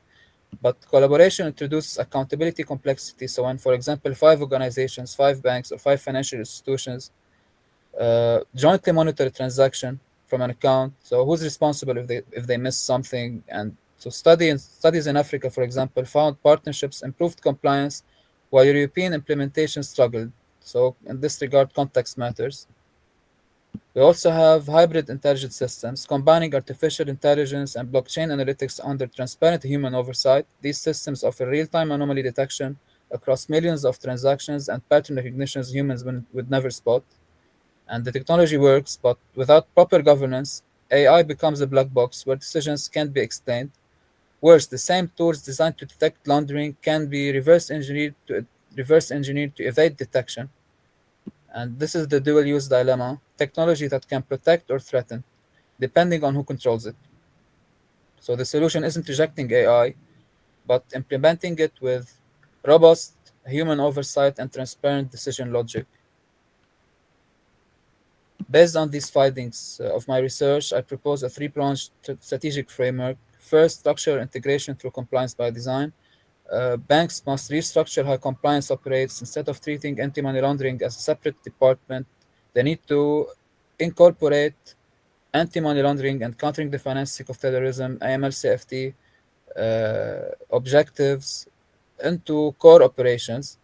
They need to create cross-function crypto monitoring teams with permanent representation from compliance, from IT, from operations, from legal department and risk department, and given these teams and provide these teams end-to-end ownership over processes, from system design to alert investigation, transaction alert investigation on accounts to regulatory reporting. And research shows that anti-money laundering strategies fail when implemented as a standalone checklist. They succeed when integrated into governance frameworks with coordinated decision-making. Second, we have strategic capability building. Banks and financial institutions need to invest in developing in-house expertise rather than relying on external consultants. They need to create structured, continuous professional development programs for cryptocurrency compliance.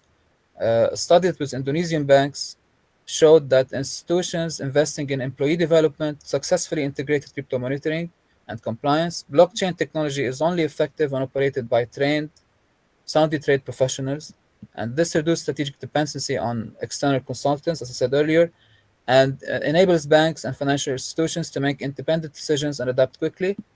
Third, selective adoption within governance frameworks. I mean, don't try to implement everything at once. Carefully select AI blockchain tools that address specific institutional vulnerabilities and needs, then implement them within transparent governance frameworks. Deploy artificial intelligence systems alongside the human decision makers, human oversight, who can override and validate automated decisions. We need to implement blockchain analytics with clear audit trails. We need to create feedback loops for continuous evaluation by IT, by compliance, and by risk department. And finally, the goal is sustainable monitoring that leverages technology while maintaining appropriate human oversight. Three takeaways from my presentation. First, cryptocurrency monitoring is fundamentally an organizational challenge and not a technological one. The tools exist. What's missing is institutional capacity to use them, to use those tools. Second, the barriers are structural: silos, knowledge gaps, legacy systems, outdated systems, resource constraints. These require organizational transformation, not just better algorithms, better technology. Third, the path forward demands integrated frameworks capability building, selective technology adoption under strong governance. The institutions that succeed won't be those with the most sophisticated technology. Rather, they'll be those with the organizational capacity to effectively deploy the technology. And thank you. I'm happy to address your questions. Thank you very much, Mr. George. So, do we have any questions?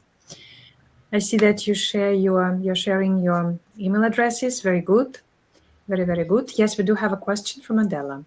George, how can banks implement effective AI-driven crypto monitoring tools and ensure accountability in governance at the same time? Thank you, Adela. So first, it comes an objective set at the top. the board of directors, through their audit committee, they need to be involved in this process. So we need to have a strong audit committee which is willing to invest in crypto monitoring tools, assuming that cryptocurrency implementation is one of the objectives of the banks. And second, we need to strengthen the resources of the IT departments. Now you have banks which, especially in my country, they're going through a severe economic crisis, and this crisis creates an opportunity. The opportunity is to leverage all the new technological advancements and artificial intelligence and all the outdated systems like compliance. So we need to bridge the gap between the old paradigm and the new paradigm, and to break through the implementation of cryptocurrency. How do we ensure accountability? We need to ensure that when it comes from the top, from the audit committee, it is cascaded down to management, and management needs to have proper oversight of crypto monitoring teams, transaction monitoring teams, which are themselves led by team leaders or line managers. I myself, I'm a line manager, the transaction monitoring of accounts and crypto wallets.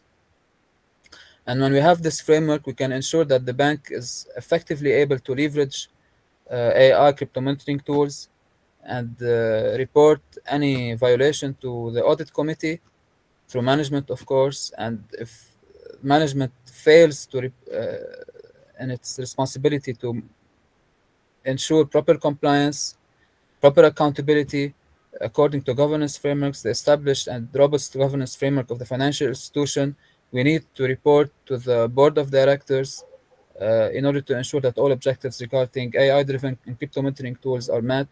So as I said, it's not a technological issue, it is mainly organizational issue, and the way that organizations are structured, which ensure compliance and proper regulatory reporting. Thank you, George, for your advice. So, do we have more questions? No more questions for now. So thank you very much for your presentation, for your work. So please move forward. And we are looking forward to seeing your article published in our journal. And hopefully very soon you will be cited. And please do share your email address in our chat box for your future collaborations. So thank you very much, George. And so our next researcher, dear Hayat Abdelgadir, so the floor is yours. Please, could you share your screen and give the presentation? Thank you.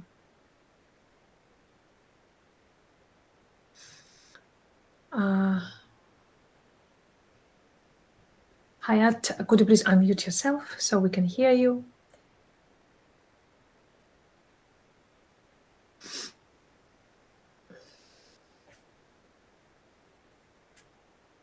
Can you hear me now? Yes, now you are audible. Yes. Okay. I need to share my screen now. All right. Yeah. Yes, please. Can you see my? It's coming. Yes, we can see it. Because I had a problem earlier, where I couldn't move from one slide to the other. I think it's happening again. Hold just 1 second. All right. I can see my screen, but I can't see anyone else. Can you see me and see my? Yes, we can see you. Yes, we can see you. Okay. Right. Okay. Thank you so much for allowing me to this opportunity to share my DPA research with you. My sincere thanks extend to my mentor, Dr. Bojan, for his guidance throughout the ups and downs of my DBA journey. Hayat Abdelgadir, a DBA student at SSBM and approaching the end of my degree. Can you excuse me, please, if my voice breaks because I'm recovering from a bad attack of COVID. Before I begin, I would like to briefly frame the focus of this paper. The paper addresses a timely and pressing topic that brings together three defining dimensions of modern professional life. The first one is remote work, now widely recognized as the new normal. The second one is technology, which is a continuously evolving backbone of modern innovation and daily operations. And lastly, but not leastly, women whose visibility, recognition, and advancement in technology remain both contested and complex. Together, these three dimensions shape not only how we work, but who gets seen, supported, and promoted, especially in today's digital workplace where visibility to management is often limited. To understand how these dynamics interact, we need to look more closely into one of the most transformative shifts in the professional modern life, which is remote work. This is my agenda.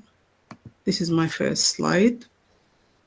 So remote work is not a recent innovation. The origins of remote work go back to the 70s. However, its adoption remained limited. But the COVID-19 pandemic marked a turning point, rapidly transforming remote work from a niche privilege into a normalized and strategic approach to work. The widespread use of remote work created a context to examine gender equity and career dynamics in this new normal, especially for women in technology, which is the focus of this research. So why do I want to examine gender equity? If there are two reasons for this, literature review revealed that technology sector, where remote work is increasingly common, remains largely male-dominated, especially when it comes to leadership positions and decision-making roles. The gender imbalance, could potentially affect how women progress in remote work settings. The second thing, if we track the history of women in the technology industry, they have played a crucial role, and they have assumed different types of jobs, starting from programmers, system designers, technicians. They also contributed to early computing and space missions and wartime innovations, everything that has to do with technology. A full account of what the achievement of women in this field is beyond the scope of this meeting. So the most important thing is to recognize that women have always been part of the technological narrative. Despite this rich history, the question which comes to mind is why there is always bias and perception about their capabilities, and whether this bias and perceptions of incapabilities will remove to the remote work environment. So we cannot talk about remote work without acknowledging the opportunities and challenges which it creates. For women, the challenges are, in the context for this study, are reduced visibility, less networking, which usually networking work for their advancement, increased domestic and caregiving problems. Opportunities are, I cannot go over everything because of time limitation. The operation efficiencies for organizations, like saving costs and acquiring more talent, improved work-life balance for women, wider participation for women, and again, potential inclusivity by removing logistical barriers. So we can see that while remote work is giving women possibilities and opportunities, it has also introduced new challenges, especially when they work in male-dominated fields. This brings us to the main question. The main problem. How do gender stereotypes, which are leadership, competence, and recognition, shape women's visibility to management and influence their promotion outcomes in remote work settings?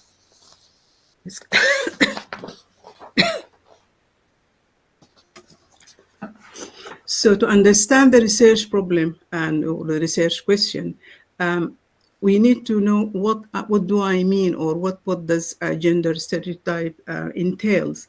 A gender stereotype is a preconceived idea about someone based on their gender. It's often rooted in social and cultural norms that portray men as natural leaders and women as supportive or communal figures.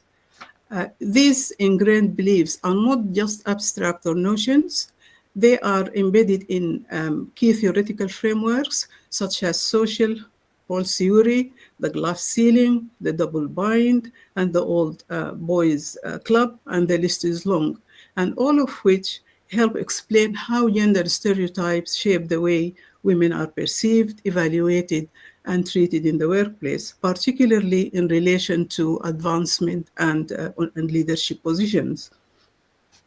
Again, due to the constraints of time, it's not feasible to discuss all these theoretical frameworks. However, to your reference, I've just included a list in the next slide, where it gives a brief description of what I meant by glass ceiling, double bind, and to the end of the list. Together, these gender-based perceptions can shape decision across hiring, evaluation, promotion, limiting women's leadership opportunities. The research methodology, what I would like to, just one second.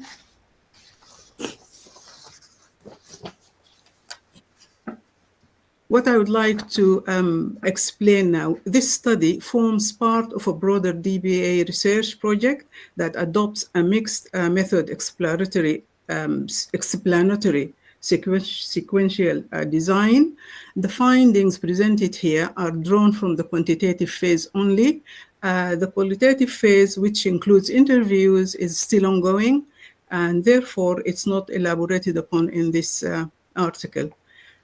For the data collection, I collected data through a structured online questionnaire, which was distributed to female professionals in the technology firms in the United Kingdom.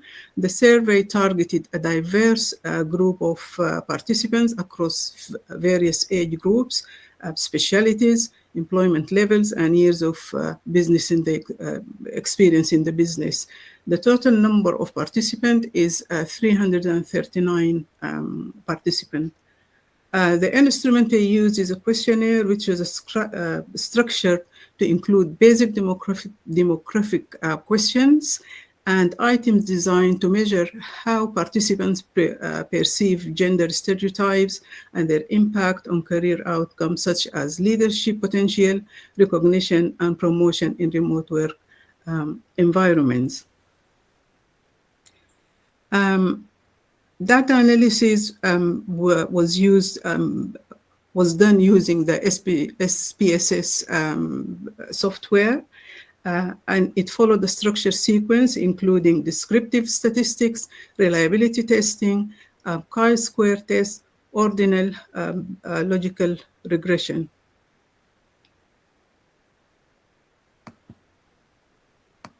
Just one second. If we can look at the demographic profile, as you can see, it includes age group, years in industry, parental status, and seniority level. If we look at the age profile, the highest percentage is participant between the age of 34 and 40. About 43% of are parents with caregiving responsibilities, and nearly 40% have more than 6 years experience in the industry. The majority of the participants hold junior to middle management roles. In most cases, 50% are in middle management, and this gives us a solid mid-career respondent base for analyzing visibility and recognition in remote work.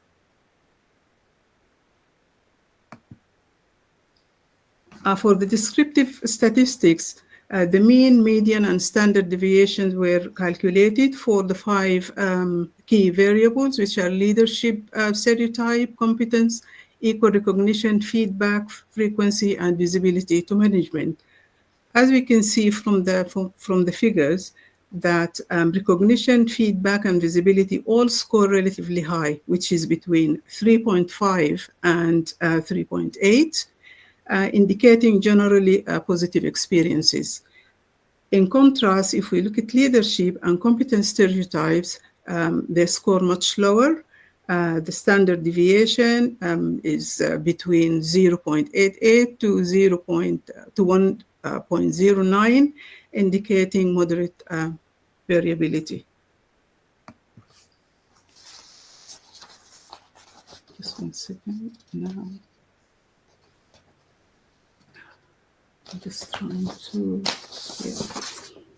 reliability study.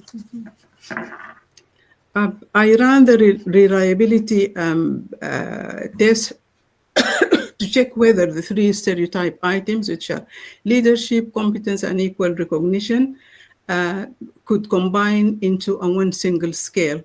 Because the alpha scale was below the acceptable value of 0.7, it showed that the items are not internally consistent, which we can see the overall alpha, which is 0.145. That's why I analyzed each one separately rather than merging them into a composite stereotype store. I treated each one as an independent, but however, significant variable that offers deep insights into the research. Oops, what have I done now? The chi-square. The chi-square result, as you can see from the slide, it shows a simple pattern. Stereotype do not relate. Can I see here? Yeah. They do not relate to promotion at all, but they do relate to visibility.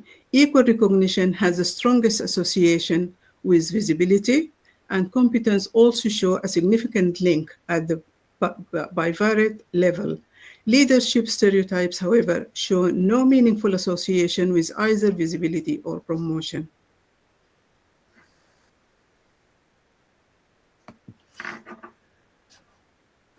I did this ordinal logistic regression. The results show that equal regression is the only variable that predicts visibility, as you can see from this part of the screen. Women who reported equal recognition were about 2.5 times more likely to say their work was visible to management. Leadership and competence stereotypes did not predict visibility once recognition was included. The highest that recognition, not stereotype, is the key driver of visibility in remote work.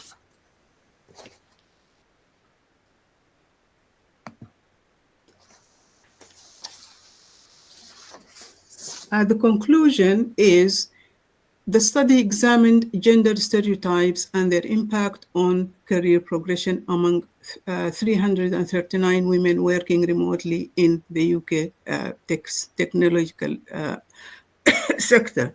The key insights are recognition is the key driver. Equal recognition, which means that between men and women, if they are recognized equally, the strongest factor is linked to visibility and not to promotion. Leadership stereotype not statistically associated with promotion or visibility in this sample.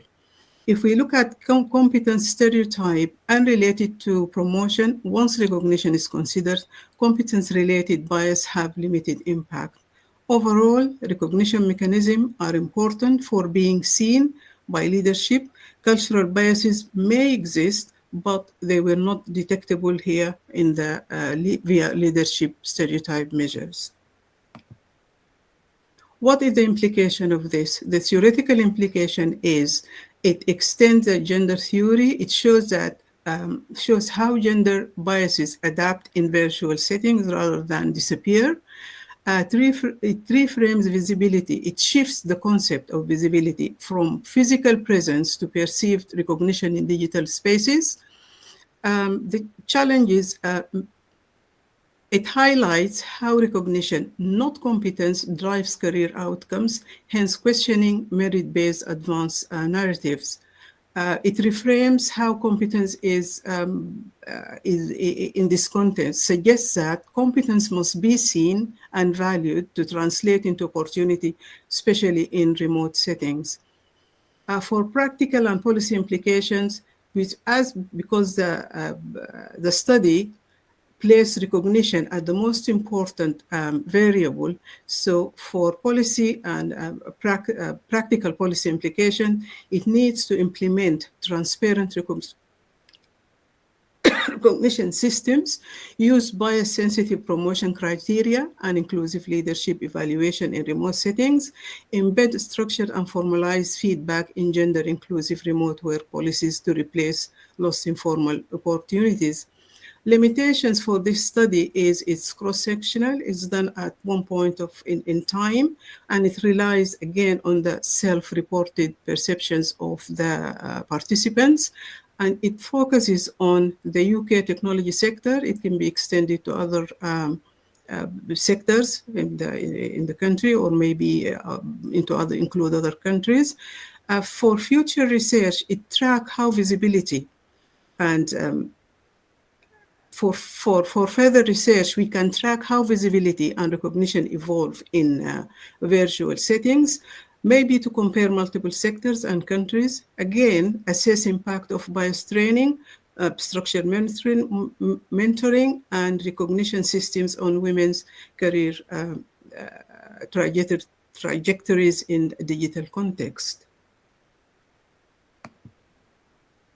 To end this presentation, I would say that if remote work is here to stay, then we must, our commitment to equity, because being digitally present is not enough. Women must be recognized, valued, seen, and advanced through systems that recognize, not just include. And thank you so much. Thank you very much, Hayat. I see that you're probably not feeling very well, but still you presented your work, but you need just a glass of water, I think. Yes. Yeah. So thank you so much. I really appreciate that. Thank you. And your article will be definitely published in our journal after the conference, as well as all articles are approved, have been already approved, and they will be published after the conference in our journal, IBIS. So this topic is really, really hot, up to date. I see that a lot of research works, a lot of researchers are interested in this work, remote work and its impact on women working from home. Yes, we do hope, we women, that remote work will not limit career opportunities for us, women.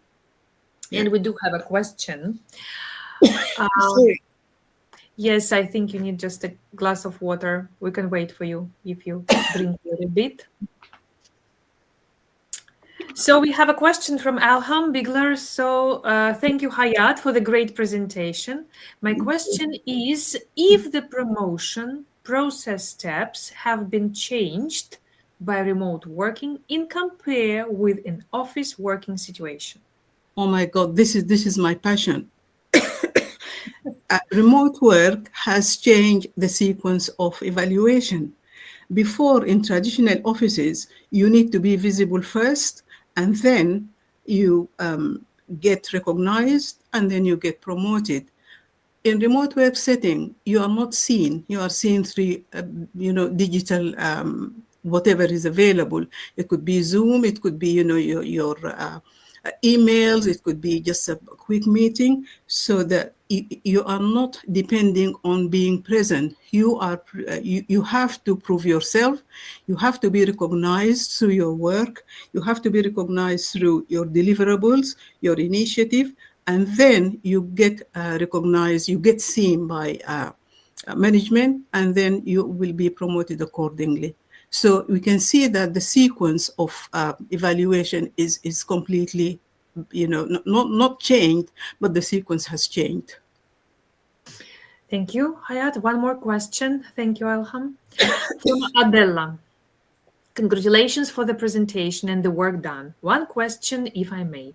What concrete mechanisms should organizations adopt to ensure recognition happens in the context of remote work? What we need is transparency. We need to be, first of all, before transparency, we have to get rid of the stereotype, beliefs. We need to think equal.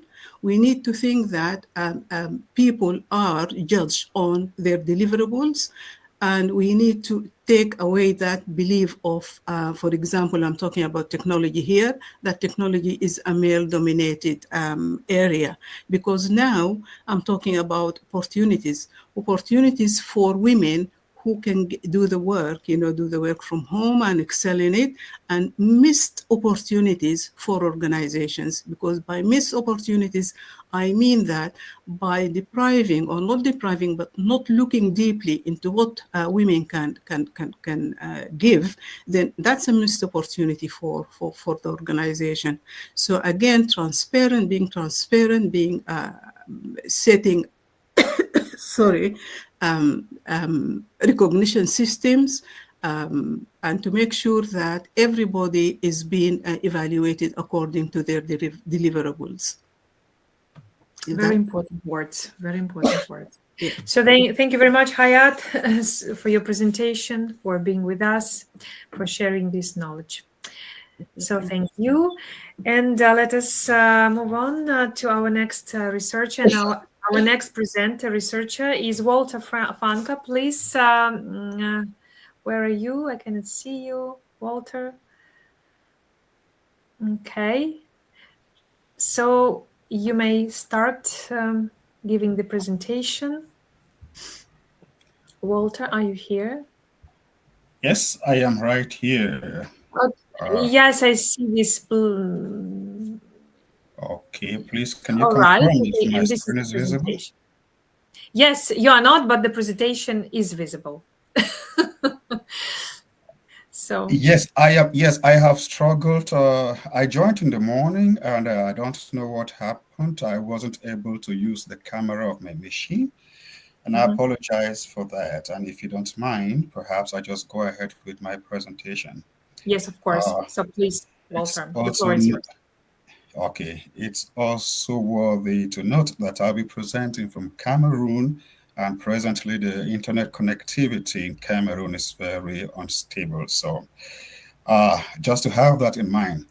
Good afternoon, everyone. My name is Walter Fanka, and together with my mentor, Dr. Anna Provodnikova, who happens to be the moderator as well, I'll be presenting our work titled Leveraging Artificial Intelligence to Strengthen Monitoring, Evaluation, and Learning Systems in Immunization Programs with Insights from Cameroon's Fragile Context. So this presentation will draw from a real-world data and a field experience in Cameroon's immunization program implemented under the Cameroon Baptist Convention Health Services, or CBCHS, whom I work for. Okay.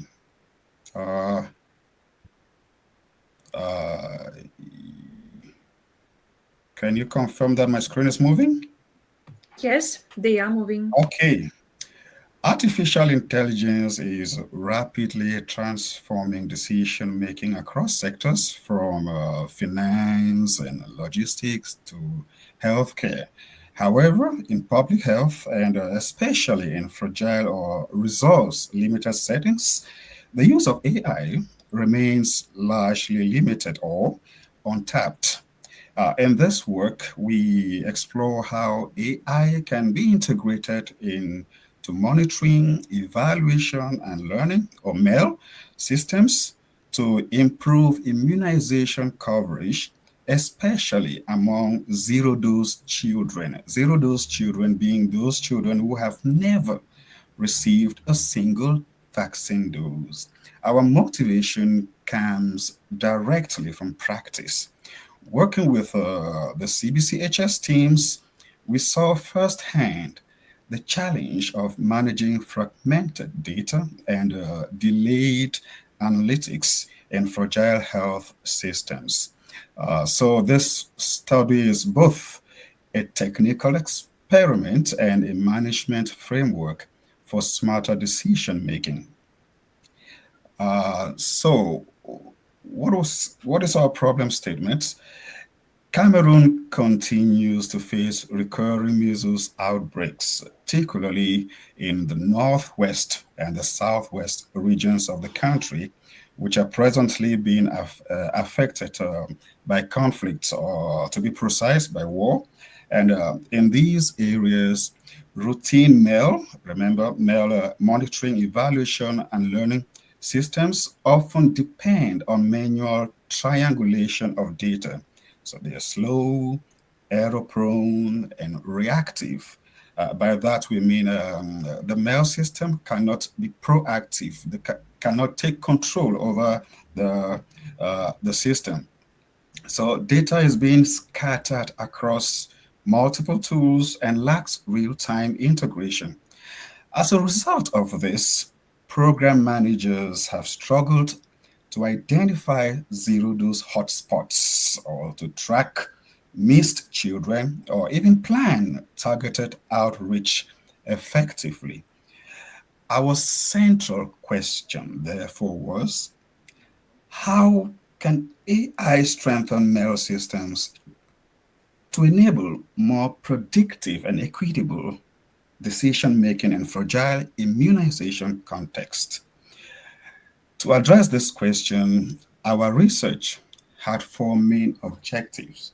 The first one, to integrate AI into existing mail frameworks for immunization, to predict zero-dose hotspots and identify key drivers of coverage gaps to enhance efficiency, equity, and data-driven planning. And finally, to bridge academic theory with operational practice, showing how machine learning can directly inform real-world health management. In short, we wanted to make mail smarter, faster, and fairer. This study used a mixed method design, although this first phase of the work focuses on the quantitative analysis. We have worked with routine data from the CBCHS immunization program, which included service delivery records, humanitarian assistance data, and community engagement activities.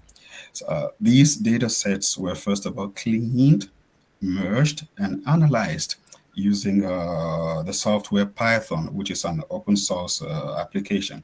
So we trained a random forest model to predict zero-dose hotspot and to explore the main factors that influence immunization outcomes.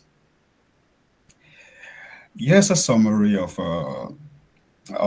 the AI pipeline. So we split the data into 70% training and 30% testing, maintaining balance between hotspots and non-hotspot communities.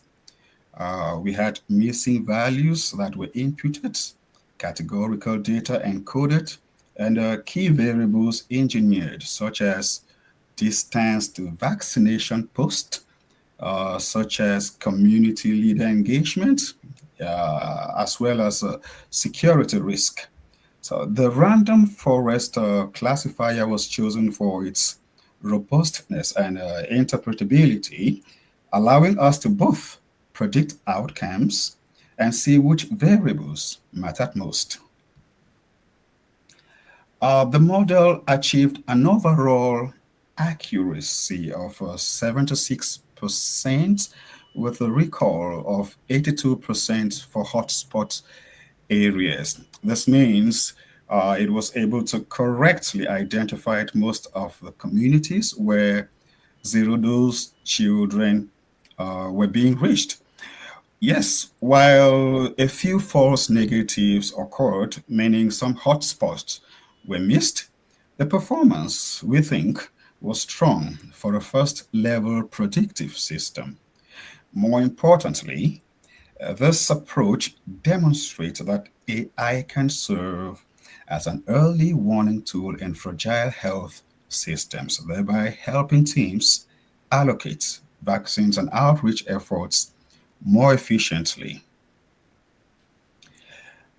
These were the top predictors of in our model. So you can see there at the top we had community leaders engaged, and at the bottom we had a door-to-door strategy.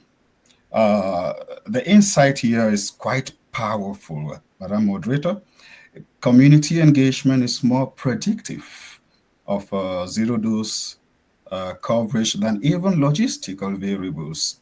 So it reinforces that data-driven planning must go hand in hand with social mobilization and local trust building. From predictive modeling to action, what do these findings actually mean? First of all, they confirm that AI works best when human relationships are strong. Engaging community, religious, and traditional leaders increases vaccination uptake more than simply expanding service delivery points. And second, as geographic accessibility remains a major barrier. Door-to-door campaigns and mobile teams are vital for reaching remote or insecure communities. And third, AI should be seen as a decision support tool and not a replacement for human expertise. It can highlight where to focus, but the field teams must still interpret and act on those insights. Of course, integrating AI into public health brings some important ethical responsibilities. So we emphasized 4 principles. We emphasized on transparency and explainability so that health managers can trust the model. We also emphasize on data privacy and secure storage, especially with sensitive community information, as well as human oversight to maintain accountability for final decisions, and also equity and bias mitigation, ensuring AI doesn't reinforce existing disparities. We notice that these principles also align with global frameworks from other authors. What are the limitations of this work and for future work as well? Well, ladies and gentlemen, like any applied study, there were limitations. Our data set was confined to the Cameroon Baptist Convention Health Services supported health areas only. So generalizability is limited. There's also the aspects of qualitative insight, as I mentioned. Qualitative insights from male officers and community health workers were planned but deferred due to time constraints. And for the next phase, we're going to incorporate mixed methods to validate the model, to expand the data set across more regions, and explore advanced algorithms like gradient boosting and geospatial clustering. We also plan to pilot the AI-supported mail dashboard in real-time program settings. To conclude, our work demonstrates the feasibility and the value of AI-enhanced mail systems in fragile immunization contexts. By combining predictive analytics with community-centered approaches, we can, for example, improve targeting of zero-dose children. We can allocate resources more efficiently, and we can as well enhance equity in health outcomes. AI does not, once again, replace human judgment. It rather amplifies our ability to learn, to plan, and to act in complex environments. In essence, AI plus ML equals smarter and fairer immunization decisions. I wish to sincerely thank the Cameroon Baptist Convention Health Services for granting me and for granting access to program data. My heartfelt acknowledgements to Dr. Anna Provonikova for her immense contribution and her academic guidance throughout this process, and also the dedicated field teams that I work with who collect and manage this critical data daily. Without their work, this study would not have been possible. Thank you very much for your attention. I welcome your questions, if any, your insights or feedback on how AI can further strengthen mail systems in fragile public health settings. You can reach me using the email on the screen, as well as Dr. Anna Provonikova, whom you're all already very versed with. Thank you once again. Wow, fantastic. We were listening and great presentation. I'm really, I will tell you later what I felt in our private conversation, but really, really great. The topic is so important. And yes, please, dear participants, dear presenters, researchers, we're waiting for your questions. Any questions to our researcher, to Walter Fanka from Cameroon? Walter, I know that the research work has not been finished yet. However, do you feel that there is a new perspective, scientific view that you're sharing with us? I mean, in comparison with other research works that exist, what do you think? What is the novelty? What could be the novelty? Or it's a bit early to talk about it right now. So a little bit about your contribution. Would you like to speculate briefly? Say it again. What could be the novelty in your research work? Well, in fragile context, as I said, especially in Cameroon, AI is not very common in the public health sector. So I have discussed with very top managers in the health sectors, and I noticed that they seem to welcome the idea in future, but no one feels confident enough to go into this field because a lot of them still look at the uncertainty. Are we really sure? You know, we are having grants, we are having projects of multi-billion projects, and they really don't have that confidence that they can rely on AI. So I actually advocate in convincing project managers in the health sector to give a try.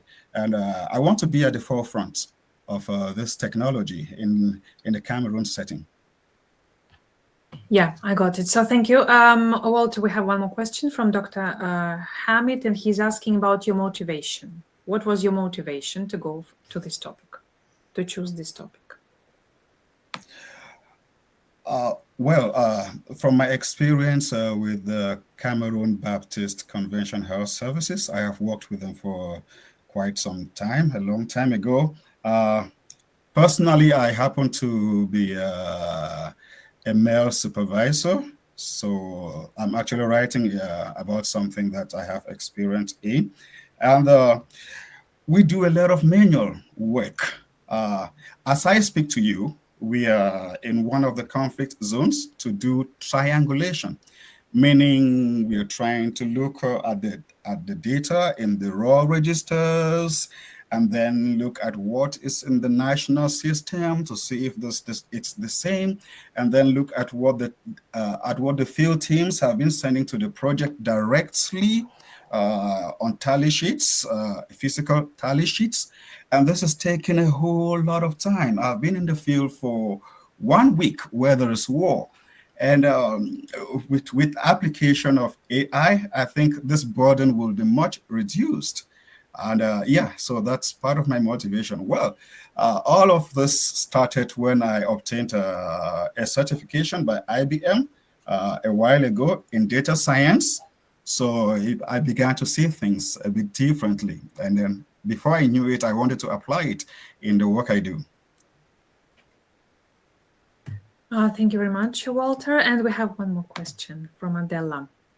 She is thankful to you for your presentation, and her question is the following. Do you see the potential of translating your findings into other countries or sectors? Oh, that's a very important question. I was actually reflecting on this, but I didn't want to go too fast. I just wanted to get done with the paper, and then, of course, with my DBA thesis in business and analytics. And then, but that's something that I would really want to do. But I think I should just begin with what I have experience in. And then I could see other opportunities to expand beyond this. If that answers the question. All right. Thank you. Thank you, Walter. Thank you for your time, for your work and for your dedication and for your motivation. Anytime. It's important that the topic encourages you. Just a brief remark for Mr. Nath. We are waiting for you in room 3. Could you please use the link for room 3, Mr. Nath? Okay. Yes. All right. So, and now let's move on. And our next presenter is Dr. Hamid. Please, Dr. Hamid, yes, we know that you're here. Please, the floor is yours, and share your presentation. Thank you.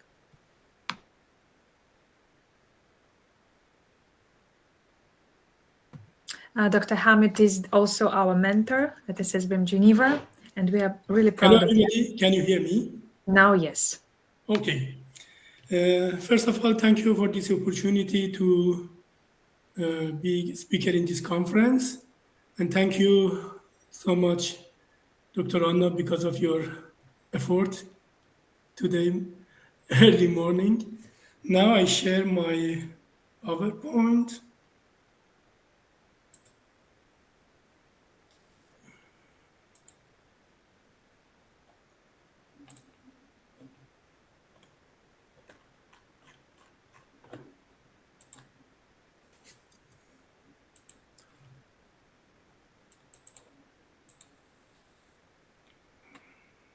Is it visible now?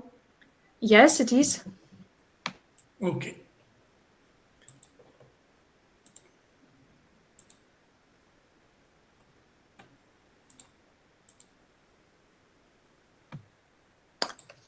Can you please try to change the slides? Because you do not see that they're changing, but you can hear that you are changing them. Now it's clear, or? Now it's, yeah. I think okay. Hello, everybody. Thank you for your time. Thank you again for colleague Dr. Anna because of this opportunity.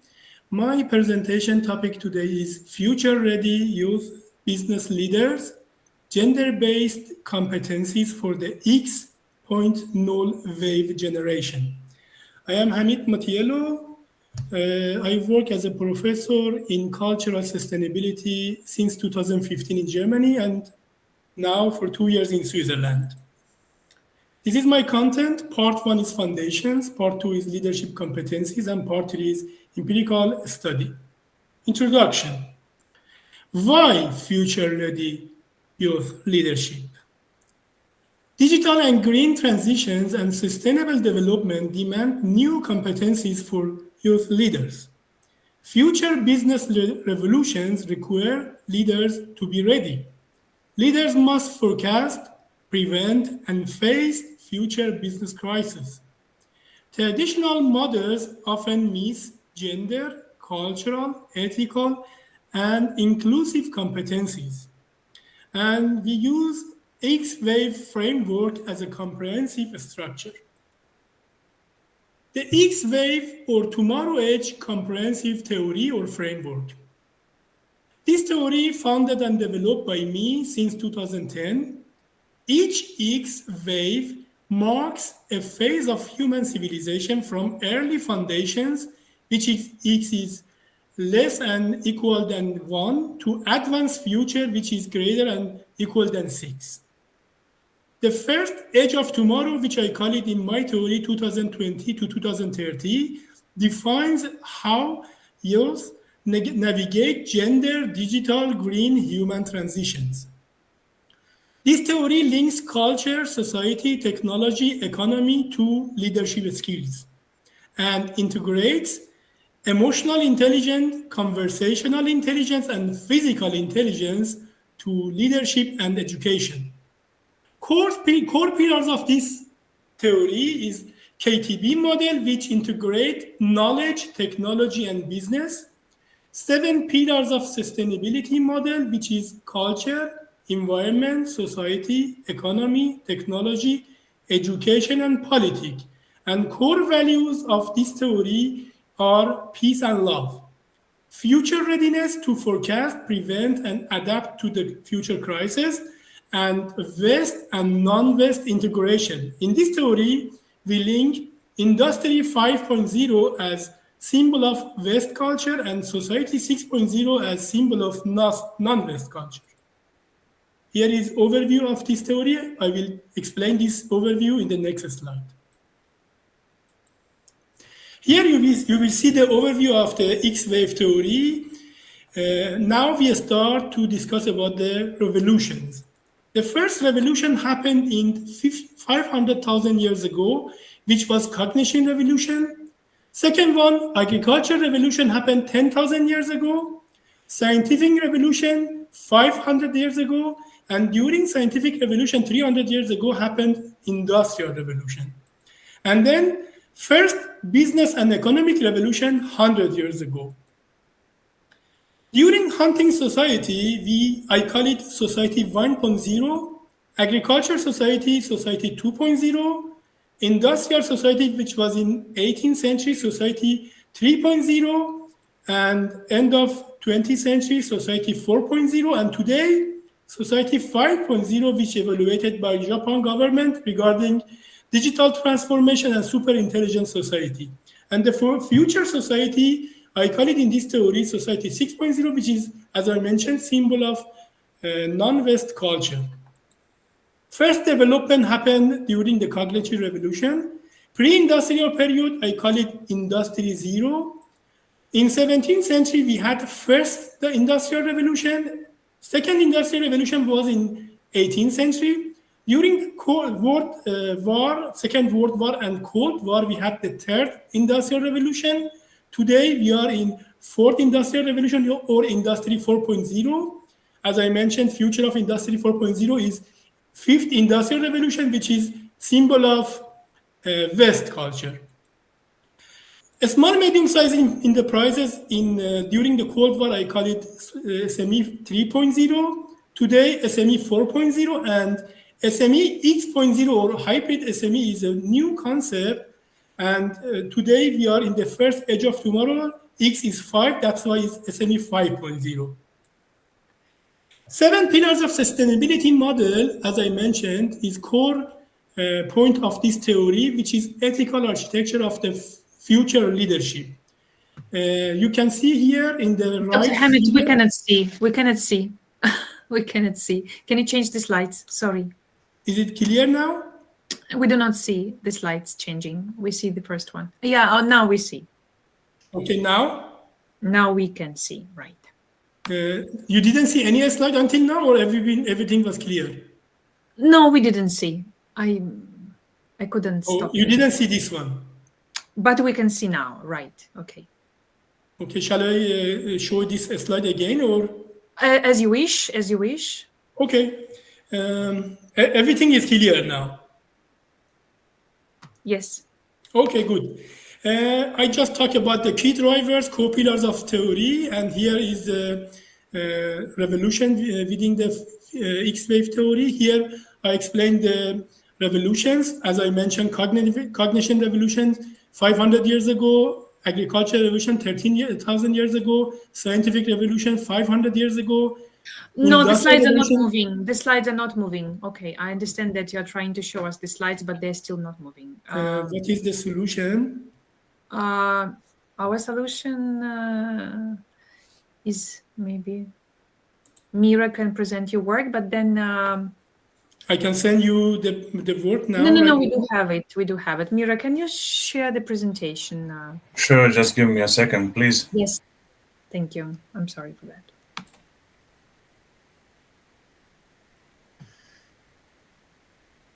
Dr. Hamid, are you here?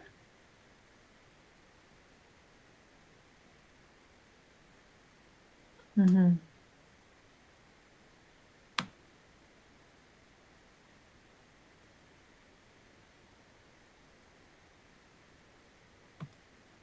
Okay, Dr. Hamid, yes, he's here. Okay, don't worry, Dr. Hamid. So now we will share the screen. We have your presentation. Please just let me know what slide to move on.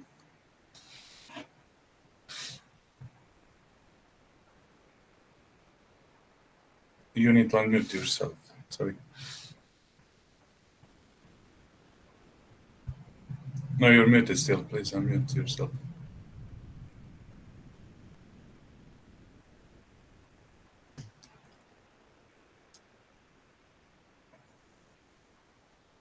Dr. Hamid, unmute yourself and tell us what is the number of the slide that we need to share now.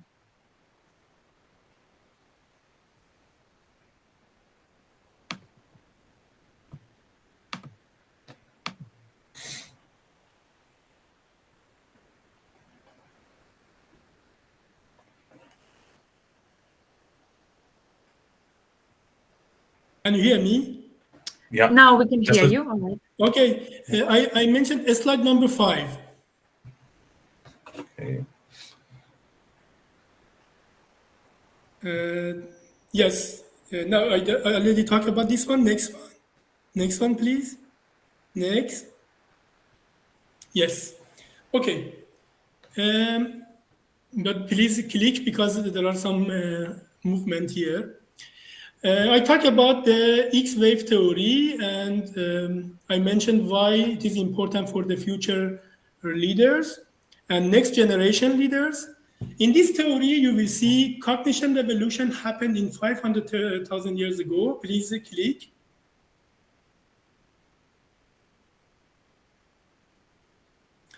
Dr. Anna, I think it's easier if it's possible to do by myself because like this, I lose time. There are some movement in the presentation. But your slides, they were not moving. You can tell us, click, and we will Okay. click. No problem. Agriculture revolutions 10,000 years ago. Scientific revolution 500 years ago. During the scientific revolution, we had the industrial revolution, which was 300 years ago.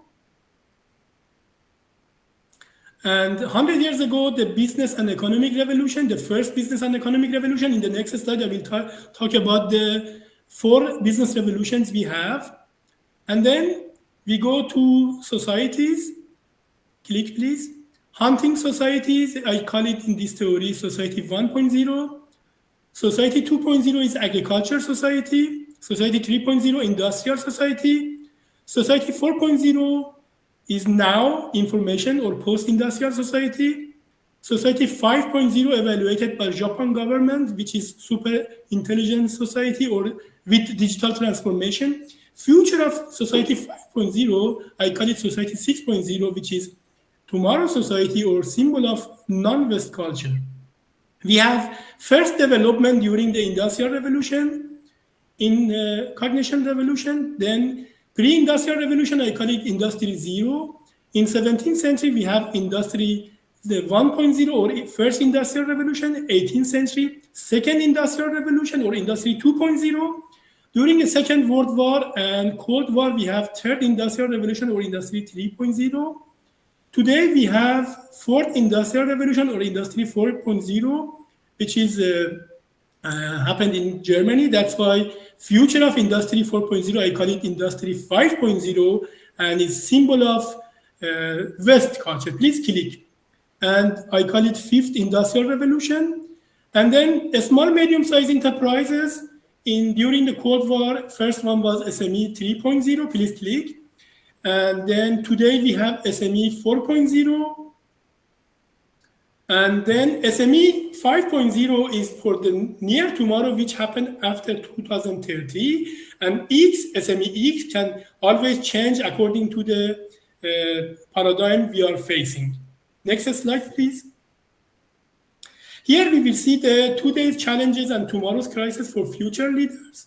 There are some challenges and crises like digital transformation, ethical, artificial intelligence, climate change, then gender inequality, cybersecurity. For these challenges and crises, future-ready youth leader must be gender-sensitive, inclusive, and equity-driven, lead ethically, responsibility, and sustainability, stay adaptive, human-centered, and digital fluent, and navigate social, environmental, and technological challenges. Please, next slide. Here, we see, I already mentioned some revolutions, but after 19th century, we had 4 different business economic revolution. First business economic revolution happened in, please click, 100 years ago, which is between 2 and 3. And second one happened in, yes, this is the first business revolution. And in this business revolution, we have a strategic decision-making, equity awareness. Second business revolution happened in late 20th and early 21st century, which is now. X is more greater and equal than 4 and less than 5. Here we have digital fluency, interdisciplinary collaboration, and gender balance. Please click. Yes, click. Third revolution, third business revolution is the first age of tomorrow, which is 2020 to 2030. X is greater than 5. And here we have human-centric design, empathy, emotional intelligence, physical intelligence, and conversational intelligence. And the future business revolution or fourth business revolution will happen for post or transhuman, which is after 2030, X is greater and equal than 6. And here we have system thinking, social, innovative, and gender equity. Please click. Co-gender-based competency for future youth X leaders. Please click. We have 2 categories for these gender leaders: foundational competencies, digital fluency, ethical, sustainable leadership, imperial and strategic skills, and empathic intelligence. And then click, please. We have the advanced competencies, gender competencies, strategic foresight, sustainability orientation, and entrepreneurial mindset. Click, please. That means in my theory, leadership means combining empathy with intelligence. Please click. Gender-based leadership insight, gender-sensitive leadership, cultural awareness, talent development, interdisciplinary and human-centered skills, ethical and inclusive governance, and organizational impact. Click, please. Here you will see the future-ready youth leader, gender-based competencies. Click, please. Business and leadership in data-driven economy. Key message says, go digital without losing humanity. That means make a balance between technology and empathy. Driver of this change is tools and technology which are smarter data-driven operations. People competencies can analyze data, control system, and ensure standards. And human resource and innovation experts to innovate and implement, develop, and apply new solutions. Click, please. you will see traditional business economy has changed to data and business economy. That means the next generation leaders, they cannot just focus on traditional business economy to lead them. They need to go to data and business economy. Click, please. Leadership implication for future youth leader must integrate digital fluency, ethics and sustainability, human-centered innovation, strategic foresight, and adaptive skills to prepare and shape human-centered, future-ready world in the digital era. Click, please. Industry for readiness and digital transformation. Why this matter is important? Because economy shift from business to data business, and that means we create a new concept which called Internet of Business or IOB. And benefit for the youth leaders is core skills, strategic foresight, ethical and inclusive leadership, HR and talent development, global competence, and user-centered innovation. Click, please. Here you will see the levels from level 0 to level 5 for the beginners to learners and high top 4 performer leaders in data-driven and digital transformation leadership. Click, please. I made a model for youth X leadership competencies with 4 levels. Foundational levels, which is digital fluency, entrepreneurial skills, intermediate, ethical and sustainable leadership, advanced, gender competencies, and top performance, which is visionary foresight and talent sustainability. Click, please. Here you will see my model. This pyramid starts from foundational level, digital fluency, comprehensive entrepreneurial skills, intermediate to top performer. Click, please. 7 pillars of sustainability model, as I mentioned, is the ethical architecture of the future leadership. There are 7 pillars: culture to politics and core value, peace and love. In the right figure, the spider figure, you will see a blue and a red color in the diagram. That's a small medium-sized enterprises after calculation with these 7 pillars. The blue one is before Corona pandemic and the red one is during the Corona. That means the leaders must also get ready to be prepared for the pandemic and post-pandemic to how to lead the companies. Click, please. Educational implication for the youth X leadership. Deep interdisciplinary learning, AI-driven simulations, gender-inclusive pedagogy, and X-wave insight. Click, please. Research methodology overview. Click. In this methodology, I have 6 mixed methods when X is greater than 4, which means now and the future. Click, please. And integrate quantitative and qualitative approach, examine gender-based competency, and focus on digital, green, and human-centered transitions. Click, please. Here you see the 6 stages from competency gap to simulation. And then click, please. You will see I have in my, again click, I have in my research 90 participants, 47 male, 42 females from 18 countries, 12 West culture, 6 non-West culture, 66% undergraduate, and 34% graduate people. Please click. Click, please.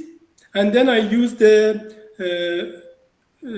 digital fluency as D, as a symbol for digital fluency, competence, gender competence G, ethical and sustainable leadership E, and entrepreneur strategic skills S. Please click. Yes, click, please.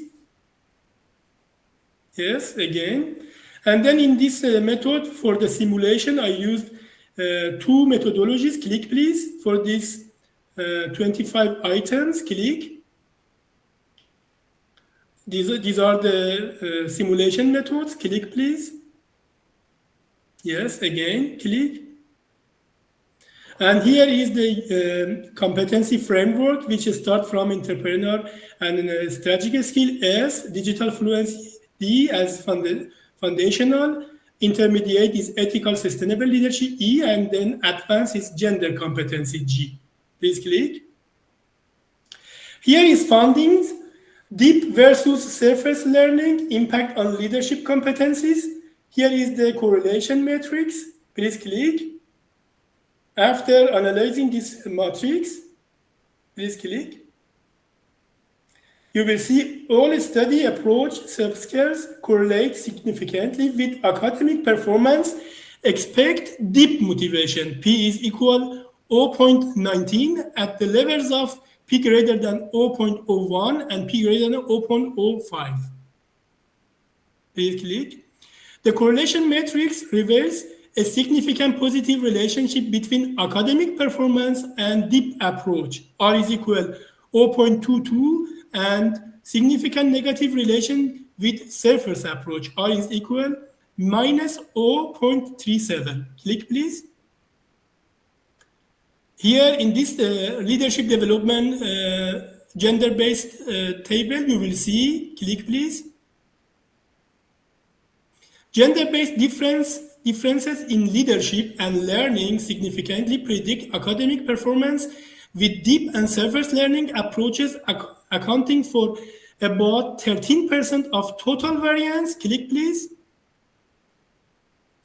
And the standardized beta values indicate that the surface approach significantly and negatively predicts academic performance, accounting for about 33% of the variance, whereas the deep approach shows a weaker contribution. Please click. Here is the outcome of these tables. I already discussed about them, and I just give you 2 points. According to this research, during this different global north and global south, I found most of the West culture female, they are more empathy and they are more doing cooperation. Most of them from male from non-West culture, they are more competitive but good in entrepreneurship. Please click. Here is the discussion. There are some challenges and solutions. I just talk about some of the challenges. For example, surface learning and gender bias.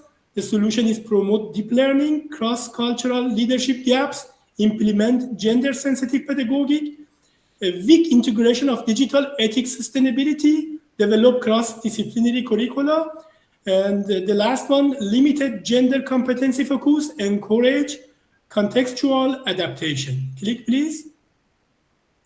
Here is the implication for practice, embed gender-aware, apply youth X leadership, prepare youth for business hybrid intelligent leadership, and cultivate resilient, inclusive leader for Industry 5.0 and Society 6.0. Please click.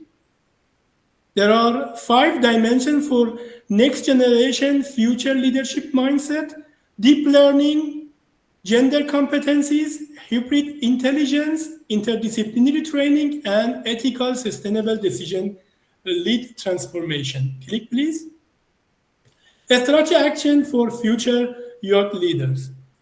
The role of education and HR competencies are very important here. For example, prepare youth for post-pandemic workforce. I already talked about that. Talent development, succession planning, call to action, integrate gender and ethics, promote deep interdisciplinary learning, and apply X framework globally.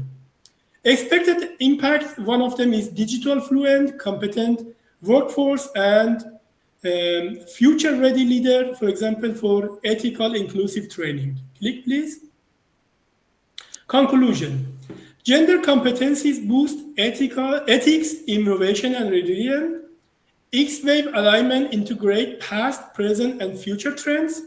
Deep learning fosters leadership growth. Interdisciplinary integration is skill prepare hybrid SMEs. I already mentioned SME X.0. X could change during the paradigms. And future-ready leaders drive inclusive impact. Next slide, please. Future direction. Validate competencies across culture and industries. use AI and virtual reality and immersive technology for leadership role, apply intersectional approaches for gender, culture, and cognition, expand X-wave theory to post-human context, which is greater and equal than 6, integrate X-wave gender framework to curricula, mentorship, and SME training, embed X-wave gender framework into educational SME training, and standardize tools to assess leadership, ethics, and digital fluency. And thinking globally and acting regionally. Click, please. Here is to change the perspective with thinking different, and that means end of the story is begin of tomorrow. Thank you so much. Please click for your to your attention, and sorry for this happening for my presentation. I could not present in my computer, but also I have to ask about click and etc. But still, that was possible to present. Thank you. Thank you, Dr. Anna. Thank you, Dr. Hamid. Thank you, Miro, for being involved. Very, very informative. A lot of work have been done, I have a feeling. So let us see in our chat box. Do we have any questions to Dr. Hamid? What is the main significance in your research work? Briefly, just Okay, maybe it is good to a little bit talk why this topic, because as you saw in this topic, we had a comprehensive view to different 4-level different factors. As I mentioned, since 2015, I got 2 professorship titles in Germany, one in international management, another one in sustainability. And that's why I did a lot of research and publications regarding sustainability and culture, because since 2010, I work on cultural sustainability, and I found we have a big gap regarding cultural awareness in leadership. And without focusing on culture, it's not possible to do leadership in different cultures, because the way we do leadership in educational, a small, medium-sized enterprise, for example, SSPM in Switzerland or in Europa, is not the same in other countries. Sometimes also in Switzerland, in North, West, South, they are also different. That's why always culture is a big factor. But still, culture not alone, also paradigm. That's why the X-wave theory talk about different paradigms today, yesterday, and tomorrow. And that's why we need to also always focus on paradigm.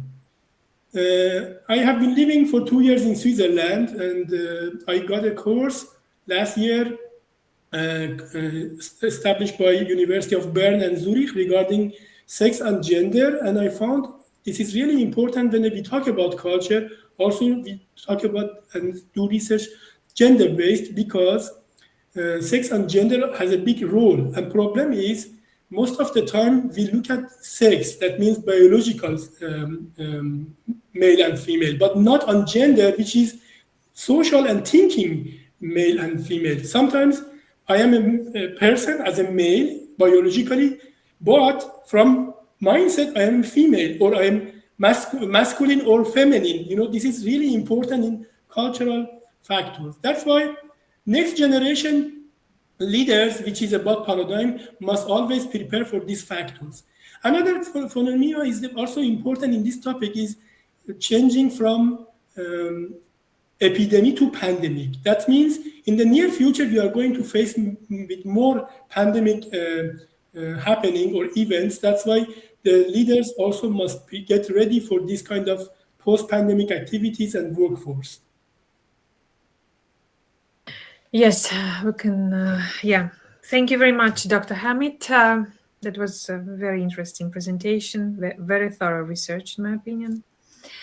Thank you, and your article will be also published in our journal after the conference. Thank you very much for your dedication.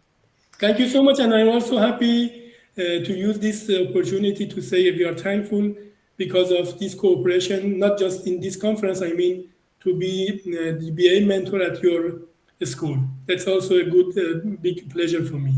And it's a privilege for us as well. Thank you, Dr. Hamid. Now, let us move on with our conference, and our next presenter is Olga Croft. Please, the floor is yours. You may share your screen. Please start. Olga?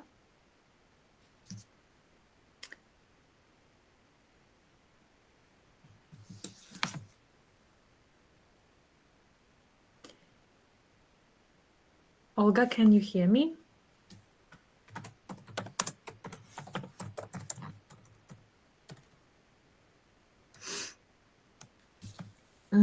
Olga sent me an email not long time ago that she might have some problems with her. I'm not able to unmute, I see. Shall I move on to another presenter and maybe then you can solve it, this problem? So let us then, let me ask then Mr. Saleh to present his work. Olga, okay? So you have time to solve this issue. Olga, are you here? Yes, okay, I can hear you. I'm sorry. Okay, good. So now, Olga, please, then the floor is yours. You can share your screen.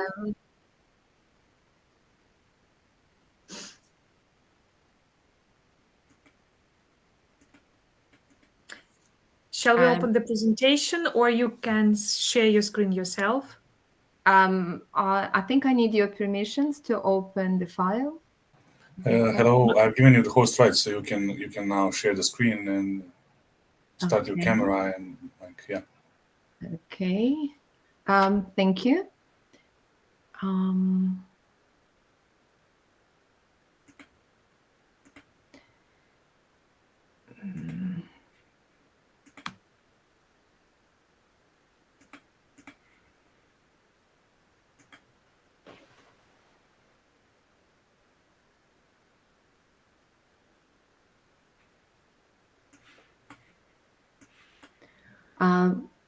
I think it will make sense to move to the new presenter because it's, I'm afraid, takes longer than I expected. More time. Okay, okay, all right, no problem. Mr. Saleh, would you mind to start your presentation now?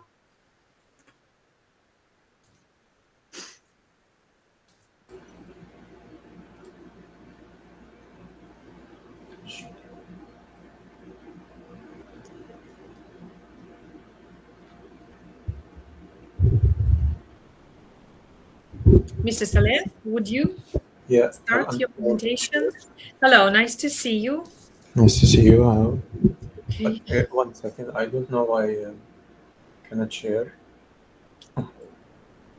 If you cannot, we can do that. Just tell us. We do have your presentation.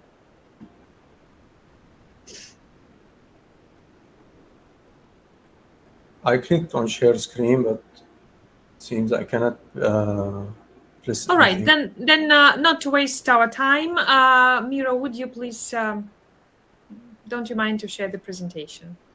Mr. Saleh. Okay, it's here. Fantastic. So Saleh, Mr. Saleh, it's here. You can start, please.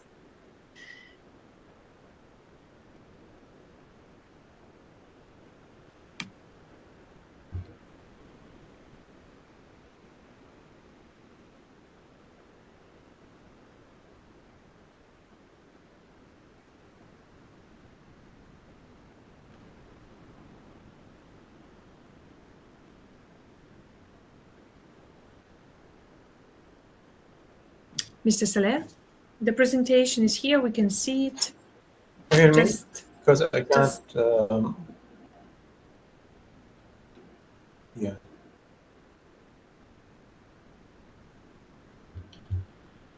We can hear you. Oh, what's wrong? So now we need to decide, Olga or Saleh? Saleh or Olga? All right, so it can happen. So then, okay, no problem. We can move forward and we can ask Mr. Amitabh, ambassador, to share his screen. Let us try with the next presenter. Mr. Amitabh.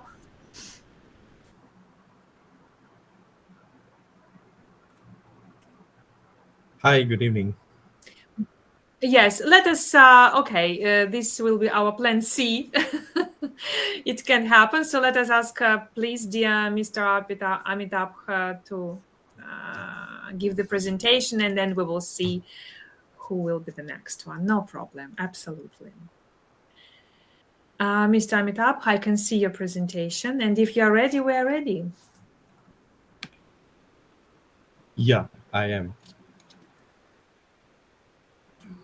Am I audible and everybody can Yes, see you're the audible. presentation? And yes, you're audible. Olga, you can be the next one if you don't mind. All right, perfect. So, Mr. Amitabh, So greetings, ladies and gentlemen, and thank you, SSBM team, especially Dr. Anna, for giving me an opportunity to present my, paper here.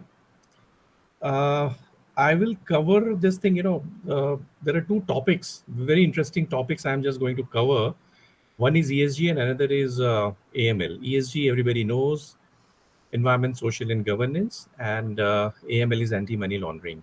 So basically, these are two aspects or two sides of the same coin, and not much. One sec, I will move it to the next slide. One sec.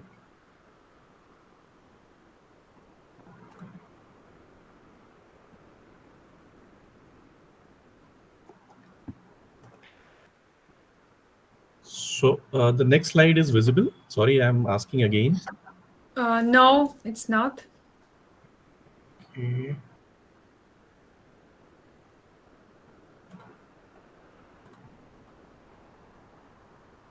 Yes, it is. Yes, it is. It's visible. Okay. So I was talking about these two subjects. So basically, there are a lot of things which has happened, a lot of research which has happened, but unfortunately, both the topics in an integrated way, not much research has happened. And by the emergence of this digital and green economy, you can understand there are a lot of money which is flowing in the name of ethical and sustainable money, short of. But actually, it is not the case, and there is no such you can say measurable things which can properly measure that these are not greenwashing and other terms, like these are flowing in the system, and it is the illegitimate money is becoming the black money, so to say, is becoming white, and then it is coming in the system. So the topic is basically to understand there is a need for integrating these two aspects, and that is what I'm saying. Basically I'm covering my paper into four topics. Like, first is what are the regulations, which I'm going to cover in the next slides.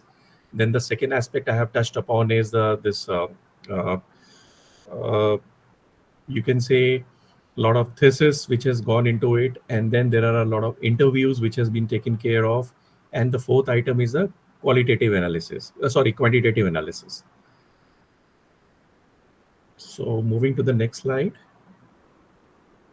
So if we can see that the global financial landscape is undergoing radical transformation. The Indian banking financial sector, which is instrumental and pivotal to the nation's ambitious goal of 30 trillion economy by 2040, and net zero, which is a very ambitious target by 2070. This shift presents both unprecedented opportunities and complex challenges. The latest UNODC data, which talks about more between 2.5 trillion annual sum which is being laundered, and out of that the 30% belongs to drug trafficking. Similarly, it is the case of ESG, wherein again 2 to 3 trillion dollars USD is being converted into this drug trafficking and other things.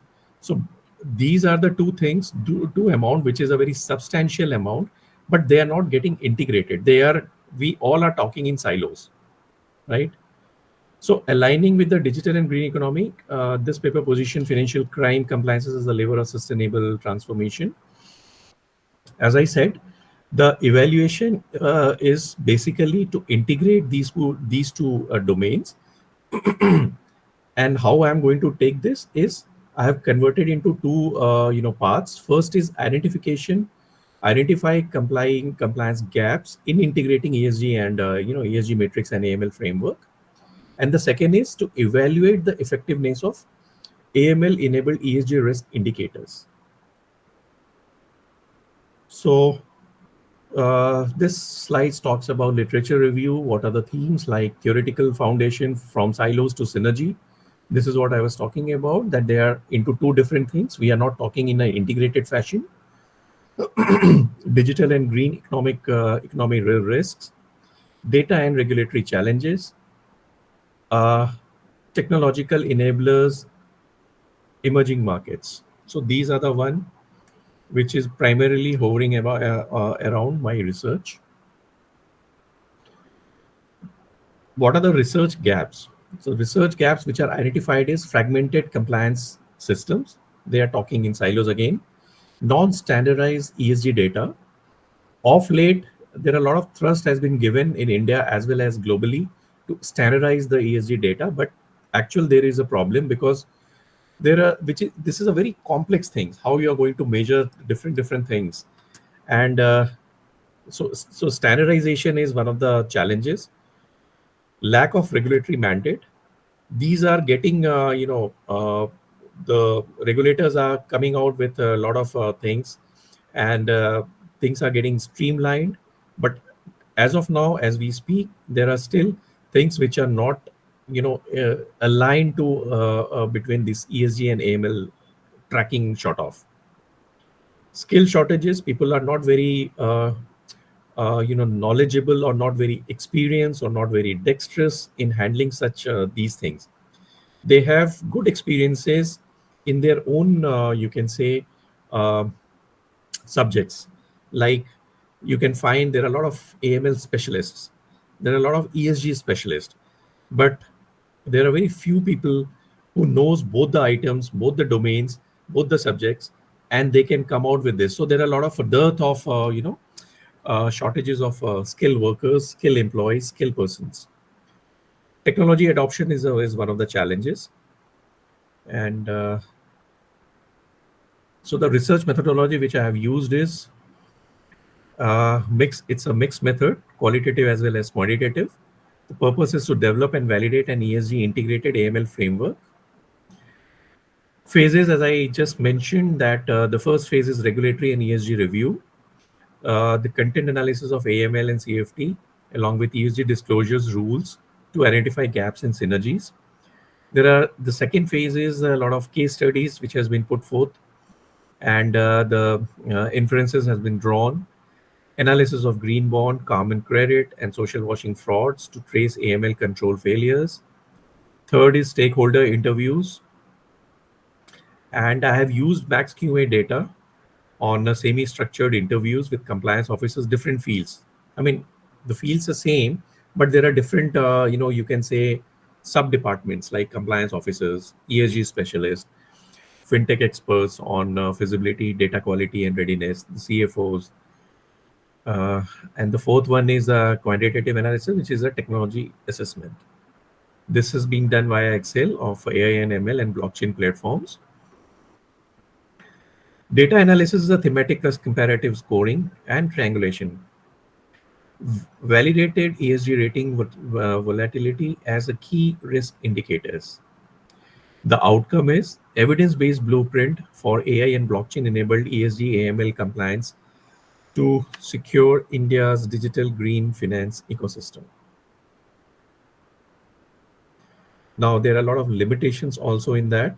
Reliance on self-reported public data, potential biases, sample size for qualitative data collection, weak awareness of topic, cross-sectional design limit causal inferences, ethical considerations like anonymity and confidentially ensured for participants, informed consent obtained for interviews and surveys.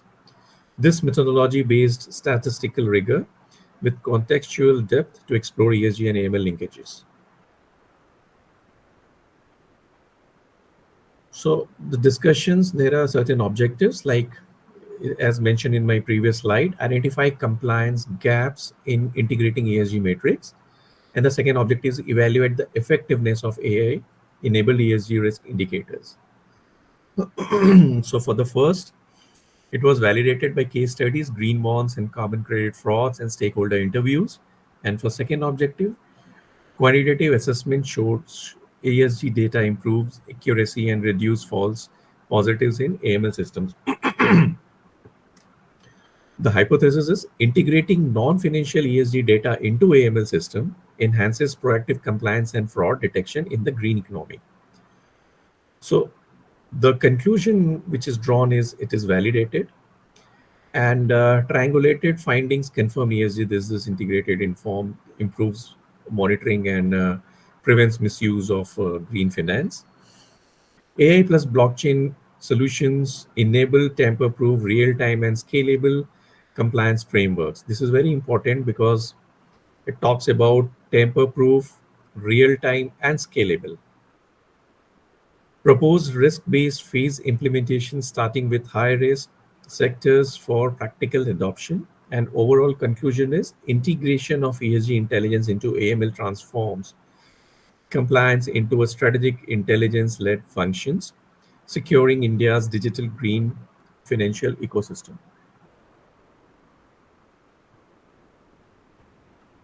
So some of the descriptive analysis, and on the right-hand side, you can see strategic mapping.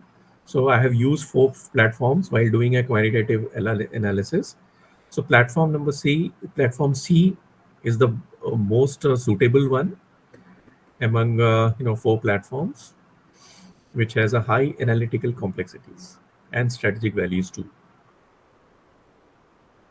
Certain key findings, there are 10-12 key findings which is placed over here. First is related to regulatory and structural insights, fragmented compliance architecture. So why fragmented? Because there are very thin line between AML and ESG regulations. Both of them are talking in silos now, but things are moving in a right direction wherein, the regulators and the policymakers are understanding these issues and they are coming out with more integrated, so to say, frameworks. Currently, AML and ESG frameworks operate in silos, as I said, creating oversight gaps. No mandatory tracking mechanism for green finance from allocation to outcome. Regulatory bodies like RBI, Reserve Bank of India, acknowledges risks of greenwashing and fund diversion due to lack of audit trails. So AI can help us in, as in my previous slides, which I have mentioned. It's a tamper-proof, real-time, and scalable. So this is order of the, it's a need that, to create audit trails so that to create an authenticity of whatever the things which has been placed over here in terms of numbers are not are genuine, so to say. Second is policy technology misalignment. Existing AML CFT rules do not mandate ESG due diligence. So basically, AML is a set thing. After this FATF, which has came into being and headquartered in Paris in 1989, there are a lot of things which has happened, and there are a lot of regulations which has happened in India. AML, anti-money laundering, the act came and the policy got drafted in early 2000, that is 2002, and after that things were streamlined. But for ESG, still it is in the nascent stage, I should say, and ESG and AML stage is little far away, though things are moving in that direction. So absence of standardized auditable ESG data limits effective risk detection, and need for regulatory push to mandate digital verification of green finance flows. Second is empirical and stakeholder insights. This is related to case study validations in all analyzed frauds like a green bond, carbon credit, social wash. AML failures occurred during due diligence, not post-transaction. ESG red flags, unverified project data, weak governance and social complaints are visible but ignored. Stakeholder perspective, consensus on need for risk-based ESG AML integration. This is very important. Concerns over alert fatigue, cost of compliance and data interoperability, emphasis on ethical AI, audit trails, and calibrated thresholds for MSME, that is micro, small, and medium enterprises. Practical implementation needs. Integration must be scalable, auditable, and proportionate. Suggestion to begin with high-risk sectors like large corporates and financial and project finance. This is related to the 6th, 7th, 8th relates to technology and strategic outcome. Technology assessment results, AI and AML system and ML system, effective for unstructured ESG data, like news, print media, rating reports, and all. Blockchain ensures tamper-proof tracking and auditability of green finance flows.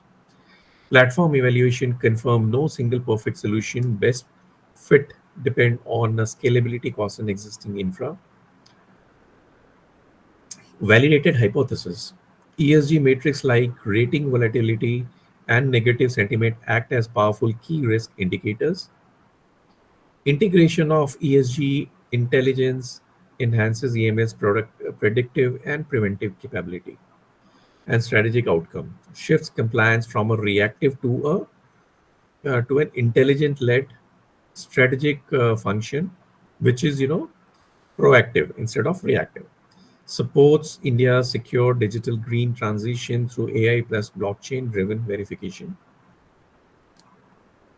So this is I have put it as a picture, which is summarized in all the four stages. Like first is regulatory review, second is case study analysis, third is stakeholder interviews, fourth is technology assessment. This triangulation outcome, ESG volatility is a key KRI, that is key risk indicators, mandatory track-driven verification is needed. Some of the discussion points: integrating ESG and AML for a secure digital green economy, regulatory structural gaps, which is very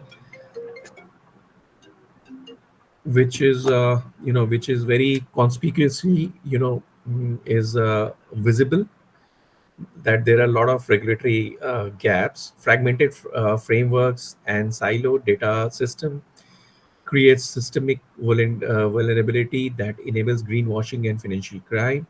Technology opportunity: AI enable large-scale ESG data analysis, while blockchain ensures transparent, tamper-proof, audit trail for green finance flows. There should be a paradigm shift in compliance. ESG intelligence transforms AML from a reactive to a proactive, that is reactive reporting tools, into a proactive intelligence-led mechanism. Conceptualizing risk. Findings prove non-financial ESG indicators directly reflect financial risk, redefining compliance as a driver of financial integrity and sustainability. Strategic imperative for banks and financial institutions. Adopting ESG AML integration strengthen trust, credibility, and resilience of India's banking and financial sector in a digital green transition. And finally, call for collaboration. Effective implementation demands coordination among various stakeholders like regulators, policymakers, institutions, banking and financial sector, fintech, ESG data providers, for unified digital compliance ecosystem. The conclusion is, the study concludes that integrating ESG intelligence into AML framework is both a strategic necessity and a practical solution for safeguarding India's digital economy. The research reveals that the current compliance landscape suffers from regulatory fragmentation, data silos, and weak auditability, of all of which needs to be arrested to curb financial crimes effectively, such as greenwashing and fund diversion. These challenges can be effectively addressed through the adoption of advanced digital technologies. AI can process large volumes of unstructured ESG data, such as sustainability reports, news sentiments, and social impact matrix, to detect anomalies and early warning signals of illicit activities, while blockchain can provide immutable and transparent audit trails that enhance accountability across green finance transactions. The findings validate that non-financial ESG factors are powerful indicators, which is very important, of financial risk, and their integration can transform compliance from a reactive, again I reiterate, from reactive to, you know, proactive one, from reactive box ticking exercise into a proactive, intelligence-led strategic functions. By implementing a phased risk-based ESG AML model, Indian banking and financial institutions can help ease compliance burdens and enhance overall financial integrity. This approach aligns with India's long-term vision of 30 trillion, as I mentioned in my first slide, net zero goals by 2070, positioning the country as a global leader in ethical and sustainable finance. The study thus recommends a collaborative roadmap involving various stakeholders like regulators, financial institutions, policymakers, fintech innovators, to institutionalize technology-enabled ESG AML convergence, transforming compliance into cornerstone of both financial security and sustainable economic growth. Final study call for action is policymakers, mandating tamper-proof ESG verification. Regulators enforce standardized ESG disclosures, audit trails, and regulations on ESG. So there should be a multi-pronged, this slide talks about actions, which needs to be a multi-pronged one, wherein, you know, the policymakers, the government, regulators, stakeholders, uh, institutions, everybody should collaborate, should work in tandem to come out with a structured, way, so that we can, reduce, or so to say, to curb or arrest this laundering. And the data which needs to be, effective, genuine, there should be an audit trail so that it can be effectively managed, and thus it will help us in the, help boost economy, and our, the target, like carbon neutral by 2070, which is an ambitious target. So this is what it talks about, like policymakers, regulators, banking and financial institutions to invest AI and blockchain enabled compliance tools. The industry built interdisciplinary expertise to manage ESG risk. Investors and stakeholders, more awareness and responsibility towards ethical and green economy. Now I'm very happy that, for the listed companies, wherever there is an AGM and others, investors do ask certain questions, like why you are investing in X company, while the fact that this company is not ethically correct. It is up to the perception of that particular individual. But this type of questions are coming up now. And researchers conduct pilot studies and ethical AI in research in ESG compliance. There are a lot of limitations which has been, summarized over here while concluding my paper. Purposeful sampling may limit generalize across current contexts. Rapid technology evaluation may outpace current platform evaluations. Conceptual validation without live environment testing. Focus predominantly on Indian banking sector context. Future scope. Longitudinal pilot projects to evaluate real-world framework efficacy. Explore fraud red flags in social and governance ESG pillars. Develop standardized audits for algorithmic fairness and bias. Study cross-border harmonization of digital green finance standard.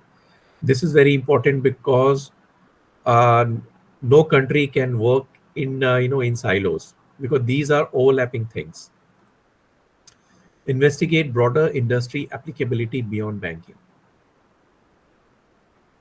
So thank you very much for giving me this opportunity, Dr. Anna and SSBM team.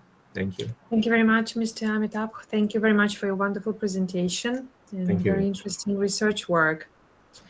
Dear ladies and gentlemen, do we have any questions to Mr. Amitabh? Why were you motivated by this topic, if briefly? Yeah, it's a good question. I am basically into this AML. I am a specialized AML person and working into an asset management. Now ESG is coming up, and I find that these are two aspects, as I said, two domains, two aspects of the same, two parts of the same coin, because these are the two things which is coming under compliance. And it's a win-win situation for every organization to combine, to see if you combine these two topics. Just to give you a perspective, any organization, mostly financial, you can say right now, there are 5 people who are sitting and doing this AML work. They are culling out the data alerts, and then they are, there are more than 95% of the data of the alerts are false positive. When you are doing a research, you find out that these are actually not an alert, it's a false positive. So there are a lot of manpower and the money is involved into it. Similarly, ESG is shaping up, and there are another set of people who are doing it. And both the things are, there are a lot of overlapping things, by which if you can integrate both these things, then I find that there are a lot of meaningful data can be can come out. So this was my first thing. I started looking into it, and the moment I started doing a research, then I find that there are a lot of research which has happened on these two fields. And then I try to understand then whether there is a lot of research which has happened integrating these things. So I find, unfortunately, not much. But of course, there are. So if you combine these two, definitely there are meaningful data which is coming out, and it is going to help not only investors, not only the companies, but also the investors, and you can come out with a good evaluation of that particular company. So that's the crux of my research. Thank you very much, Mr. Amitabh. Thank you. So thank you. And so again, your conference paper will be published in our journal after the conference. So thank you for your contribution and dedication. Thanks a lot. Greetings to all. We appreciate that a lot. Yes, thank you. So, and our next presenter is Olga Croft. Olga, would you be able to now share your screen and present your research work? Olga? Can you hear me, Olga? Mm-hmm. Could you please unmute yourself? Unmute yourself so we can hear you.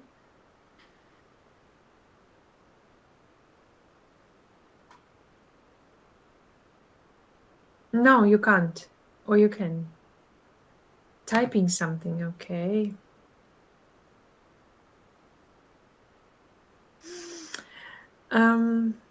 It can happen, and it happens sometimes. Please provide permissions to unmute and share. We have provided you with the host rights, so you will be able now to unmute yourself and share the screen.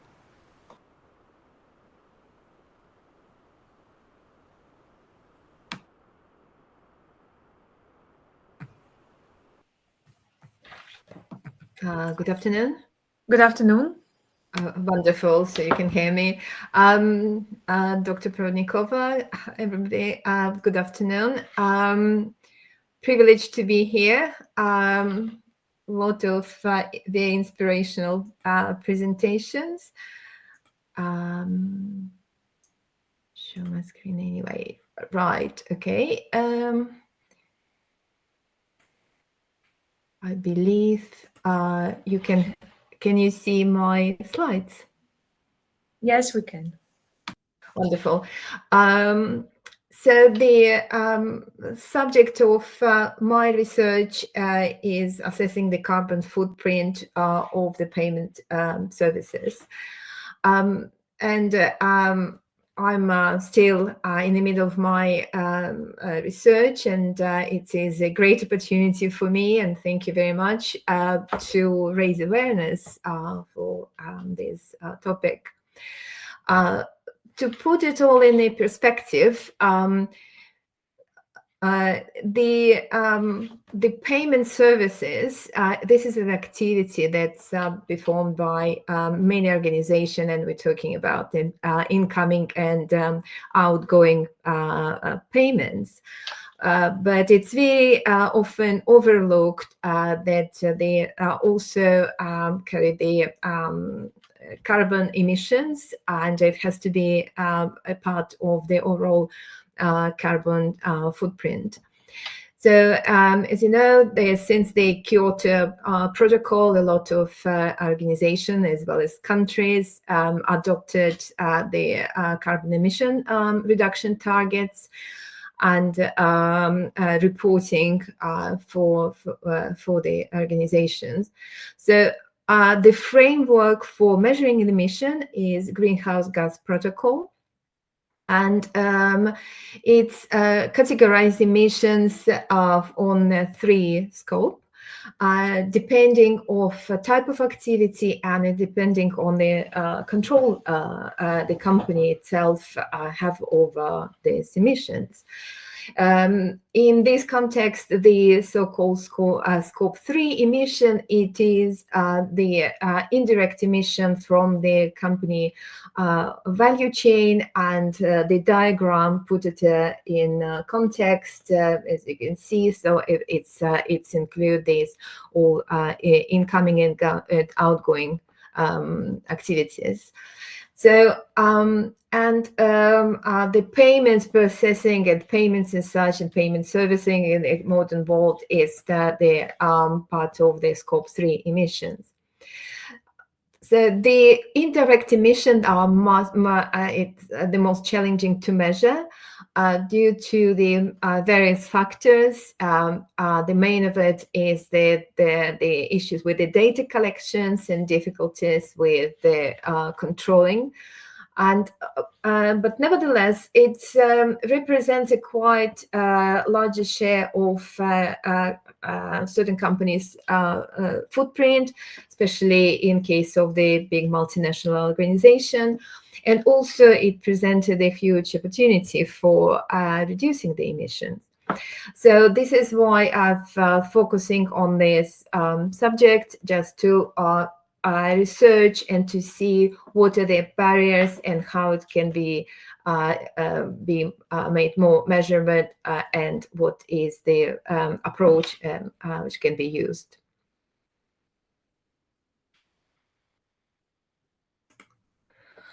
So so far on in terms of the literature review, so there's a lot of interest to generally to the payment services was ignited since 2009, since emerging of the Bitcoin, because it's a known factor that it has a significant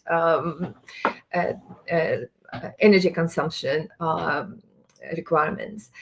So and what it shows, and this what I'm looking for on the available literature by the payment types, and the payment types includes like the payment method like mobile payments, credit card, cash, emerging central bank digital currencies, and the analysis of the literature shows that it's a lack of information of comparing the carbon emissions across the different payment types. And it makes it the decision making within the organization very challenging in terms of the options of choosing one or another payment types, not only based on the cost efficiency or convenience, but also if the company is targeting to reduce its carbon emissions. And also, it's what it needs to be said, and what is clear, that payment industry on its own is one of the rapidly evolving sector due to these latest technologies, blockchains, one of them. And it is enabled by information technology and communication. And this brings to the picture and to the research another factor. It is significant dilemma of so-called decoupling debate, which is going in academic research and in the industry. Is the ITC, is it enabler, or is it sort of like a polluter, or green ITC versus ITC for green? What is more important? So in terms of the theoretical framework and again, the preliminary studies, so all these shows the sometimes unexpected findings and unexpected facts. In general and financial services, the scope 3 indirect emissions accounts for over 90% of total emissions. But due to the challenges with reporting and measuring, only 35% of banking company, for instance, disclosed this since 2021.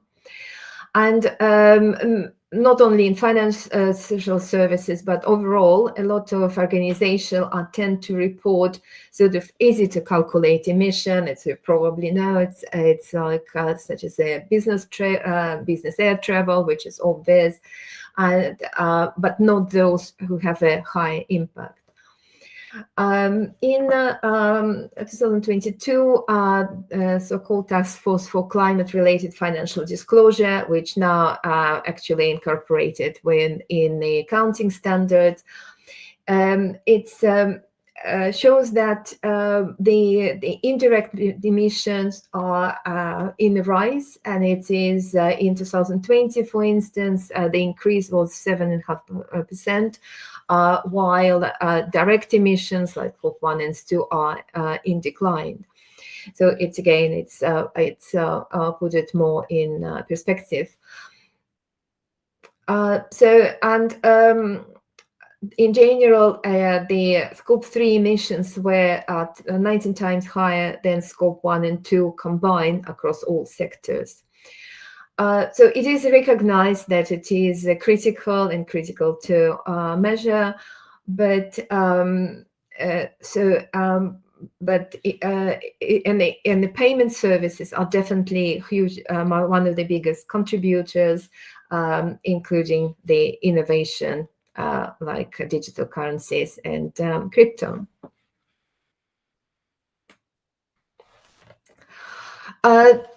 In terms of maybe terminology and the structure of the research, I'm looking on the different payment types, and for the purpose of this research, it's kind of divided in 3 major groups.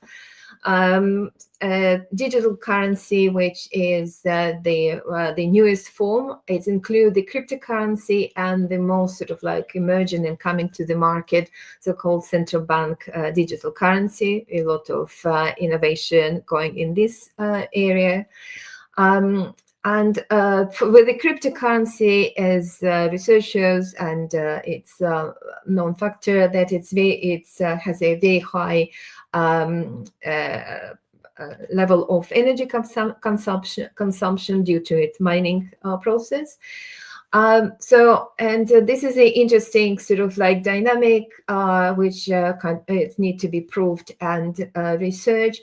The central bank digital currency are looking at all these lessons and outcome of the last 10-15 years from cryptocurrencies industry, and what's happening. So they offer is within the design, within the regulations, a much more efficient option with a less environmental impact than cryptocurrencies. So another trend is in another kind of situation in terms of electronic money. This is a biggest part of the modern landscape. It includes all the sort of the payment method which issued by the traditional banks, bank deposits, and or payment application, Apple Pay, and also and so on. it's coming to the market. It is a one of the most common form of money in many countries, and what it means, it is a sheer volume of the transactions which using this type of payments on its own. It's have a very significant footprint. So this is also kind of area where the environmental impact is linked to energy consumption of the payment terminals itself, but also data center.